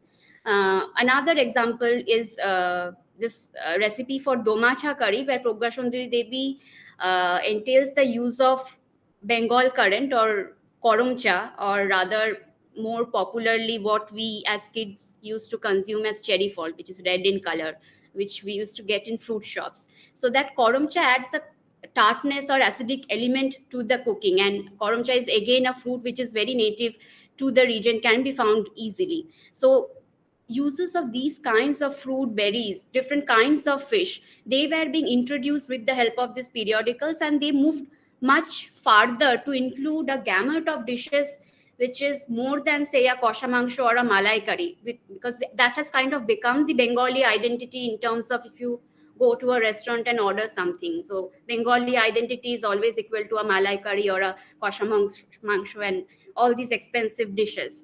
Another recipe for preparing lamb curry, named by the anonymous author as Husne curry, suggested the use of yogurt with the paste of onion, ginger, garlic, and green chilies.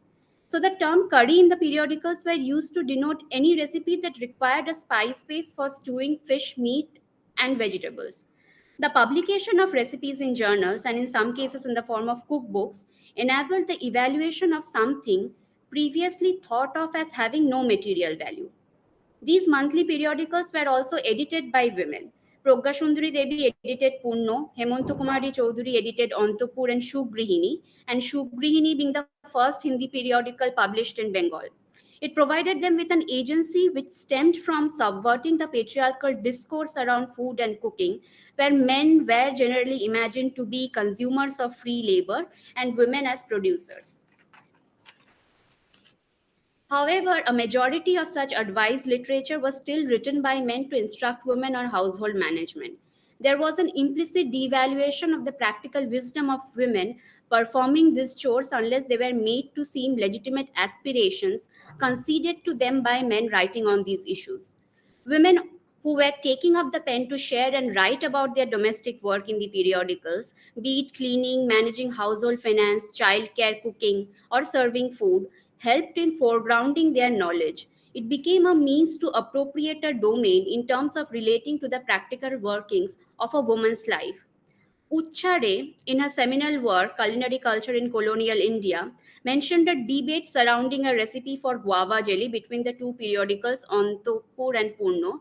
The debate was about which periodical published the more authentic recipe. And again, I would like to draw attention here to this dish, guava jelly, a fruit very native to the region, unlike the recipes for preserves and jellies that were being popularly published in Anglo-Indian cookbooks that mainly focused on, say, making a mango jelly or more popularly a strawberry jelly. Fruits which are fruits such as strawberries or certain kinds of berries which were very difficult to find in Calcutta.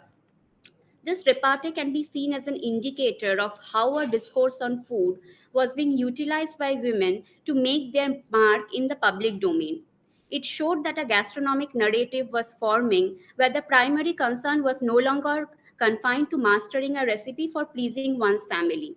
The periodicals publishing recipes created a space for women who took an active interest in the art of food preparation that was not limited by the compunction of familial duty. A growing sense of ready partaking in these gastronomic pleasures transcended the notion of consumption for mere sustenance. Issues of caste remained a constant subtext within these gastronomic aspirations and the formulation of what Ray termed as hybrid Bengali cuisine.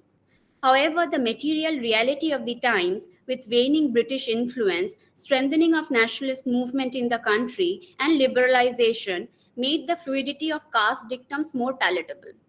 This was reflected in consumption patterns too. Like coffee in the southern parts of India, tea became extremely popular with periodicals advertising local entrepreneurs who ventured in the business. Periodicals, while promoting luxury items like soaps and hair oils to attract more female readership, also promoted local brands such as, say, Maharaja tea. I will insert the advertisement here of Maharaja Cha, and this was published in Purno. Purno used to regularly publish advertisements for tea, soaps, and hair oils, and a lot of things. I would like to here insert another image for the hair oil. This is the advertisement for the hair oil Chandrakanta Tel, and the advertisement states that Uchcho Shrenir Mahashugandhi Kesh Toilo. So class and caste aspirations were there, which was being catered through with the help of these periodicals, and they also kind of tried to portray uh, the identity of the middle class Bengali as a very upper class and upper caste identity, something which probably the millennial culture or this today's generation is also very familiar with the influencer culture, which also tries to perpetrate the same thing, selling a particular kind of lifestyle to people to aspire to buy more things, right? So a contributor in Puno even wrote that tea was no longer a luxury item in Bengali households and became a necessity that diluted class, caste, and religious boundaries. However, it would be simplistic to say that caste hierarchies were withered away, but rather I would argue they became couched in a new consumption rhetoric. There was also critique directed towards the consumption practices and their ill effects on a woman's body. For instance, a contributor in Mohila wrote that women who partook in consuming meats of birds and animals prepared in a foreign style subjected themselves to immense health risks. Women participating in these pleasures were considered to indulge in a kind of luxury that would sway them from being devoted to housework. By the 20th century, there existed two types of writing concerning women's domestic work related to cookery. Influenced by nationalistic imperatives, one strain of writing was commenced by middle class men, wherein women participated as stakeholders, albeit with limited autonomy. It was a means of self definition for the Hindu middle class through a discourse of taste tied with gender, caste, and class. The other type of writing was consciously preoccupied with how women saw themselves through the act of cooking and writing about food as a mode of self expression. Most women's writing on food probably presented an interplay of both this impetus. These writings on household management and food offered a view of their world alongside the changing colonial times rife with social reforms. These writings in periodicals and later on in cookbooks present a checkered history of the evolution of women's writing on food, moving past simplistic categorizations. Thank you. Thank you so much. I'm sure there are many, half of us are salivating, and we have many questions, I believe. So we have to hold on to that, please. So our next speaker here is Sultana Nasreen. So please.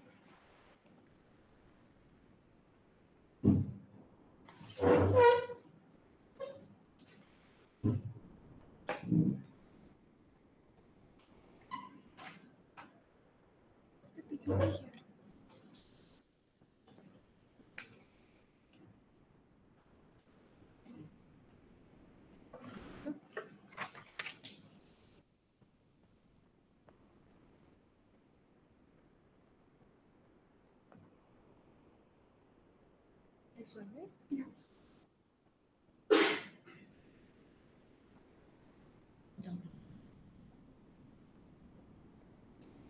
Yeah, Parul John.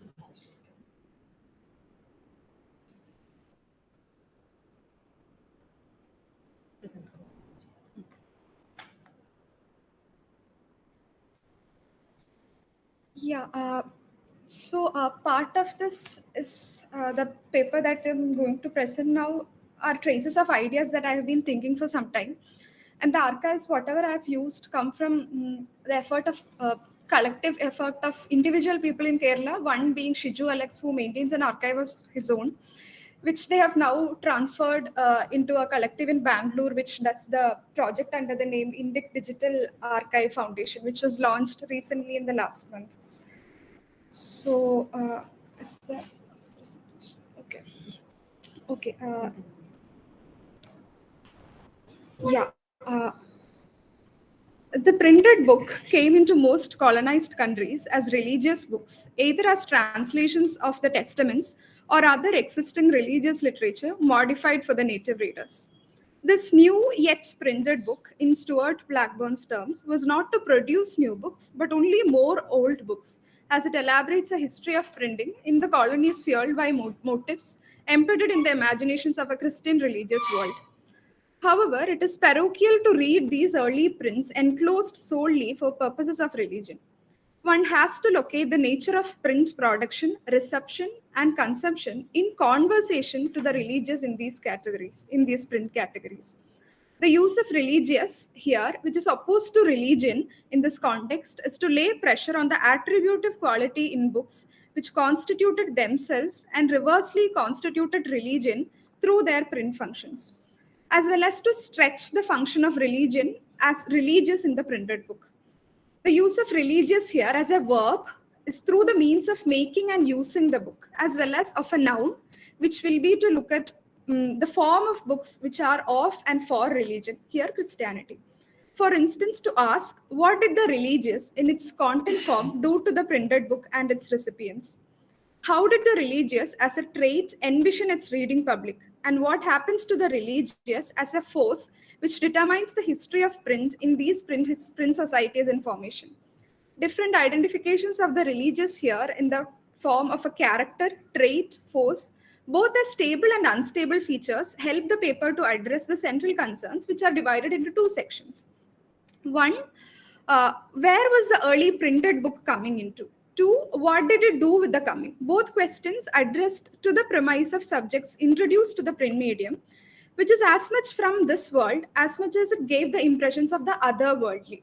So this is the conflict between this world, where the material book that we have at one hand, whereas these books were also presented as revelations which are sent by the god or a prophet, as it was introduced by the missionaries to the natives. So it is the interaction between the worldly and the otherworldly that will be in discussion.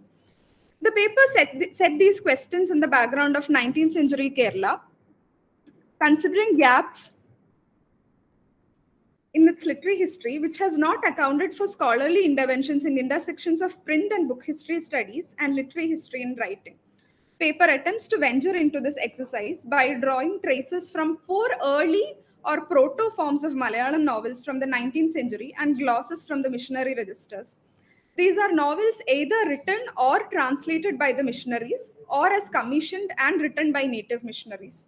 The first one, the title that you see here, Fulmoni എന്നും Koruna എന്നും പേരായ രണ്ട് സ്ത്രീകളുടെ കഥ 1858, written by Hannah Catherine Mullins in Bengali around 1852 and later translated by Reverend Joseph Peat into Malayalam. The second is The Slayer Slain, written in English by Mrs. Richard Collins in late 1850s and later translated into Malayalam towards 1870s by Richard Collins. The third is Archdeacon Koshi's Pulleli Kunju, 1882, written in the context of a conversation between Kunju Pillai, who's a convert, and Rama Panikar, an advocate for idol worship. And last in the discussion will be Joseph Moolil's Sugumari, 1897. So we are also covering the late 19th century in a stretch. So the three of the titles here refer back to people who are involved in the narrative. And while Collins's book, The Slayer Slain, will talk about an event that is to happen. Scattered in the second half of 19th century Kerala, these early printed books are not read exhaustively, but in traces of the idea on detailing or referring to the book or activities with the book, reading, reciting, praying, singing as a means to refer back. So the mentions of reading or books that are within the book is of concern in the paper.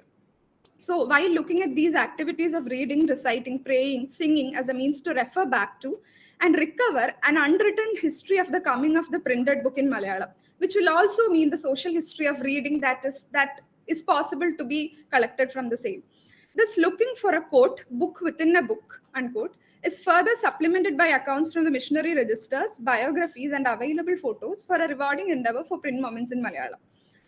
So these novels have been studied already in the history of novel or in the history of modernity in Kerala largely. But what has been lacking in the literary writing so far is an intervention from the print and the book side, which we are going to look at through one moment of magic. So in not claiming a project of history, but nonetheless ambitious of gathering a narrative of older print histories, and in recognizing the necessity of the book in social and literary histories, the paper takes to elaborate. We will come back to this. So the paper takes to elaborate on the reported sentence from Collins's The Slayer Slain. I thought it was a god. That was also the title that you saw. This is said by Paulosa, who is an enslaved subject, to young Miriam upon her introducing and discussing the Holy Book, which is in all forms the first book of any kind Paulosa looks at, holds, carries, and walks with. So we don't have the cover page of this yet. This is the first page of Slayer Slain in Malayalam. So this is the line that we are going to look at.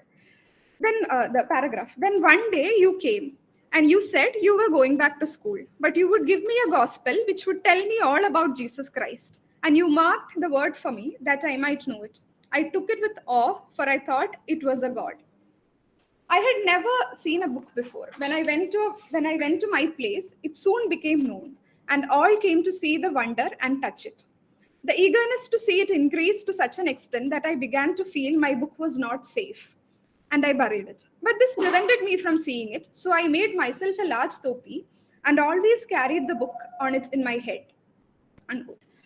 So the scene from Slayer Slain follows by young Miriam initiating Paulosa, who's the Pulaya subject, the lower caste subject, into pronouncing the Lord's name, Jesus Christ, loudly and correctly. After which Miriam gives Paulosa a copy of the Gospel, which is the first book that he feels, sees, owns everything. The novel written by Frances Collins, wife of a church missionary, the wife of a CMS missionary to Travancore in the late 1850s, and later serialized in Vidya Sangraham, the Kottayam College quarterly magazines, opens two critical issues for discussion here. Why does Paulosa think that the book in itself was a god for him? And two, how does his feelings of fear, wonder, and pride interject each other in the spiritual and material life, simply with the presence of a book? The book is important here, not because it is not any book, but it is the book of the books, which is the Bible or a gospel or any form of scripture in that way. It is immediately a spiritual presence, an interaction with God for the lower caste subject. The becoming of the book to be a god, revealing its sacred character and position of reverence, however, does not make owning the book easy.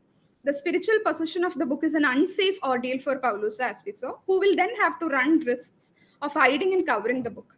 Spiritual entitlement is the long road ahead, and to come to proximity to the book, an object of pride and honor, is not a guarantee to access neither the church as a place nor reading as a practice for these communities. Paulosa is still a select one who has received the book and enters into a conflict, both internal and external, with the sudden change that has happened to him of taking the book in itself. The materiality of the holy book here, both as a carrier of spirituality and as a material object to be buried or covered, will be explored to see what did the book of books as a story imagined within the book that is mentioned here do to the colonized subject, and how do they respond to it.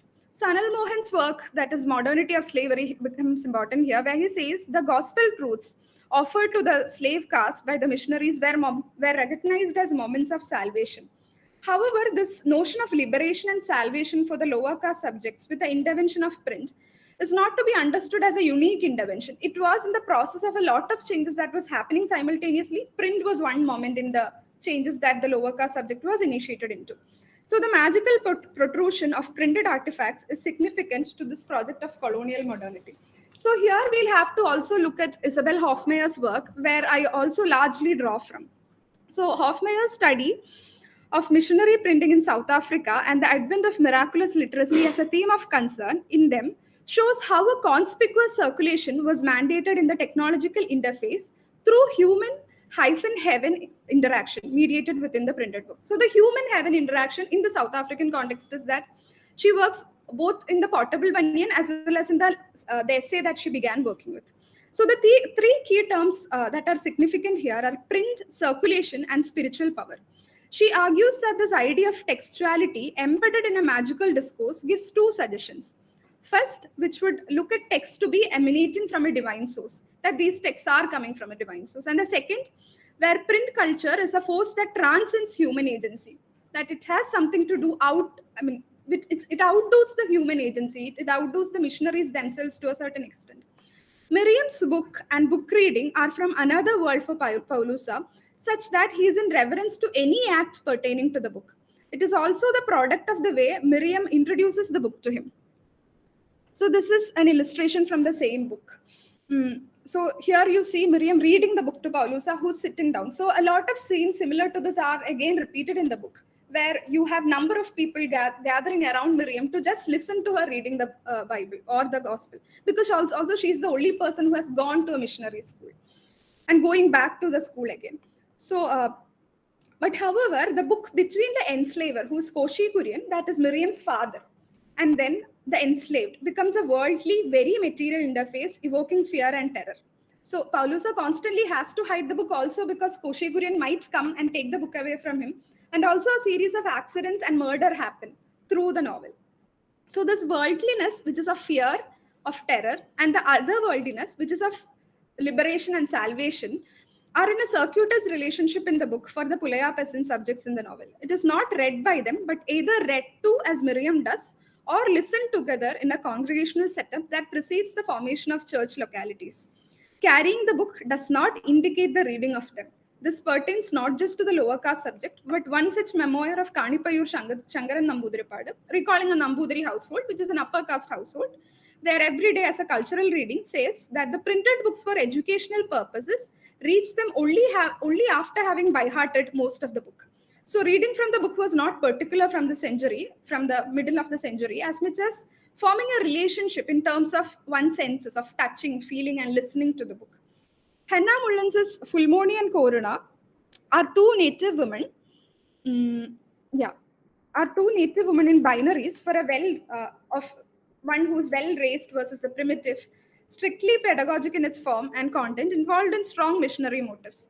The book's presence is normalized even here, where there is always a mention of Veda Pustakam. Veda Pustakam is the holy book, which is to be read. These are the Bible, Testaments, part of scriptures, and all these things. The interesting thing, so this part, if you can read it, I'm not reading it. The last two lines is a mention to the writer. So it says that if you read and if you repent, looking at what has happened to Corona, who is not the good woman, and if you repent on the basis of that, your prayers will be heard through the writer. So the writer is an intermediary in a form between the heaven and the native subject here. So your prayer is going to be answered between so the book in a way, so the author is, so the distinction between an author and the book becomes difficult here. They both come together to us here. So here, the other important thing, so these are so in 2013, the Chinta publishers came up with a novel Padama series where they printed all the 19th century books. So here, if you can see the last part, I don't know if it's visible. So the last part of the first page is 1, 2, 3, 4. It's numbered. And the second part, the other page also begins with continuing the numbers. The numbered part are all parts from the Gospels. So this is the book within the book that we are also talking about. It's not just referred within the paragraphs, within the prose, but also explicitly mentioned in terms of numbering them and giving it to the native subject. So the references to quotes from the book instructing a life of moral purpose and religious discipline is splintered throughout the book, along with mentions of reading or reciting from these books. The book is a material that mandates order against chaos, discipline against waywardness, and above all, for the ideal Christian woman, a wife and a mother. Again, going back to Hofmeyr, who says that evangelical theories of language and conversion entail magical notions of textual agency. So here the term textual agency is particularly important for book history, at least at this point, because we are looking at a text which can do things to people in different circumstances. It is not the people who are involved in it, like the Darton's theory of communication circuit that we look at, but in a reverse, we also have to look at what happens to the book between the human and the heaven in the early printed form. So this textual agency are drawn through these book within the book. For Fulmoni and Corona, as much as Ramapanikar and Sukumari, language is an element that is perceived as a primary vehicle through which conversion occurs.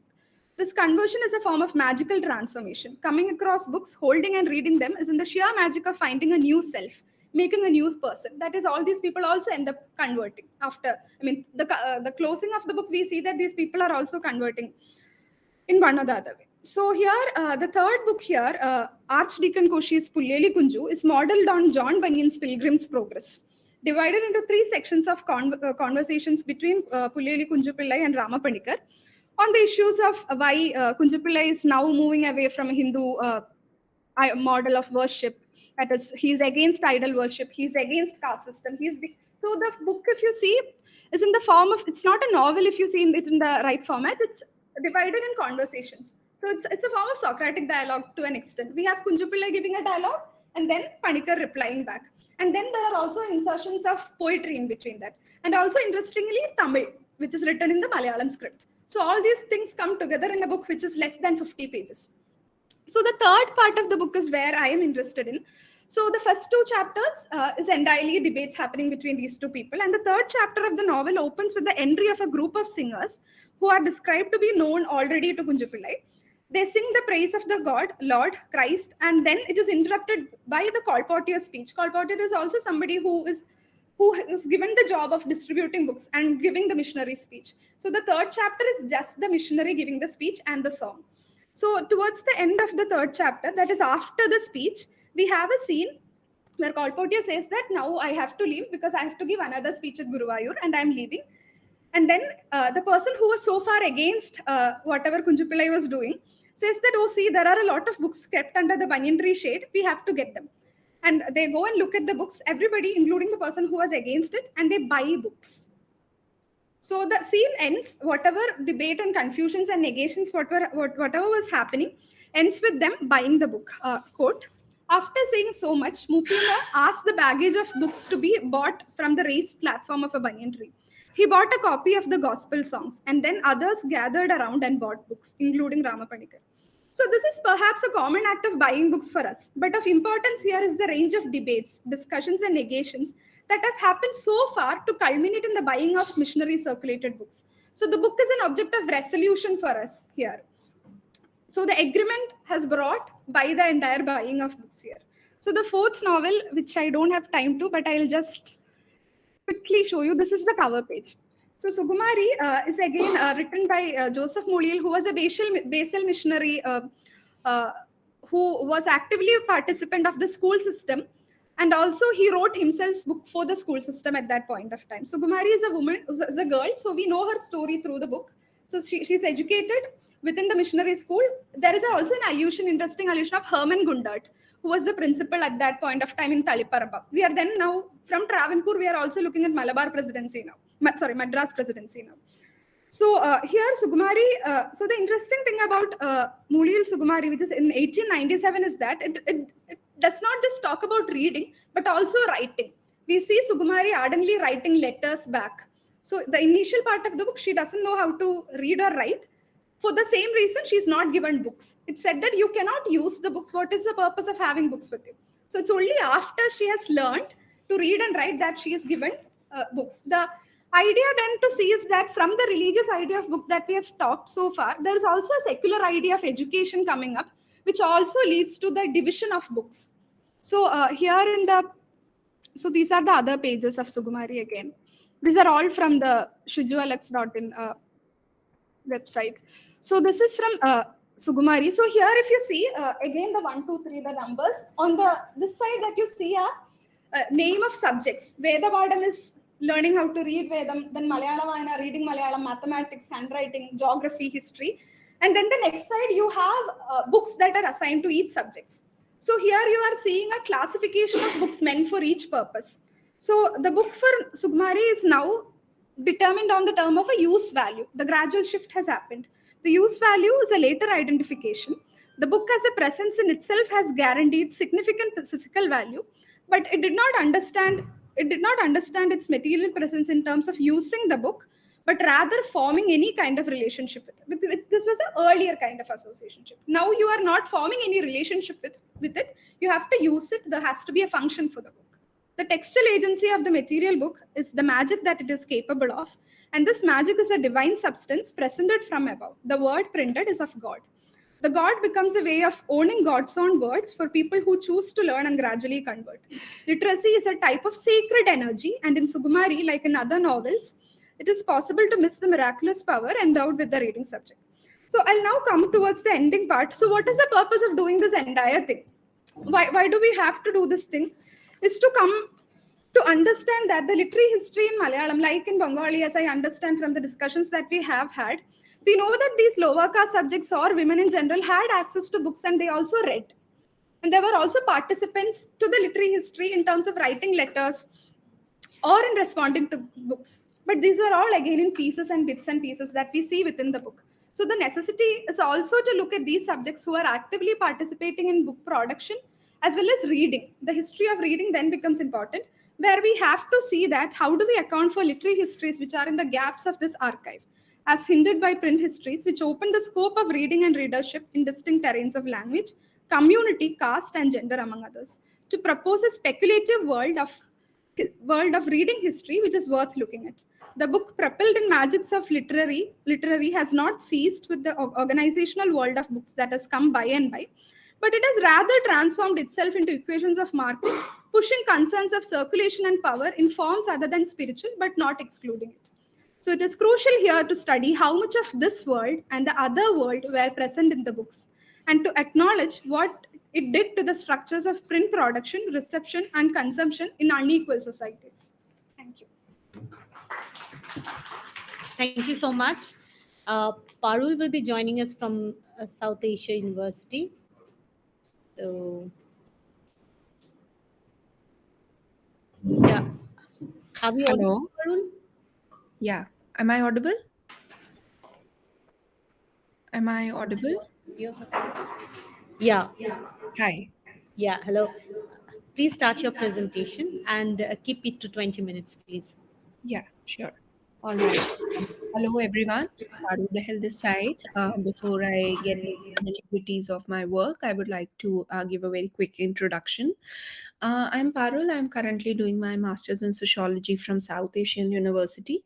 Prior to that, I have also had training in history, both my BA and MA in history from Delhi University, where I specialized in medieval India.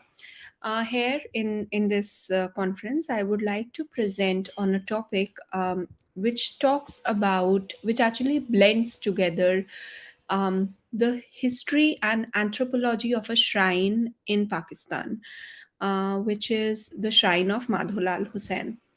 Um, Other than being a saint belonging to the Qadiriya sect, Shah Hussain is also known for his kafis. Kafis are the poetic stanzas which you hear.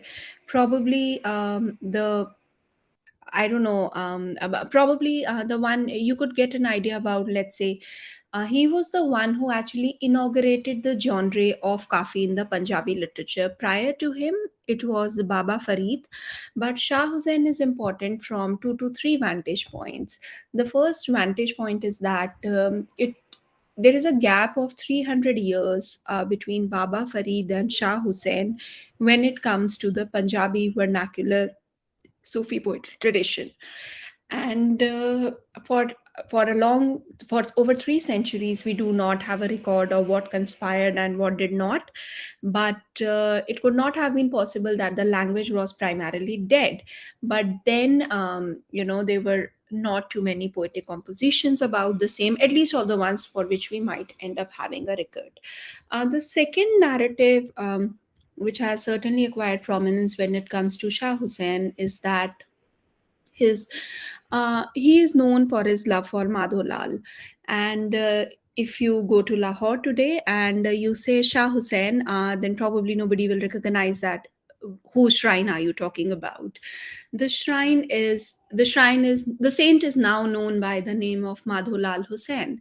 Madho was a young Hindu boy of, according to the legends, whose historical veracity we certainly cannot confirm.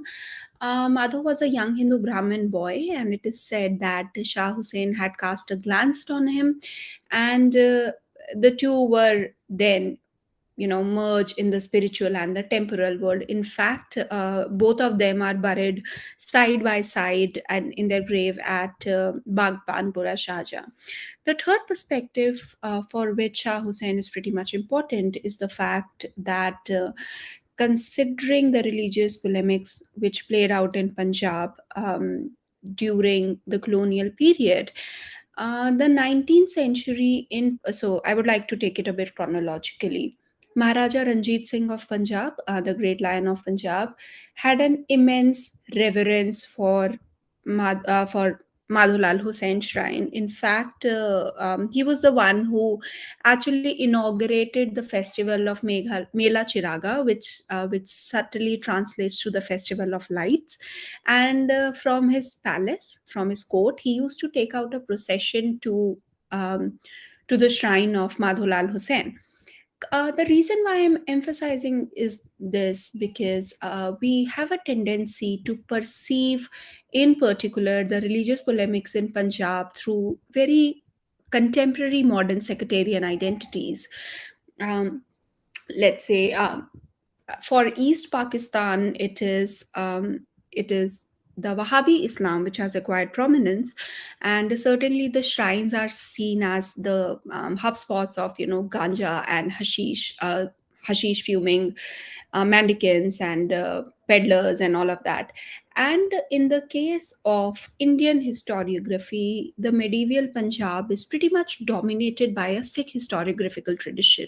So, what happens in the academic scholarship is that on one side of the border, you have a Sikh historiographical tradition which marginalizes the Islamic Sufi poetry, and on the other hand, you have this narrative of Wahhabi Islam, which denounces Sufism. So, on both sides of the border, although the saints and the entire line of Sufi saints which followed Shah Hussain, Bulle Shah, Sultan Bahu, they are pretty much popular they are very popular amongst the people on both sides of the border, but there has been no systematic study undertaken on them. The fourth perspective, which I would like to highlight, is that owing to the homosexuality of Shah Hussain, there has been a certain congregation at the shrine which used to comprise of transgenders and queer people.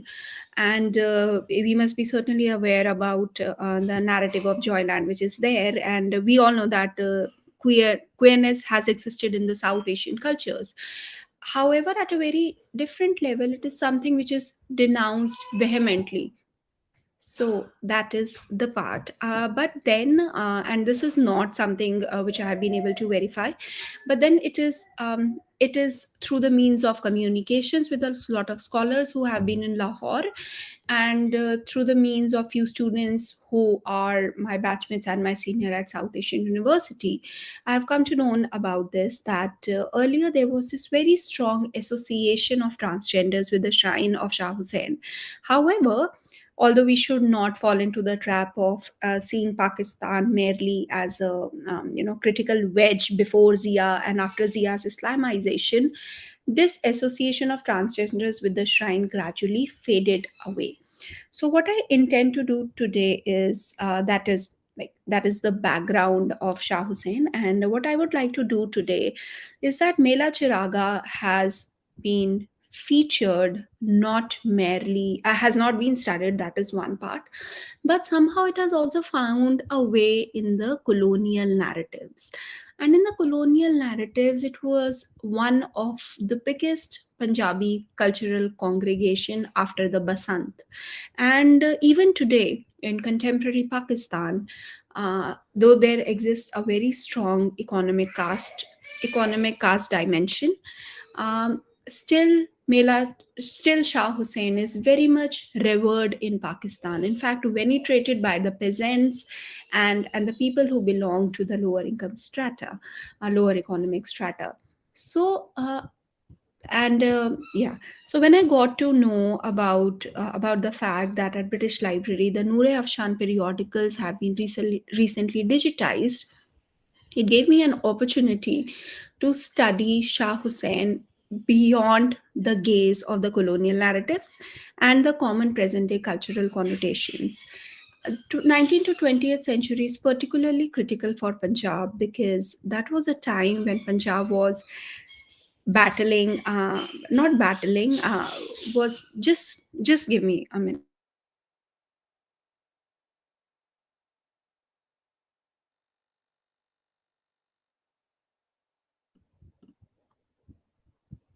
Yeah, I'm so sorry about the same.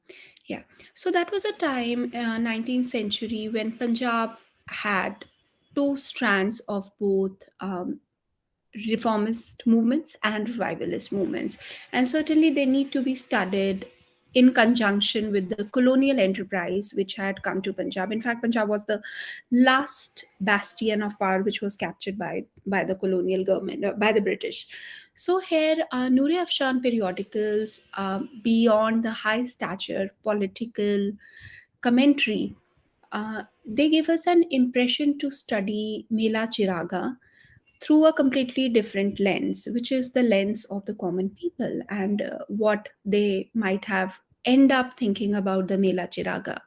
In my own personal history, since I belong to a migrant family, for me, Mela Chiraga was a place which was actually looked forward to, to gather annually. And I like officially speaking, I belong to a Hindu family, but the reason for this was that Punjab has always been a bed of multiple religious traditions, the boundaries which are extremely fluid, and these two particular strands have been emphasized by two of the scholars which I would like to talk about. Farina Mir, which talks about that how the narration of Heer of the Heer Ranjha fame runs and cuts across all the religious crystallization in Punjab. And what Punjab actually has and actually used to have was a shared notions of piety, where the religion in which you were primarily born into was not the one which was just borrowed down and particularly implemented. The second scholar on this regard is Yogesh Snehi. The difference on that part is that he tries to understand the shrines in contemporary East Punjab, which is the Indian Punjab. So again, over there, it is a study which is at the intersection of history and anthropology, that with beyond the Jat, beyond the dominant Jat. Dominant Jat caste, the marginal caste, they end up visiting the shrines of local Sufi peers and saints, and through a psychoanalysis, most of them are rooted in the historical memory of pre-partition Punjab. So in this particular case, Noor Afshan periodicals, of course, they were around 30,000 images, but whatever I could have been able to grasp, they offer a window to study Punjab in the 19th century, and specifically the site of Mela Chiraga, and how it countered to the response of this reformist and the revivalist genre. There are few commentaries of the material I have seen. There are also very probably few advertisements which talk about the kind of annual brisk fair the Mela Chiraga was. And then, of course, there is the colonial narrative by a British officer called Campbell, who documented it in his diaries that it was a madness, and people from across Punjab, and Punjab has been a pretty huge geographical area spanning on both sides of the border. For them, it was the Mela was a site of veneration, and secondly, it was a site of doing economic transactions, because that was the place where all the business, all the produce and all the precious artifacts, they were used to be exchanged and shown to the public. So in my sense, in the way I have understood Shah Hussain, it is very critical that a history of the Mela Chiraga and its constant evolution with respect to how it interacted with the colonial and the post-colonial state is of critical is of critical importance, because it not just reflects merely the fact that what could have been the religious textures which have been playing at Punjab, but how also these religious textures got dwindled and rather decimated in the wake of the partition. And with that, I would like to conclude.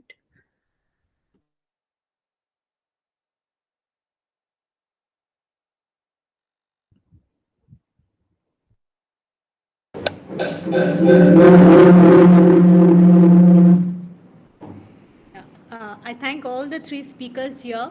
And Paru, please stay back for question. First of all, let me check. We have questions online. Ishum? Not yet. So, I request anyone who is online, you might post your questions. And in this room, I invite if anyone has questions or clarifications. Yes, Amritesh, please. My first sincere apology, I don't know that much of other literature other than Namkat way like that. But when you were talking about, I thought it was a god or secular idea or history of reading. So, is it possible to make a comparative study in today's world with the help of a cinema for trance produced by Fahad Fasil and friends? I hope have you seen the movie? Or, Yeah. yeah. So in that particular terms you have used, I am presenting your paper. Is it possible to make a comparative study? If you consider Between the cinema, movie and yeah, if you consider the cinema is also a print culture, moving images and printing. If you consider, so that's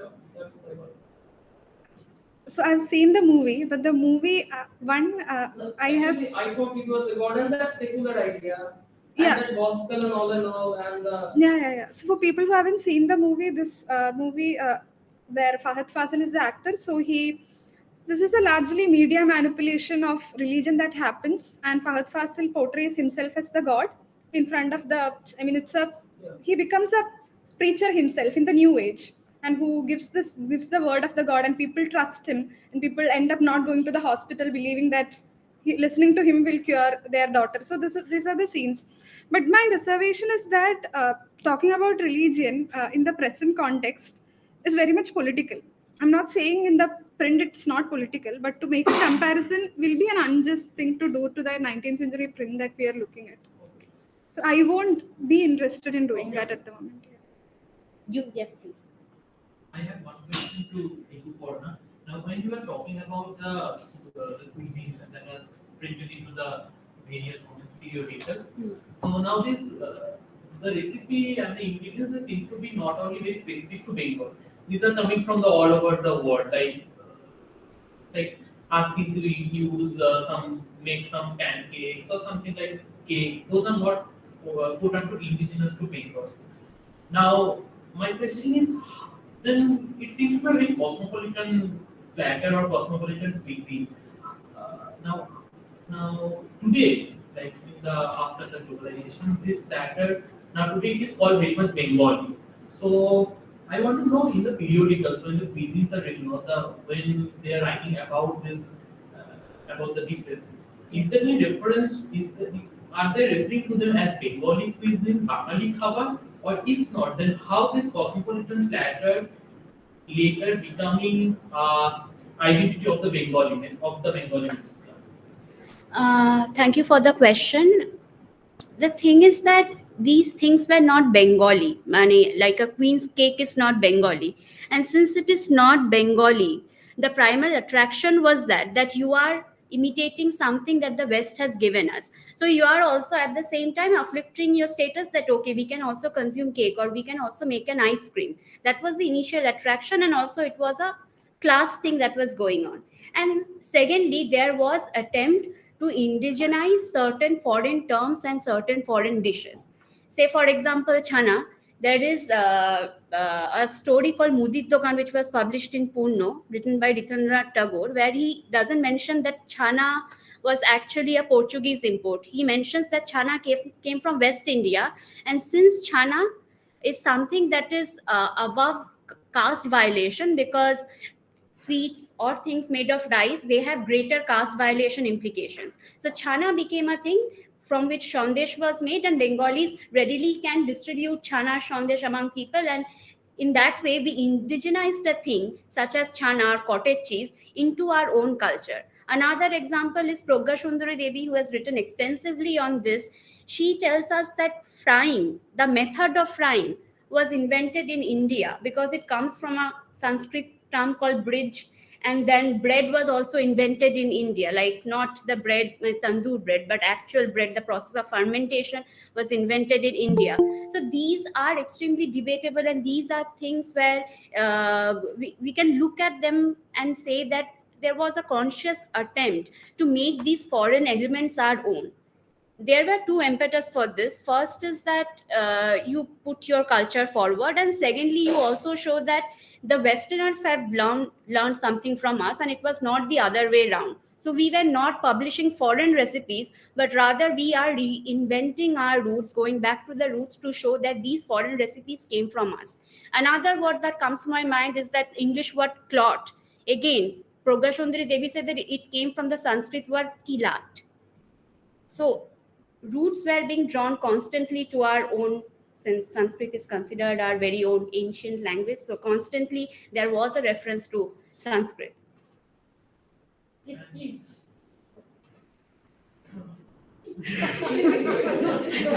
I speak louder than usual because this is also, I suppose, testimony to I have three questions for Sultana, but I won't ask all of them. But the first point is, there's a lot of, you work on an area which missionary printing press in Bengal. Now, there are, one of the things one notes in the missionary curriculum in Bengal is that the books are distribution. So how do they get distributed? Whether they're usually given away free, and during the 1850s missionary conference, it was pointed out that books being given away free was not a useful thing because they were repurposed to make kites or paper bags and so on and forth. So there was, considering the vast amount of money that was spent on missionaries, and London Missionary Society is one of the players in this. There was a time when there was a question about how,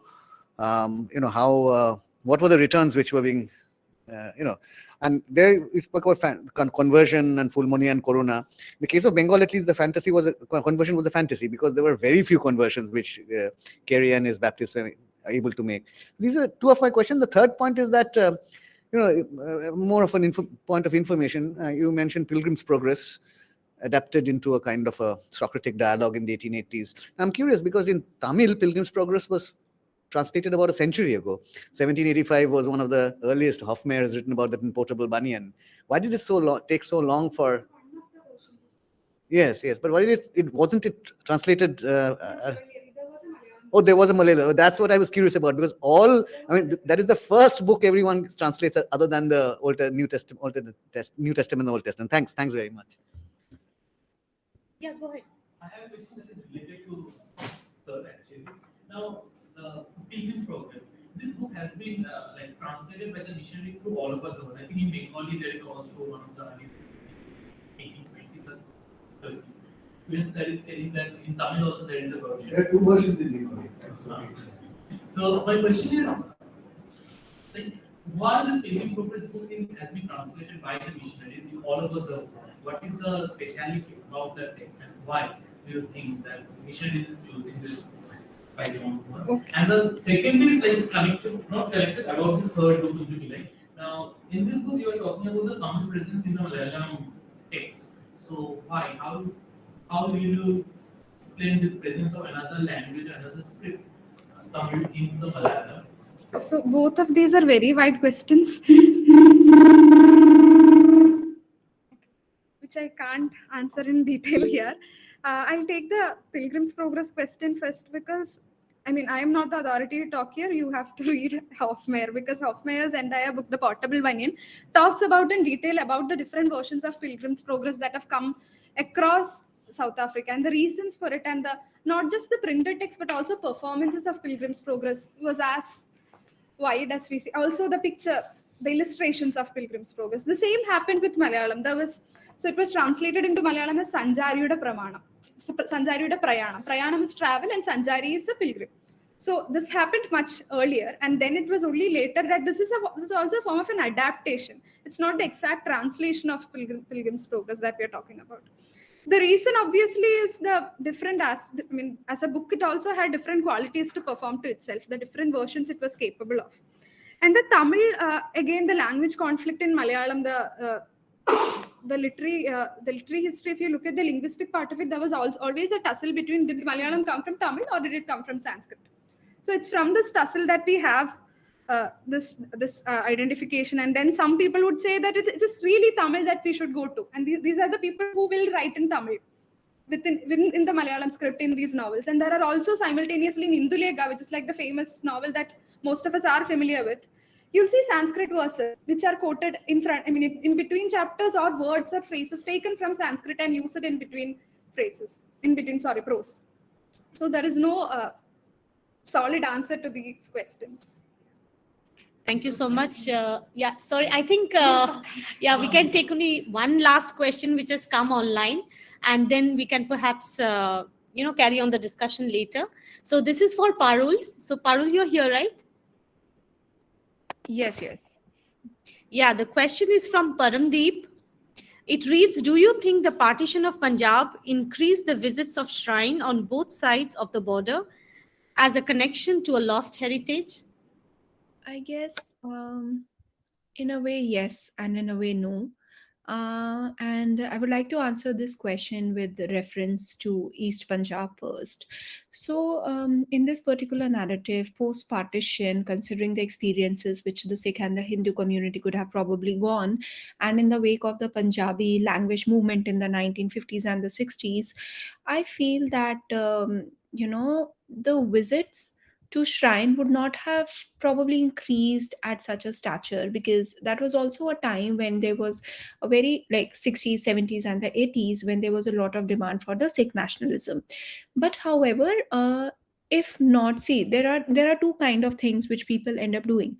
So, people might visit shrines and might not visit shrines, but it does not actually correlate to the fact if their belief system on saints and the shrine is gone away. So I guess we would like to see it from that perspective.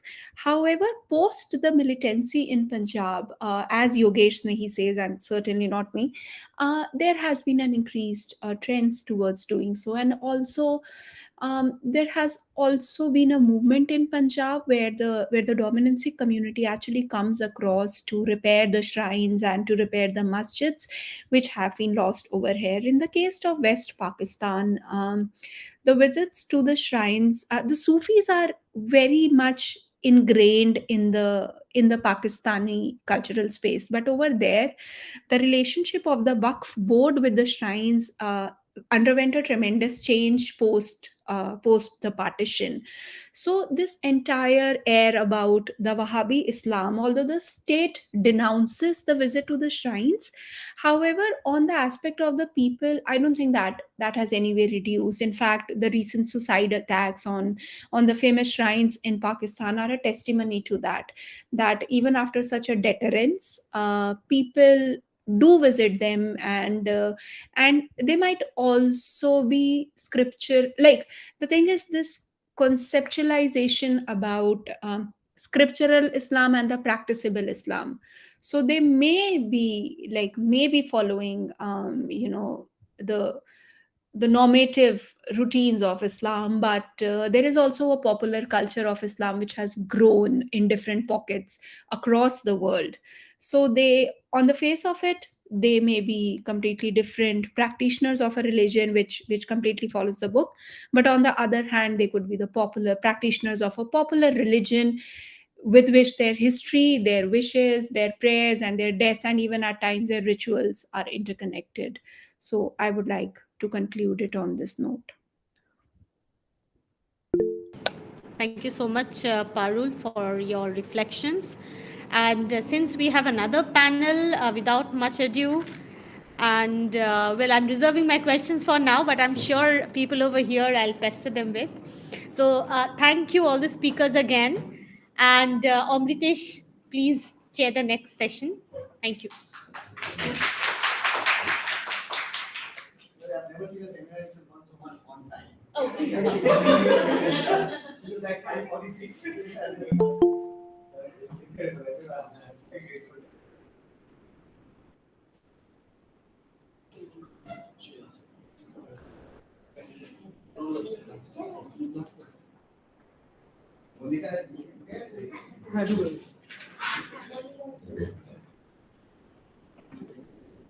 Good evening.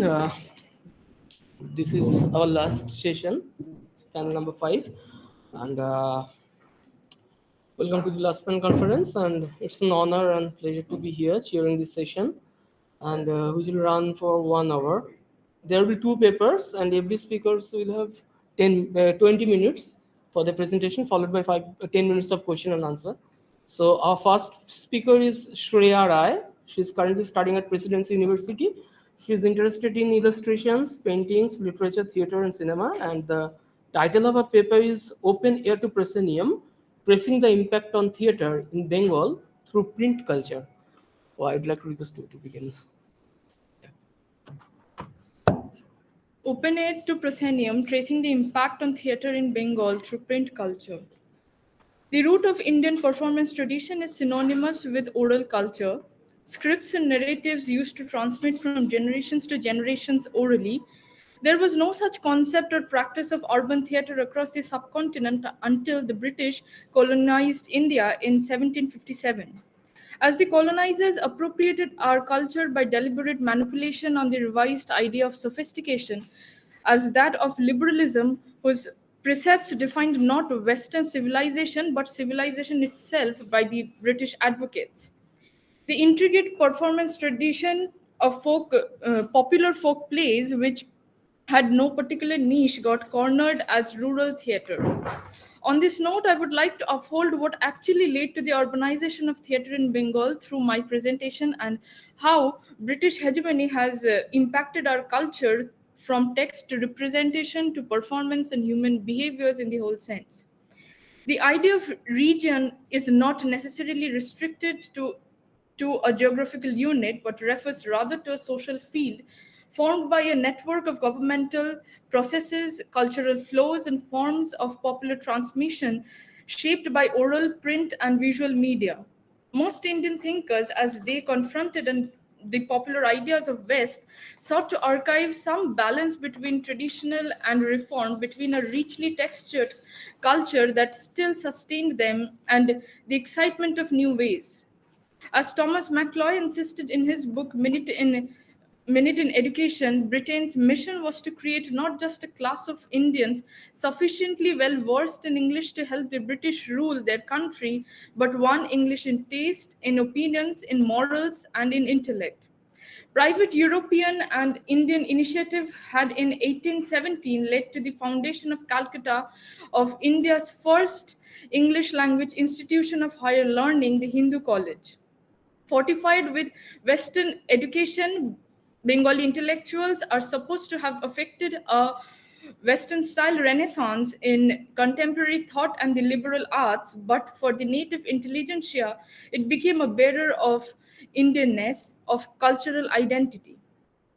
In the active intellectual climate that had been stirred up following the encounter in the West, Bengali became the medium of self expression of a conscious and articulate urban literati. The canons of polite speech and literature that came to dictate the cultural life of educated classes in Bengal thus demarcated exclusive social spheres, a divide between written and spoken varieties. This was the departure of the folk language of medieval Bengal, which had been a highly syncretic one shared by Hindus and Muslims alike. West Bengal, governed as it is by a combination of communist and socialist parties for 3 decades, is typically identified with a kind of middle class radicalism. Most reforms have been top down, including those that were initiated by enlightened elite in the colonial period. Instead, the folk are perceived as an abstract category and aid to the process of traditionalization, a term coined by Suman and Briggs, is to identify to the past as significant to the present. Folklore comes to represent the authentic voice of the folk, a living museum of Bengal's history that may be excavated. Bengali folklorist has traditionally engaged with the ideology of secularism and the political form that it takes in the discourse of art criticism, which is realism. Since the first quarter of the 20th century, Bengali intellectuals have tried to harness folk forms to the expression of popular political and social concerns. Verbal art and its parallelism with performance tradition. When verbal art is viewed not as text but as embodied behavior or performance, restriction to language becomes arbitrary and potentially inappropriate, wherein restricting parallelism to linguistic science is an outcome of text centered approaches. Parallelism between linguistic and non linguistic expression is here described as multimedial parallelism. Multimedial parallelism has the potential to transform objects and spaces in the ritual performance environment, drawing influences from the contemporary understanding of neutral and abstract space, of presence of performing body and performing narratives. Rather than a physical location, the performance arena is an experience-based framework that is internalized through exposure to and participation in a performance tradition. When the tradition is encountered, the performance arena is reciprocally activated as a framework of the reception and interpretation of relevant expressions. It extends from the performance register as a system of signifiers and their conventions to use to ideas about the performance tradition is how, when, why, and by whom it is used. The performance arena may thus induce a shift in the reality orientation of performers, audiences, and other participants so that they anticipate these unseen agents and their ability to affect the world. Annalena Shikala developed the term reality orientation to refer to the difference between experiences with focus on the empirical world as opposed to focus on an imaginary world constructed through verbal art. Shikala argues that the symbolic register mediated through verbal art plays a crucial role in a shaman's or the ritual specialist internalization and organization of knowledge of the other world. Although the audience may not have the first-hand receptions of the unseen world, this naturalized to the performance arena is inclined to attend away from to the empirical to the symbolic world mediated and actualized through performance. The shift in reality orientation is an operation of methodological thinking.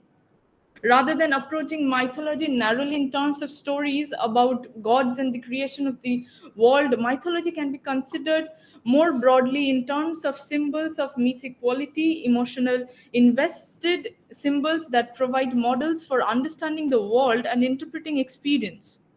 From this perspective, mythology is a semiotic phenomenon in which the mythic is not a formal aspect of science, but rather a quality of signification. Mythic quality is linked to the symbol of being emotionally charged or invested as a thinking model connected with convictions. Barthes explained that mythology thus forms a framework for understanding social, empirical, and unseen worlds as well as subjective experience. Mythological thinking is the process of thinking through mythic symbols and is concerned with and it's not concerned with truth claims in relation to an absolute reality in an it is concerned with emotionally invested framework of understanding the experience reality, whether we think of the sun is a ball of fire flying through the vacuum of space or a god in a very shiny hat.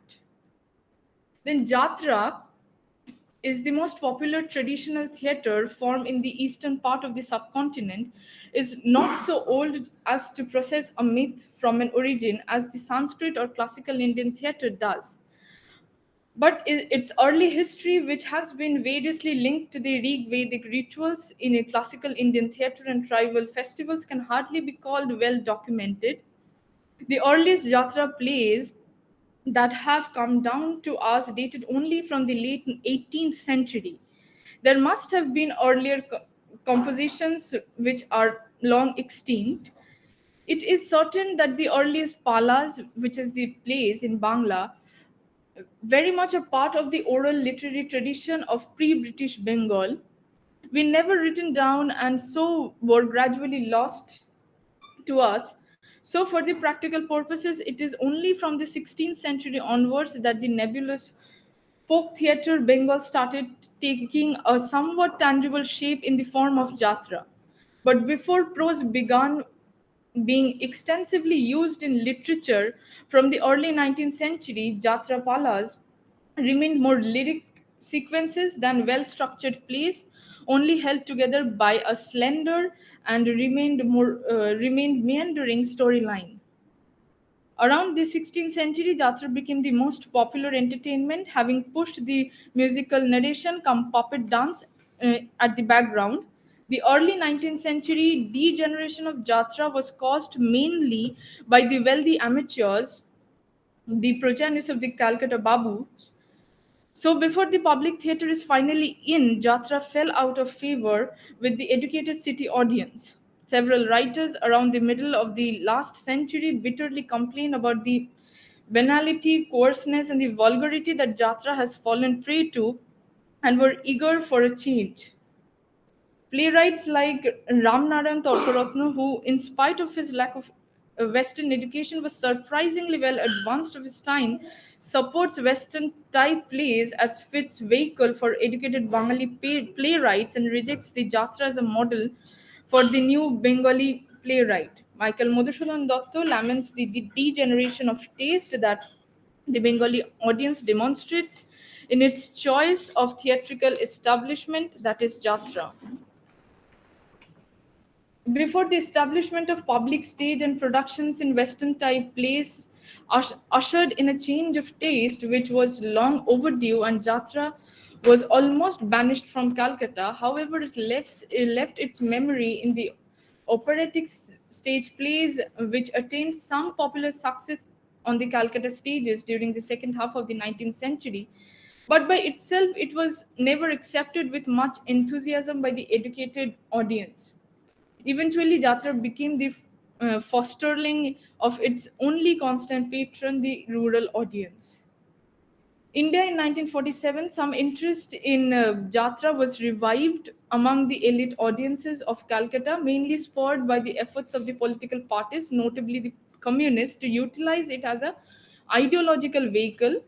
But the real renaissance of Jatra, it remains in terms of the Calcutta audience, came even later in the early 60s, which not sustained for much significant time.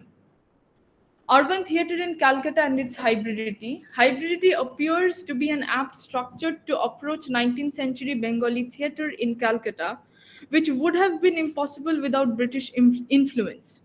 But that could not be contained by Anglo-European models for very long. In his foreword of the book, Richard Checkner describes this theatre as not really Indian, but really British, but in its own particular resultant of the hybridity of form, language, and institutional practices, moreover, parallels the hybridity of the native intelligentsia whose theatre is being studied, and both theatre and audience are shaped by the central idea of socio-cultural processes as performative acts. As Sudipta Chatterjee explains, if the colonial stage is conceptualized as a performance within the even larger performative contingency of history, the critic must consider not only the social politics of theatre but the theatre of social politics itself. Chatterjee stresses on a broad historical ideas that are which moves from halting efforts by a variety of agents to create performances in Bengali and English on the British model through a period of upper class patronage for private theatres, to the establishment of a democratized public theatre in 1872, which also marked the beginning of full-fledged commercial activity on the proscenium stage and the introduction of actresses. In this narrative, familiar events and figures in Bengali theatre history take an emblematic roles in the unfolding cultural drama of native, self-fashioning, and colonialist hegemony, introducing new 19th century voices on a vast range of subjects among the dramatic form, acting, decorum, theatre economics, the need for vernacular theatre, theatre as a social institution, audience response, interlingual translations, public morality, and the condition of women, the richness of this discourse can be served as a corrective to skeptical generalizations about the subaltern voice, which actually speaks with clarity for those who wish to hear it. The English production is evidence for the need of Bengalis to have their own public theatre. A generation later, the poignant figure of Binodini Dashi, paradigmatic of the contradictions between nationalist expectations of idealized femininity and the social reality of the lives of prostitute actresses. Throughout the study, the interweaving of theatre history with the colonial mise-en-scène substantiates the methodology that underlay nationalist appropriations of the verbal, visual, popular cultural medium of theatre. As a modern institution shaped equally by European influences and indigenous circumstances, urban theatre first appeared in the colonial Indian cities of Calcutta and Bombay in the mid 19th century and has developed since the independence of 1947 into a complex multilingual national and post-colonial formation The field of criticism has consisted mainly of nationalist theatre histories that seek to establish the antiquity, unity, and continuity of Indian theatre and performance traditions through broad chronological overviews that focus on theatre in a single language and region, and collections that present Indian theatre as the simple sum of descriptive histories covering 14 or 16 major modern languages. All three major models elide the historical unprecedented nature of the mid 19th century modern revolution in urban theatre, its unpredictable evolution under colonial and post colonial conditions, and the corrections it has generated across theatrically vital languages and regions over a century and a half. But on the contrary to which, it is inevitably impossible to accommodate pluralistic cultures such as Indian culture and its avid performative traditions into one hybrid form and liquefy the intrinsic regional richness of traditional performative practices. Thus, the result of print culture was not so different from other parts of the world. By the advent and influx of translations and accessibility of English plays to stage them, modernization was painted by the ink of prints. With the introduction of Western notions of playwriting on the Calcutta stages, however, Jatra began to innovate. The sporadic attempts at structured plots were in evidence. Now, Jatra texts are almost entirely watered down versions of stage play. Thank you. Thank you, sir. That was a really exciting paper. And we'll take questions after the final presentation. So now it's time to introduce our next speaker, Moldika Rai Choudhury.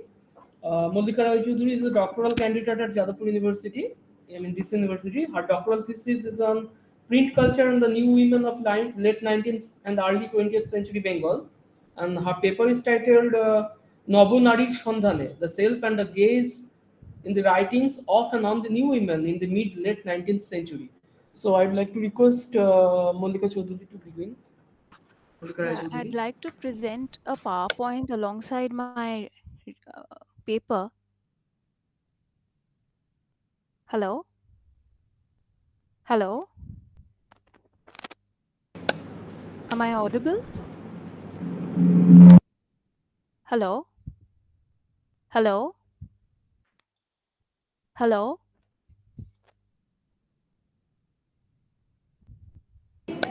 Text.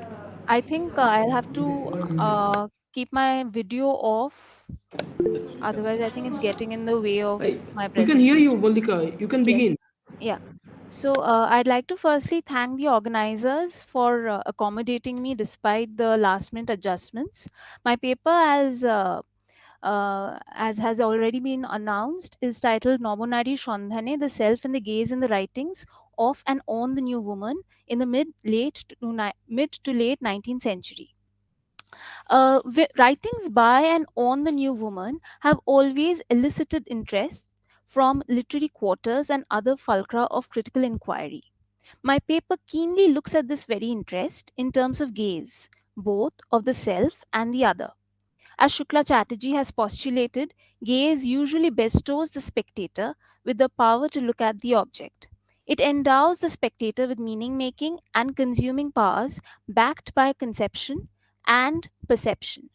My paper takes this idea up and teases out the strands that exist within the gaze of the self and the other on the new woman through two different but almost coeval texts of mid to late 19th century Bengal. My paper explores this problematic further. What becomes of the gaze when we extend it beyond the realm of literary studies on women and reify the act of archiving women's writing as an archival gaze? But before I begin with my questions regarding the new woman, who exactly is the new woman? 19th and 20th century Bengal is a site of scholarship replete with various discussions and studies on the impact of the British regime. The women's question and the emergence of the new woman have been at the fulcrum of debates on nation, culture, and morality.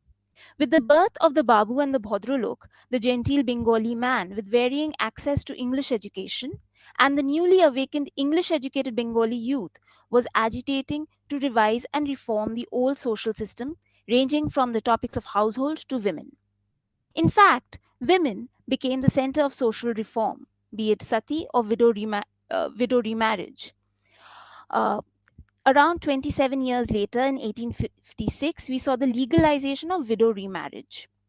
While the British government was more preoccupied in ending the physical onslaught of alleged barbaric native cultural practices on the colonized woman's body, Bengali Bhadralok society was seeking recipes for what Partho Chatterjee terms the new woman after being sufficiently convinced that the order of the day required them to do so. Partho Chatterjee's women's question comes with an important addendum. What we must note is that the so-called women's question is the agenda of Indian social reform in early 19th century was not so much about the specific condition of women within a determinate set of social relations as it was about the political encounter between the colonial state and the supposed tradition of a conquered people. Tonika Sarkar writes about these debates as an intermingling of public and private sphere.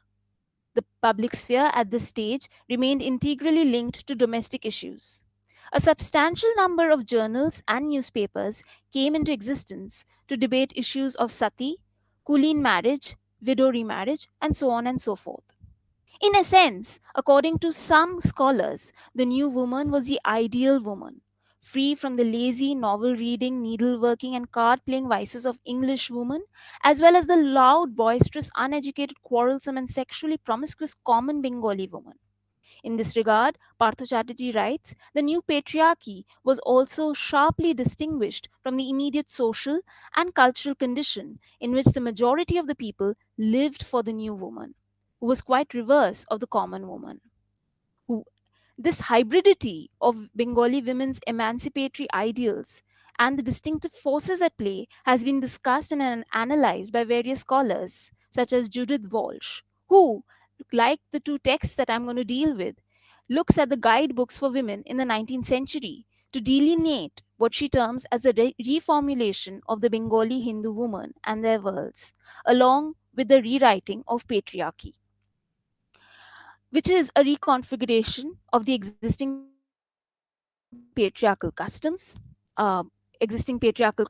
rules, and prescriptions that was intended both to fit Bengali women for the changed preconditions of life in British ruled India and to create conditions of structures in the private sphere that would compensate uh, Bengali men for their loss of power and position in public life.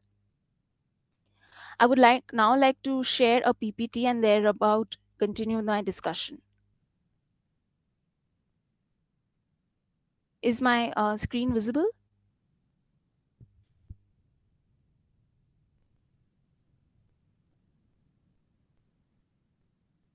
Is my screen visible?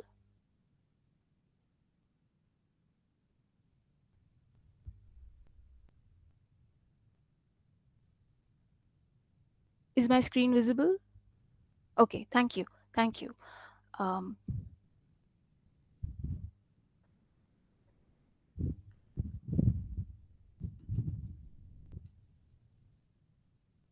I apologize for the glitch on my end. Anyway, coming back to the more crucial part of my paper, analyses and engagements of 19th century Bengali women's writings tend to draw on the greater ambivalence of colonialism and on the figure of the new woman. In the feminized space, the writings on women, especially when written by the new woman, um, excuse me, especially when written by the new woman herself, dispossess a radical potential, as Margaret Beetham has surmised, to confront gender ideology given the mismatch between the feminine ideal portrayed in the press and the reality of women's lived experience. My paper further explores this area, the difference between the gaze on the woman when it is written by a man and when it is written by a woman. Using two texts from the two centuries in print collection, Nobonari, which was published in 1853 by Nilomoni Boshak, and Nari Choritro, exemplary and instructive female biography compiled in Bengali, published in 1865 by Martha Shoudamini Singh. My paper posits three important standpoints. Firstly, how many kinds of gaze can the researcher identify in archival texts like the ones above? Secondly, how do we configure self reflexivity and auctorial or editorial identity in compilations and commentaries on the New Woman? Thirdly, what role does that inward gaze play in recalibrating an originary moment in feminism in 19th century colonial Bengal? Men writing women has always been a contentious terrain in literary studies. My paper, however, does not pit one gender against the other, as that would be reductive and futile. Instead, it explores the multiplicities of discourse within identity politics in the social milieu of 19th century Bengal. This brings me to the second part of my paper: how the textual archive itself fixes an act, and in doing so, assigns the act with a sense of permanence and historicity. Both the texts that my paper revolve around not only analyze the idea of the gaze on the figure of the new woman, but they also serve as an archival source for understanding how the text archive can itself act as a spectacle. How the archival gaze reinforces societal power dynamics between the originator of the gaze, who is the record's creator, and the object of the gaze, that is the subjects of the record. Within the 2 centuries of print archive, there's a constant reproduction of the archival gaze, both in the photomechanical reproduction of the two texts and through viewers' adoption of the writer's and curator's archival gaze.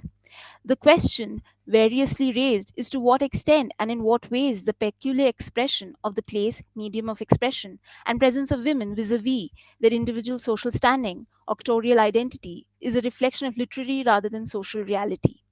Another corollary theme is that of the contribution of print and printers to the shape of vernacular writing and the subjects it privileges. It is important, thus, to investigate the profound ways of the context of editor author and author reader interaction, encouraging the introduction and exploitation of commercially motivated materials and techniques while compounding the problem of what and how to read. Now, this is where we are going to focus a bit for the next 5 or 6 minutes on the PPT. Now, this is the title page of Nilomoni Boshak's Nobonari. And while Nilomoni Boshak is not very explicit that this is an instructive text, through the multiple chapters that he has dedicated his book on book to these 7 or 8 historical and mythical characters, he tries to make his point very clear that women should espouse these moral codes and they should aspire to become like these women, be it Sita, Sabitri, Shakuntala, Damayanti, Draupadi, Leelabati, Khana, Ahallabai, or Rani Bhavani. On the other hand, Martha Shodamini's Singh's cover page of Nari Chorito shows that this is a woman who is aware of the English language. 13 years later, a publication from what we just saw of Nobonari. This is a person who's gone ahead and dedicated her book to Reverend James Long, thereby showing her exposure to English education and her aspiration to expose the Indian woman or the Bengali woman who's able to read Bangla to more admirable and noteworthy women of the West. Even though there's no contents page of Nari Choritro, I'm going to mention a few of the chapters because they're dedicated to these women like Hannah More, Athenes, Bibi Carter, Marie Therese, Margaret Roper, Maria G. Agnesi, and Elizabeth Fry, to mention a few.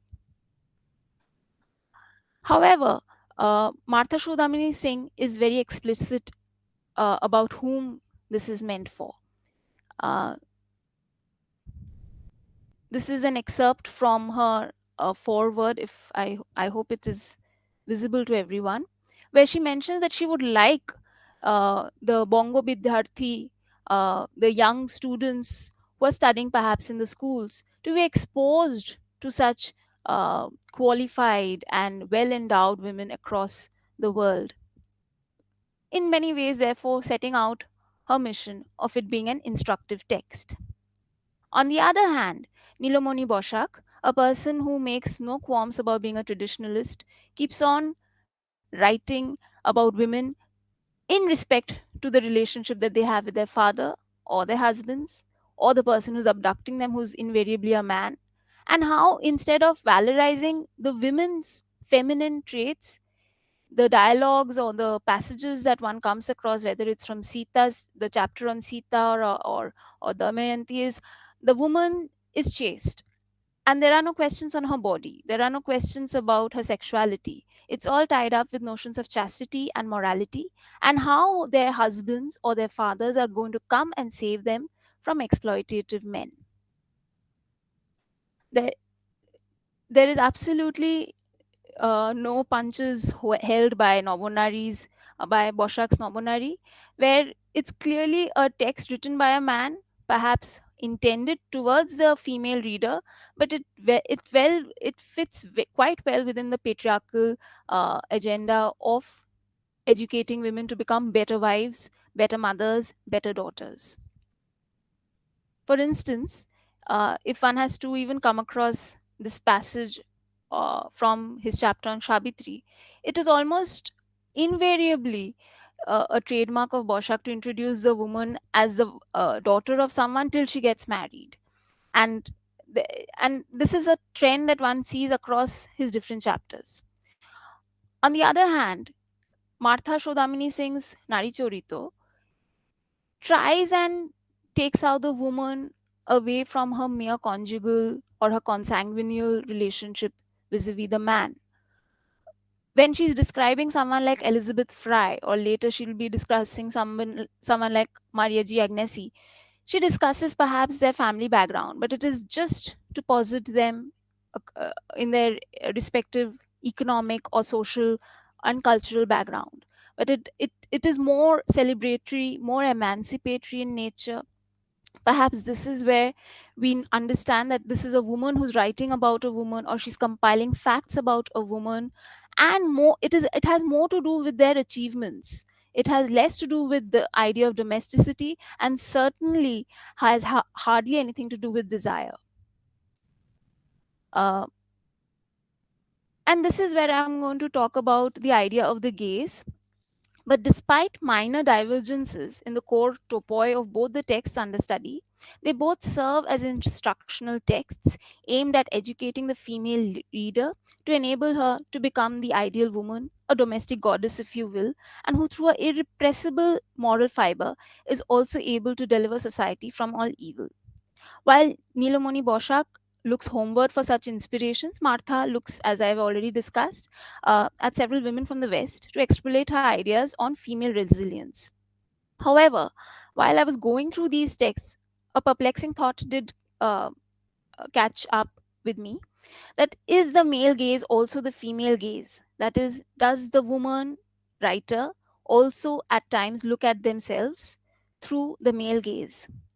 Martha Chaudhamini's work, Nari Chorito, could be seen in terms of Foucauldian subjectivity or Bourdieu's idea of habitus, the way in which the subject experiences herself in a game of truth where she relates to herself.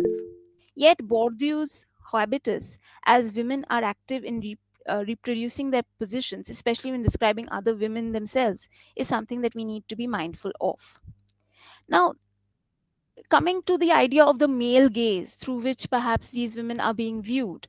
The determining male gaze projects, according to Laura Mulvey, its fantasy on the female figure, where women are simultaneously looked and displayed with their appearance coded for strong visual and erotic impact so that they can be said to connote to be looked atness. Uh, Coming back to Nari Choritro more specifically, there is relative distance from questions on the female body, as if there is no body except when tied to chastity and morality. Mulvey, if I have to apply her theory for Boshak's Nobonari, believes that women are in fact the bearer of meaning and not the maker of meaning, which suggests that women are not placed in a role where they can take control of a scene or situation. Instead, they can be simply observed from an objectified point of view. At the same time, one needs to bear in mind the fragmentary nature of male gaze itself, albeit it seems rather simplistic in the narrative when we look at Nobonari, which is written by a man, Nilomoni Boshak.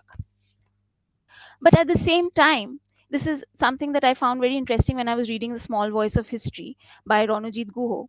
Talking about the passage of myth into history in mid 19th century Bengal, Ronojit Guho says that what makes Boshak's work significant is the fact that 7 out of the 9 women who are historicized by him are characters from Hindu mythology. Through narrative and rhetorical strategies, the writer, that is Nilomoni Bosha, creates a secular and rationalistic effect that transforms myth into history. I'd like to also consider Charles Baudelaire's idea of the passant, which might be profitably connected to extrapolate to Martha's Noricharutto. Talcott Parsons has discussed the passant's ability to evade being fixed by the male gaze, claiming that she's a metaphor for the modern autonomous woman, something that Martha seems very keen on projecting. Women, we know, in colonial Bengal were doubly colonized by nationality and by the reader in Indian colonial context. Now, if I have to now come to the second part of my paper, which is the archival gaze, we know that archives are records that are a kind of spectacle, encouraging temporal pleasure in which the people are caught in the archival records, and it is spread before the researcher in the present who subjects them to interrogative research. I'm not going to discuss official gaze because both these texts, at least to me, did not come across as documents meant for official gaze, or they were made by the official authorities by any chance. According to Gallon, does the notion of the male gaze spectatorship for the pleasure of men have a cousin in the archival gaze of historian fetishists? And the gaze itself is an important yet unexplored concept when dealing with the exhibition of information such as archives. This is an interesting way in which we can decipher or decode the archival gaze, where the object and the subject are two different things, obviously, and the possessor can be the author and the recipient and the archivist at the same time. Now, what is an archival gaze? As it can be seen already, it reinforces societal power dynamics, perhaps, between the originator of the gaze, which is the record's creator, and the object of the gaze, which is the subject of the record. Now, what are the possible ingredients? We know this, as we all have consulted records at some point of time, we all have the power to look. We also have the power, if we choose to become archivists at some point of time, the power to document. And there's a sense of mediation and a sense of historicity. Now, when I'm trying to compare this with Nobunari and Narichorito, Nilamoni Boshak, if I have to be very, very simplistic, can be perceived as an agent or an enabler of the patriarchal status quo. Narichorito, on the other hand, uh, written by Martha Singh, benefits from the colonizing project to some extent, pardon the misspelling, with the reception of Western education. In a way, if one has to ascribe an archival gaze to Bosak's work, it can be designed to reflect and reinforce societal power dynamics. Narichorito and Martha's archival gaze, as shaped by her lived experiences and gained knowledge, reflects and reinforces societal power dynamics, but not so much as to the societal power dynamics as conditioned by patriarchy, but as that has been transmitted to her through patriarchal forms of knowledge, even though it may have benefited the long run, the feminist project. So, what role does I mean? Here, I'm trying to understand for myself what is the role of the archivist or the curator in documenting the textual archive. What does it mean to curate an over 100-year-old archive using primary research source such as Nomonari or Narichorito? I would argue that the archives interpret the notions of history, fact, and discovery and provide the ideal background for the archivist curator who aims at producing a dynamic and stimulating reinterpretation of material. There perhaps has to exist a necessary ongoing synergy between research and photomechanical production of sources like Nobunari and Narichorito. As a person who is dealing with print culture and the new woman in late 19th and early 20th century Bengal, without the combination of the above mentioned aspects, the outcome may not be powerful enough to instigate inspiring reading and researching experiences. Finally, archiving and reproduction practice adds an additional and subjective layer to the interpretation of meanings in textual production and dissemination. Authors and editors produce their works in relation to a stimulus, personal or social, and by selecting juxtaposing works, archivists perhaps communicate their own readings of the works. While this view needs to be heavily qualified, archival practice can instigate different readings of specific works or of an author's whole body of work, like Nilomoni Boshak, who has also written extensively on the history of Bengal, perhaps offering an alternative to the readings already publicly discussed and established. Finally, to conclude,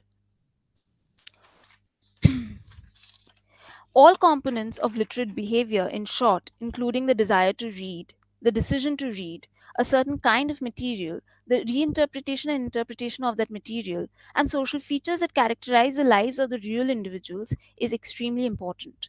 There may be, in fact, as many uh, as many lives of the real individuals unless it's tapped. And there may be different forms of literate behavior as there are of interpretative communities who buy or had bought or who read or had read books like Nobonari and Nari Chorito. Thank you. Thank you, Molika, for providing such a multifaceted glance and on at the print culture and the emergence of new women. Now it's time for question and answer. First, we'll take questions for Shreya. Is there any question? You can see. Let me congratulate you first because you chose to speak about a concern which is hardly discussed in academia, the transition from the open ed to senior in terms of performance studies. I have a comment and a question to you.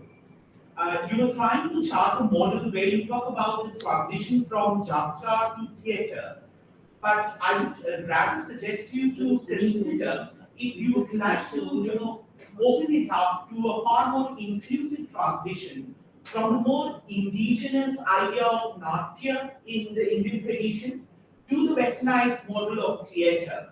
Because, as you're trying to trace your roots to the Jatra, I was reminded of the fact that even in Natya Shastra, there is this idea of the probrities, right?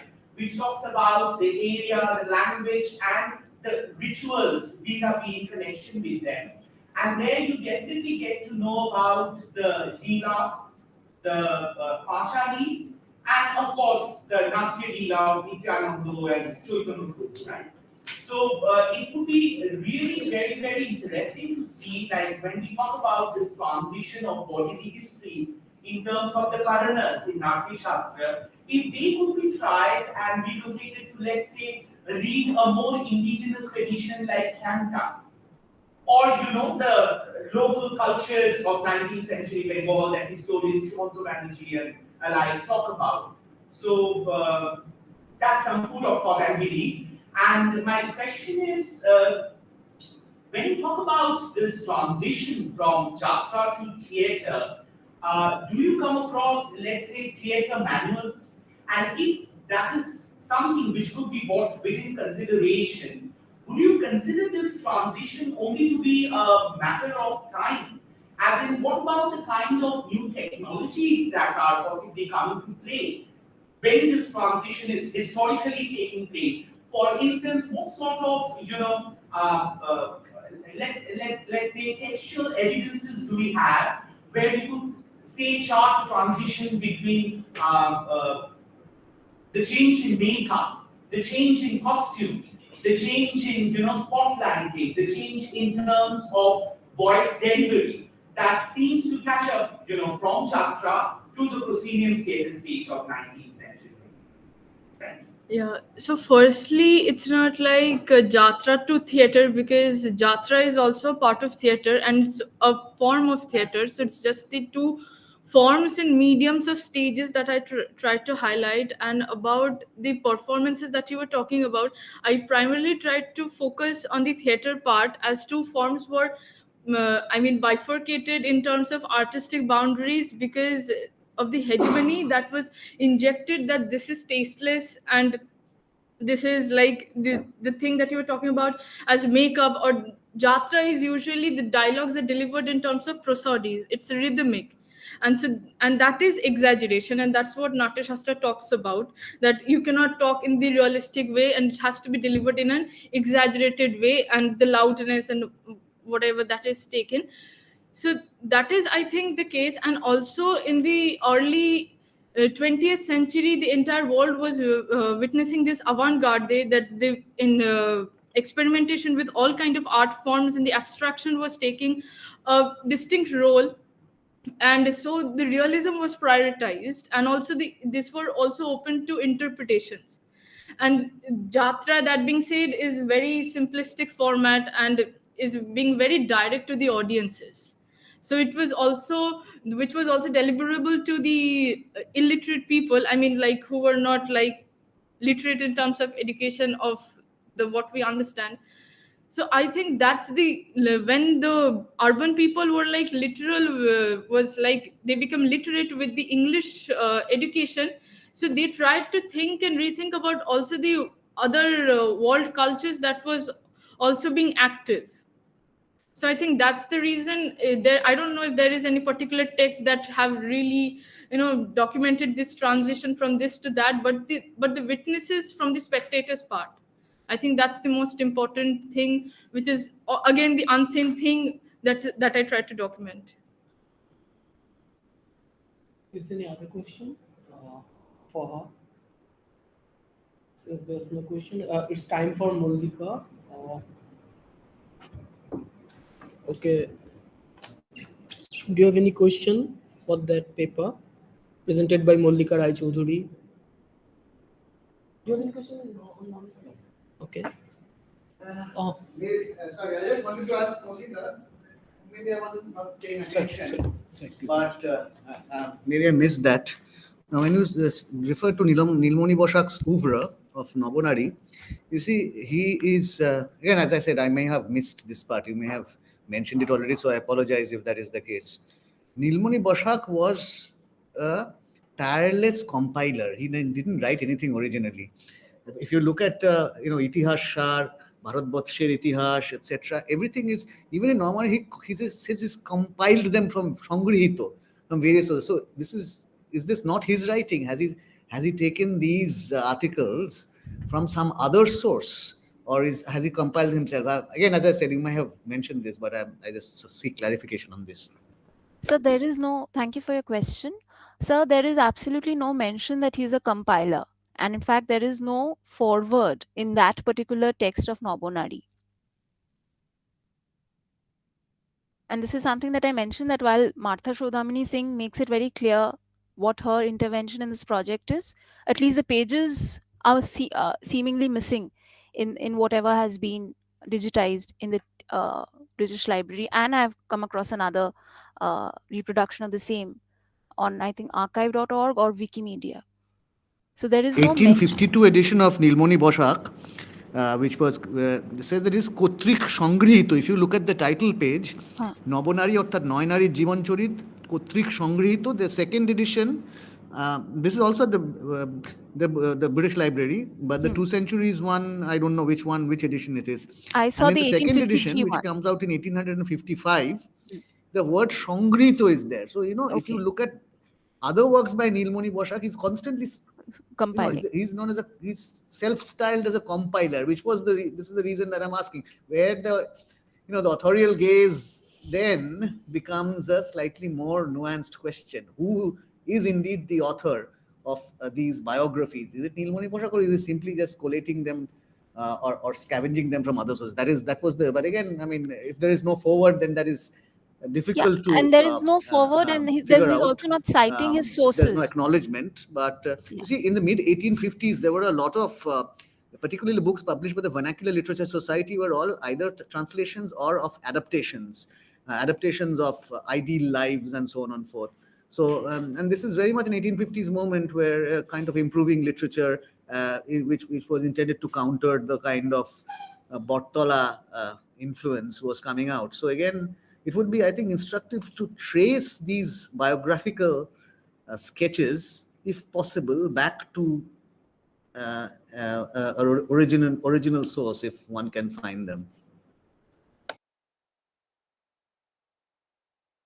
Thank you, sir. I think that would really help my research. My only qualm with Nilmoni Boshak's compilation, at least the edition that I've looked at, is there is no mention in the form of as in a foreword, nor is there any appendix or a bibliography that could help us solve this question more promptly.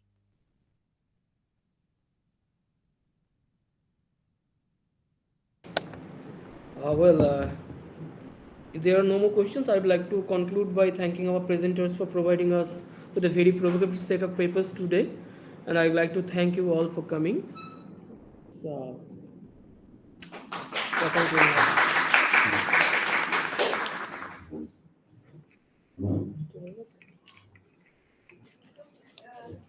I just have Okay, just fine, come. a small announcement. Thank you all for being here, and I'll invite Dr. Abhijit Gupta to please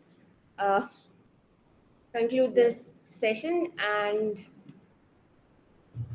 say a few words. Say a few words, yes. Yes, thank you. Since I did not do my chairing duties earlier in the day, was no fault of mine. I had to go away elsewhere. This has really been a very nice. Very well organized. This is for Suchishmita, who has been running a very tight ship. So therefore, I need to thank a number of people who have been instrumental in the behind the scenes, as it were. Suchishmita, of course, who is one of the project fellows of 2 Centuries.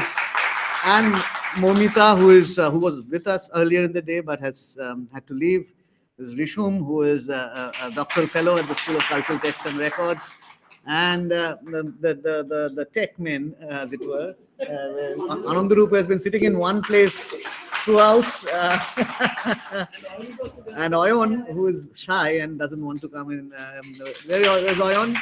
And Oyon, yes, and Amritesh. And the ones you don't see are Anuradha. Anuradha is at the back. Ganapati Babu, Buroda and Buro, and Pradeep Babu, who have all been, and of course I forgot Proloy, who's also just left a few minutes ago.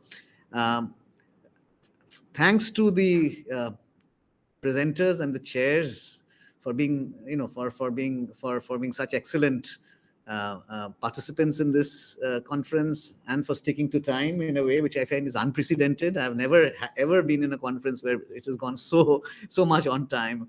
Really a big thank you to the audience. You have been there and it's an unusual time, 1 to 7. We usually wrap up by 5, so this has gone on well into the evening. Thanks to our colleagues in the 2 Centuries of Print project, Paramdeep Khera and Olivia Mojumdar, who have been with us all day. And yes, thank you, Olivia. Olivia has conveyed her thanks to us. And yes, really, the 2 Centuries resources were much used in this particular sequence of papers. And we do encourage people to make more use of these digitized texts. I believe that the OCR software is not very far away. So in fact, early next year, we might expect to see not only the downloadable text, but they can also be able to, we will be able to search them by words, which will be a huge leap in the way in which we process Indic language text material. Finally, it's my very pleasant duty to give away the certificates for this. Some of you have attended virtually, and we'll be sending you the virtual certificates. Nilakanta Pal,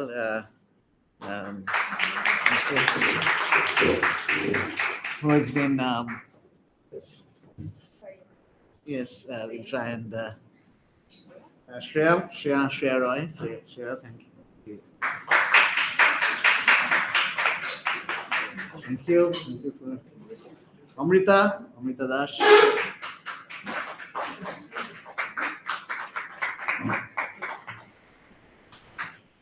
Dr. Rahi Shoren. It's a delight. Thank you.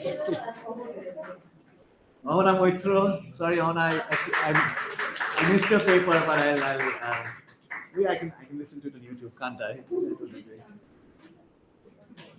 Rituparna Dash.